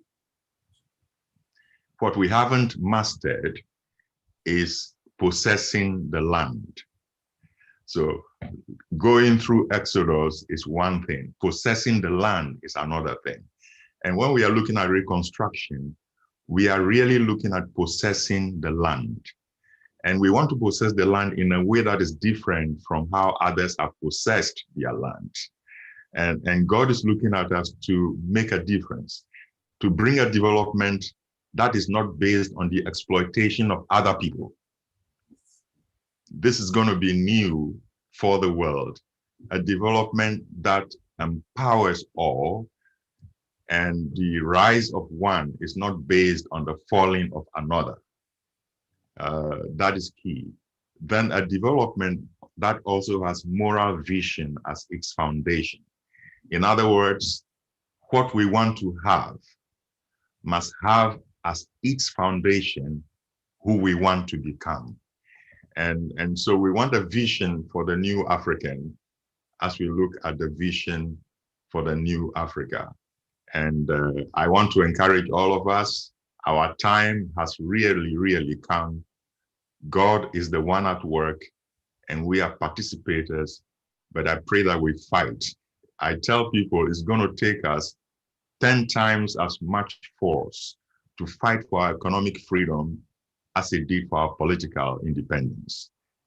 Because the forces that are working against us are well organized and very well intended in keeping us where we are. And so it's not going to be a short battle. It's not going to be a mild battle. Let's give it our all for a long time until things change. Thank you. Yeah, thank you so much, Professor Della Adadevo. Thanks so much. Thanks so much. These words of wisdom, they will go into our archives and onto the website, onto the summit inventories of wisdom. So thank you so much. This, I can assure every delegate in the summit that this is not the first time you will see all the speakers, all the presenters and panelists that did grace this summit. This is not the last time you will see them, because this is a collaborative model that's going to continue. It's how, what we're doing over the last 3 days, it's the beginning of how we will be collaborating and rebuilding the continent. Great men and women who are leading phenomenal organizations. Some of them Africans by descent, regardless of color. I think Dr. Della Adadevo clarified in a very profound and phenomenal lecture and exposition and exegesis concerning how even color was improperly hijacked and abused. So Africa, like South Africa, for example, where Madiba, the late Mandela, acknowledged a rainbow nation, a rainbow people. And so we are not a bunch, and we are not going to be a bunch of racists, because within the continent, by mere nature of who we are, we have become very, very, very diverse in terms of our outward appearances. Whilst, of course, we do recognize what the original indigenous was. But one of the things that made nations that are global powers, made them also very, very strong, was to be able to think outside the box and to think beyond their limited confines. So you find in the United States, one can go in there in the name of getting a scholarship or a green card. But once they find that you're a fine person, they give you citizenship. And when you get the citizenship, you can end up manufacturing weapons that will go and fight your original country and so forth. So they just really do collect the finest of the finest and so forth. So Africa, with where God is taking us, I always enjoy the favor of having been humbly thrust into driving this agenda from the front seat, because the front seat of World Economic Congress, you then find that it carries these two slings in the two different hands. One sling, it's a global sling or an international and worldwide sling, where we are burdened with the true and authentic and justice-based economic reconstruction, regardless of geographical jurisdictions, borders, and limitations. But there is other sling, which also, by virtue of God's justice, recognizes that Africa needs to be given a front foot forward, because by the history of injustices that we know, it was also deliberately given a backseat, structurally, deliberately, systemically. One of the African daughters of international renown, who is going to join us in July when we do the next summit, because this year we have 3 summits with 3 different levels of application. We will be going higher and higher. So in July, one of the daughters of Africa that will join us most probably is Dr. Pate Francis, born in Jamaica, but established in Canada. And she has been seized with the matter of dealing with poverty, undoing poverty. She is a church leader, but God had to call her into that space from the pulpit to the economy, just dealing with undoing and disentangling poverty, which she calls systemic poverty. Systemic poverty is poverty which, whether you turn to education, the education is meant to impoverish. If you turn to media, the media, if you go to complain to the media about your poverty and your exclusion, the media will also paint images and pictures that will further entrench your poverty, which you are complaining about. If you move from there and you go and try to do trade, you'll find there will be trade regulations that are also crafted to also impoverish you. If you move from there and you go to international platforms, so all subsystems of the entire ecosystem of life will be so structured that you are just stuck. Your grandfather was stuck, you are stuck, your children are meant to be stuck, grandchildren are meant to be stuck. So she has been, like laboring in that place, albeit or regardless of the limitations in the area that she's working. But I am saying, in World Economic Congress, we're thrust with this dual responsibility of making sure that the one sling on the left hand is economic reconstruction pursuit worldwide, but because of the necessity of urgent justice to deal and to extricate a continent and a people who are actually threatened with what we may call a continental humanitarian crisis.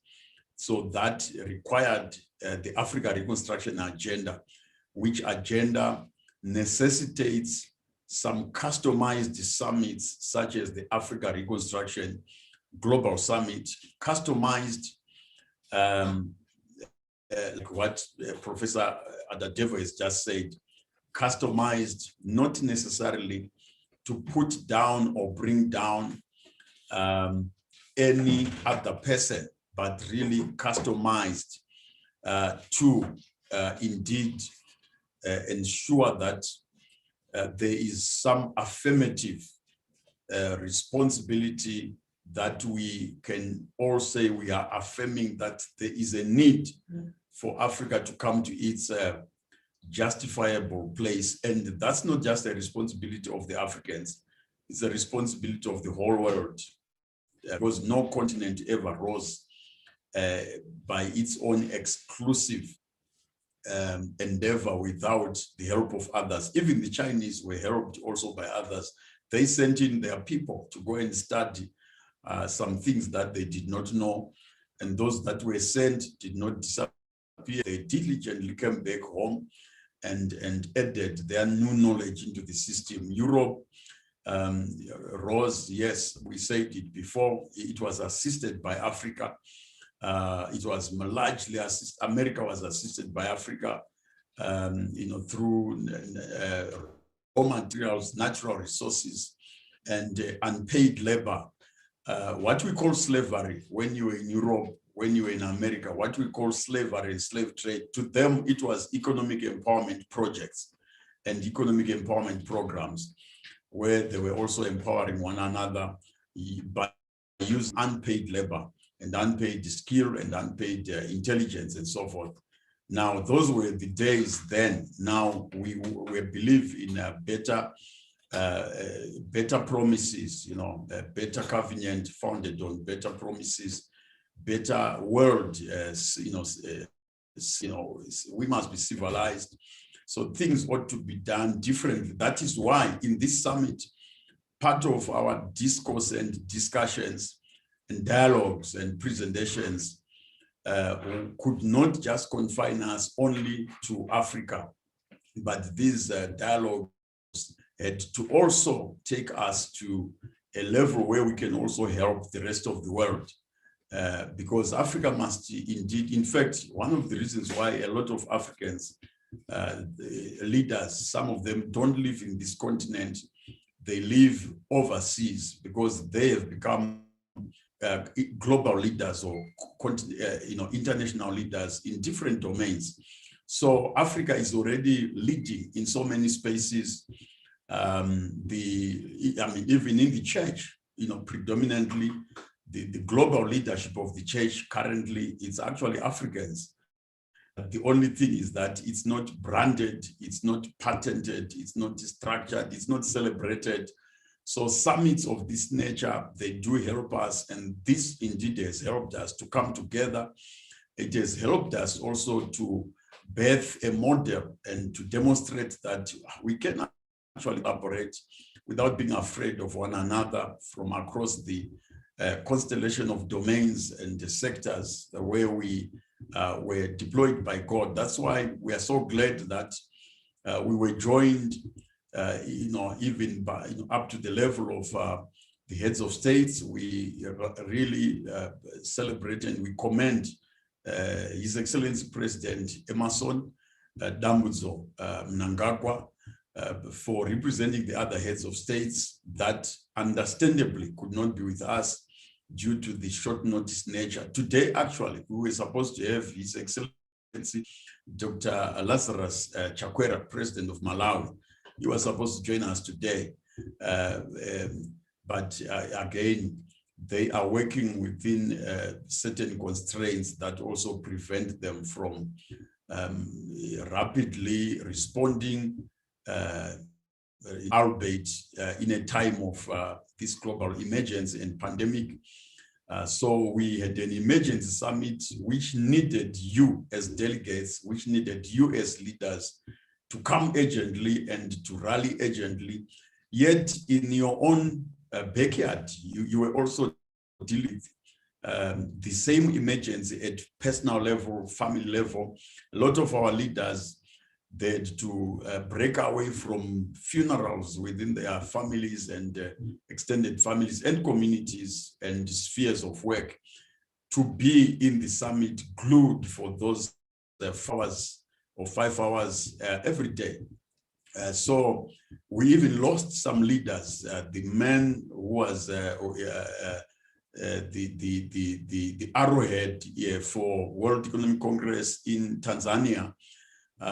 We lost him on the day, at the night when the summit was starting tomorrow, which is on Sunday night. He passed away from COVID. That's Bishop Samuel Mena, just outside Dar es Salaam. So, people were managing this crisis, but they did come. That is exactly what happens when a proper cause has come to the table. We must learn to decipher and to separate the precious from the vile. We must learn to separate the strategic from the minute and from the rudimentary things. And then we put value to strategic things. I want to conclude by, really saying that as World Economic Congress, it is part of our ethos of operation. It is part of our, real boardrooms of thinking and thought that we are not just committed to doing firefighting. And in the area of wealth, sometimes a whole continent plus the church worldwide has been relegated to a firefighting track in that space, in the sense that when you are talking of wealth, it's engaged at 3 levels. One level is the financial level, the higher level, which is like the secondary level of concerning wealth, is the business level. But there's a tertiary level with regards to wealth, and the tertiary level of wealth is called the economy. So God has deployed us at that level, so that you see, finance is born from doing business. So not just enough, it's not safe to just chase after money. One who is chasing after doing business is wiser than somebody who is chasing after money, because money comes from doing business, providing a particular service or products that are of value. So most Africans and most of the church and most of Christians worldwide, they are chasing after money, but they are not doing business. They are not establishing business, and especially strategic businesses. But also business is not the highest level of wealth creation, because business reports to economy. It reports to economic system. Somebody or a group of people that are in charge of an economy, they can actually either collapse or prosper businesses, and thereby collapse or prosper finances. So World Economic Congress was deployed by God into that space where we have got to shape this wineskin with the proper sustainable tapestry of making sure that there would be an unbreakable economic system. And then that economic system, I like what was also said in previous presentations today and yesterday and the first day, that we can't just be dependent on waiting for others or even just waiting for government, because government does not drop from another planet. Government, it comes from people who are in the community. So what is it that stops these very same people to come together, network, synergize, and become an economic system, which then in that economic system, they can decide to trade, they can decide to produce, to process, to manufacture, to export, and to network up to the limitless levels of networking. So we are here very thrilled, very glad, very intrigued by what God can do when the time for what he wants to do has come, that we have spent these 3 days. And we further say to you, July, we are already notifying you that the last week of July, it will be yet another Africa Reconstruction Global Summit. Maybe, I don't know, maybe 5 times bigger than this one or 10 times bigger, I don't know. But we are going to come together because we will be taking stock in the middle of the year, just taking stock of the progress, the solutions of Africa Reconstruction that have come from before this summit and that have also come from this summit, the momentum that released from this summit, it will be taken stock of in July, and with more stakeholders, delegates, and so forth. Governments present, public sector, functionaries, across the different, wings or pillars of states and nations present, parliamentarians, executive, the judiciary, the civil services, the state-owned enterprises also participating, private sector also, communities also, and community related associations and international partners in the house, and all take stock to say, indeed, it's possible to reconstruct, it's possible. This is the first fruit of what we have done, but let's fix this, let's improve on this, let's look for one another to run further. November, we will sum it up at the end of November with a celebration, the first fruit of the first year of this campaign. But it's not just a campaign in the continent, it's across the world. So this is very critical for us to do that this year. Our force must be greater than the force of COVID. It must be greater than the force of our problem. There is no better way to fight failure than to fight failure by being successful. We have got to succeed. We have got to succeed, because success and elevation, these are the two answers that failure understands. Anger does not help. What helps is to succeed. So we have to succeed, and we will succeed. That's how we will push back everything, including COVID itself. Solutions must come out. We cannot neglect solutions that must come. Yes, there are solutions from other continents and so on, but we also need solutions from Africa, and we can't downplay Africa's place and Africa's role in terms of medical and healthcare solutions. Egypt, the ancient Egypt, was the bastion and bedrock of solutions, science, technology, engineering, medicine, and health, and wisdom. If you go to the entry, the main entry, the United States Supreme Court, the two main entry gates on the left side, on the right side, they do acknowledge there the first 5 lawgivers to the whole world. And what they do recognize was that the first global lawgivers were the pharaohs of Egypt. It was right here in Africa that God did it.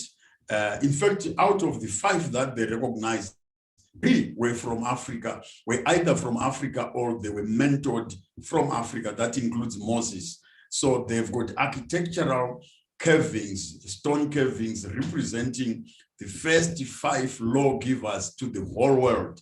And they attribute Africa to say it produced the first 3 out of the 5. So we were never a dustbin. We were never a trash can, if I'm to use American English. We were never a trash can. So this, inappropriate and acquired brand and situation, it's something that we must now shrug off and just rebuild, and we collaborate with everybody who has been made available to work with us. So in these last 3 days, we want to thank God that the resolutions are going to be properly crafted and disseminated to our attending delegates, as well as to all stakeholders that must be presented with these resolutions, including our structures across Africa and across the diaspora. And so we have already partnered really with governments up to the African Union level to make sure that the outcomes of this summit must indeed reach them. And we are there as people and as responsible people in the 21st century to get these things done. So thank you very much, the enablers who have made this possible. All of us and all of you have done phenomenal works. Some of the clusters, our 8 major clusters that were involved in the preparations, now you are permitted to, members of those clusters, now you are permitted to sleep for slightly longer hours for the next few days to recover. And as you recover, we are recovering in order to rise up and run again, because the journey is very long. I give a credit to the many others that have also created an enabling environment. I appreciate my home country, Zimbabwe, and the government thereof, right through to the president, for being there and just supporting this initiative for Africa. We saw an entire head of state standing up to come to honor us, and that's commendable. It's very exemplary in terms of modern day leadership in the continent, and that ought to be commended, and that ought to be copied. Bureaucracy, red tape, let it not be part of the thing that can ever be part of our furniture and our culture as we go forward, because the matter of Africa reconstruction is urgent, very, very, very urgent. So thanks be to everybody. I want to appreciate the working teams in the country of South Africa, which became the organizing base during this time of COVID. It became the central coordinating point for this particular summit, with the support, very close guidance and support from our international secretariat in Harare, Zimbabwe. Kudos to you very, very much, and you are highly appreciated. And I know all of us can do 10 times, 100 times better than now if the circumstances were much more permitting. And I'm looking forward that by, in July, the threat will be much greater. SADC region, West Africa, East Africa, Central Africa, the desire was really there, and the participation was heavy. Yeah, so my colleagues from Nigeria, from Ghana, you don't disappoint. It was very, very strong. We want to make sure that Francophone, Anglophone, Lusophone, and the other parts in the Arab North or the Arabic North, we want to make sure that there is greater participation. But we are encouraged. We are so highly encouraged by what God has done. We have launched this. We have unveiled this with greater numbers than what they were at the Berlin conference. At the Berlin conference, there were 14 guys, 14, 1, 2, 3, 4, 5, up to 14, and the 13 were prospective colonial powers. One was an observer. United States was represented by an ambassador who was an observer. And out of the 13, there was only, the rest were just a plethora of leaders plus a few diplomats. And then out of the 13, European powers, there was King Leopold III from Belgium. So, but from there, they executed the scramble for Africa spiritedly, and they reshaped the whole continent. We were more than 14 in this summit. I told you of the Jews. There were 13, the first states to come together to build the United States. There were the first 13 states. Things start like that. So we don't underestimate our collaboration across the continent, and we honor that the path has already been crafted. Agenda 2063 is already there. And the Africa we want that comes out of it. So a lot of the groundwork has been done. Let's run businesses, investments, social investments, and social transformation. Spiritual transformation is very, very critical. The language that comes from the pulpit must change. We are not doomsday people. We don't believe in doomsday religious leaders or church leaders. We believe in leaders that can emancipate an entire people, like the Moseses, the Aarons, and the priests that carried the ark until people came out of the wilderness and desert, and they crossed the Jordan River, and they possessed the land, such as what the professor was just saying here. So we don't want doomsday preachers from the pulpits. If you are still there on the pulpit, and you are a soothsayer and a doomsday preacher, your days are numbered. We will run you out of that pulpit.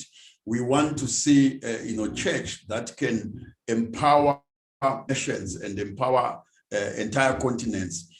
All the defective gospel and defective theologies, we are going to make sure that we partner with the theological colleges and seminaries and make sure that every dummy doctrines that were left and dumped there and sold as treasures, it must not be part of the church. So we thank God that we do have a very strong company of priests from the house of God across the continent and worldwide, ready to spearhead in that direction so that our people don't continue to be misinformed. Journalists and media will properly relate and work with you so that you are deployed and deployed to build, because media and journalists really cannot continue to be just parrots of agendas that we don't understand. I mean, it must be value-based, it must be principled, and we want to see a media that can actually take ownership of this continent and say, we are building Africa. Because when we build a better community and a better nation, we also live better lives. To the business people, the entrepreneurs, let us come to the place where we have the understanding that you are stronger if you are temporarily poor, but you are part of a wealthy community. You are stronger when you are temporarily poor, but you belong to a wealthy community, because the wealthy community will lift all the poor people amongst it. But if you think you can do it because you are amassing everything from everyone and impoverishing everyone, and then you think you are stronger because everybody has become poor, I can predict that you are going to be poor, because the poverty of the poor that surround you will soon catch up with you, and the poor that are around you will soon bring you down to their poverty because you are part of their community. So we want to see businesses and investors that think about creating wealth in a manner that our economy will change and our communities will change, and we rise together such that our markets and our consumers will be wealthy people. So thank you so much. We are done, and we want to finish this off with a closing prayer. And I think our very able Bishop, Dr. Joshua Banda in Lusaka, Zambia, is there to give us a closing prayer. Our social media viewers and everyone who is in the gallery, you are supposed to remain connected because the information will continue to be disseminated. It's not the end of Reconstruction, it's just the exit from a gathering, but the actual Reconstruction has actually now been further catapulted and thrusted forward. So let us arise and build, that will be no more a reproach. This is the clarion call. Bishop Dr. Joshua Banda, Lusaka, Republic of Zambia, may you give us a closing prayer, sir. Thank you very much. Let us pray. Eternal God, we truly honor you for who you are, for what you have done for us in these 3 days. We thank you for what has been achieved. Essentially, Lord, what has been started and triggered. We give you honor, praise, and glory. Thank you for, once again, the gift of our visionary leader, Dr. Chisango, the entire Africa Reconstruction Global Summit team, those that worked in the preparatory stages, Lord, the discussions and the forums, the fora that have been convened in the past few years since the initial summit in 2017. Lord, the materialization of the Harare Declaration is something we longed for. And we return thanks to you today because it is happening. We give you honor, praise, and glory. And out of the ashes, you are raising something that will honor you and glorify you. And we receive your word because we know you are adorning your temple across the continent, across the globe. Thank you for the great family that you are pulling together, our diaspora brothers and sisters, and all those, Lord, who are today awakening to the fact that it is Africa's time.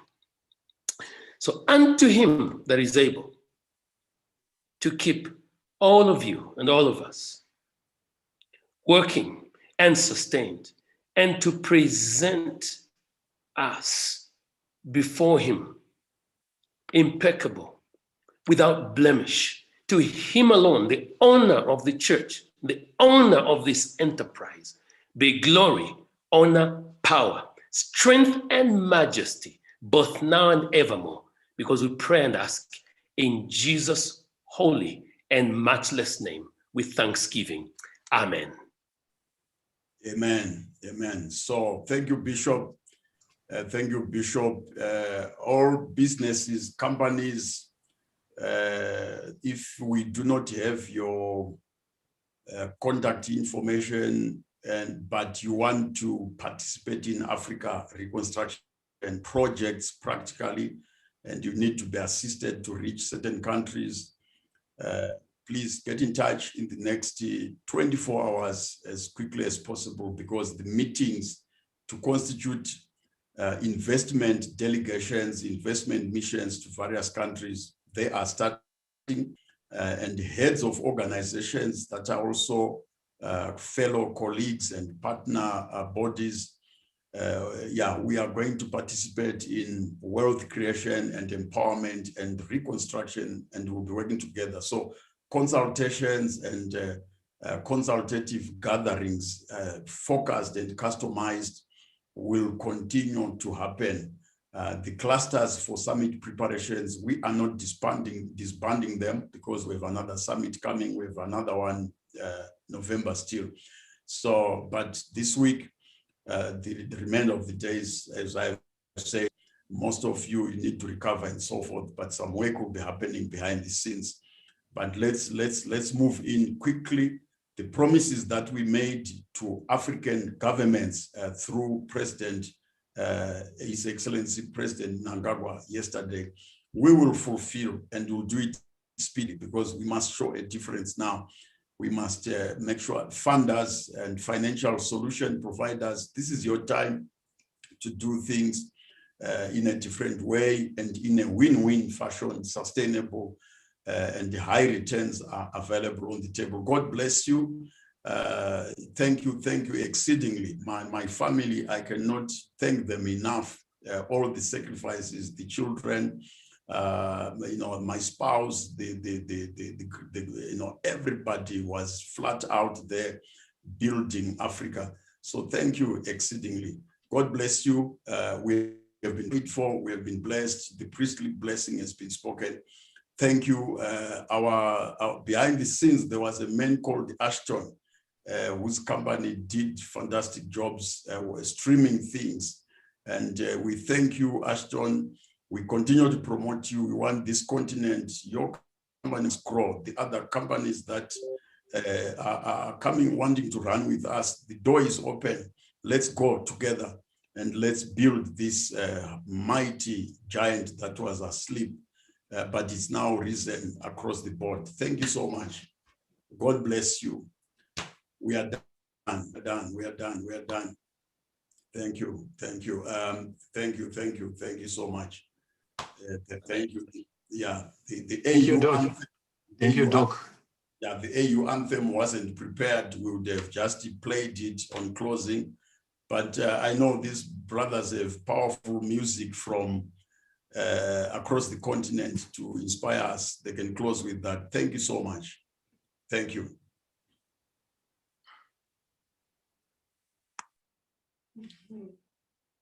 We are done.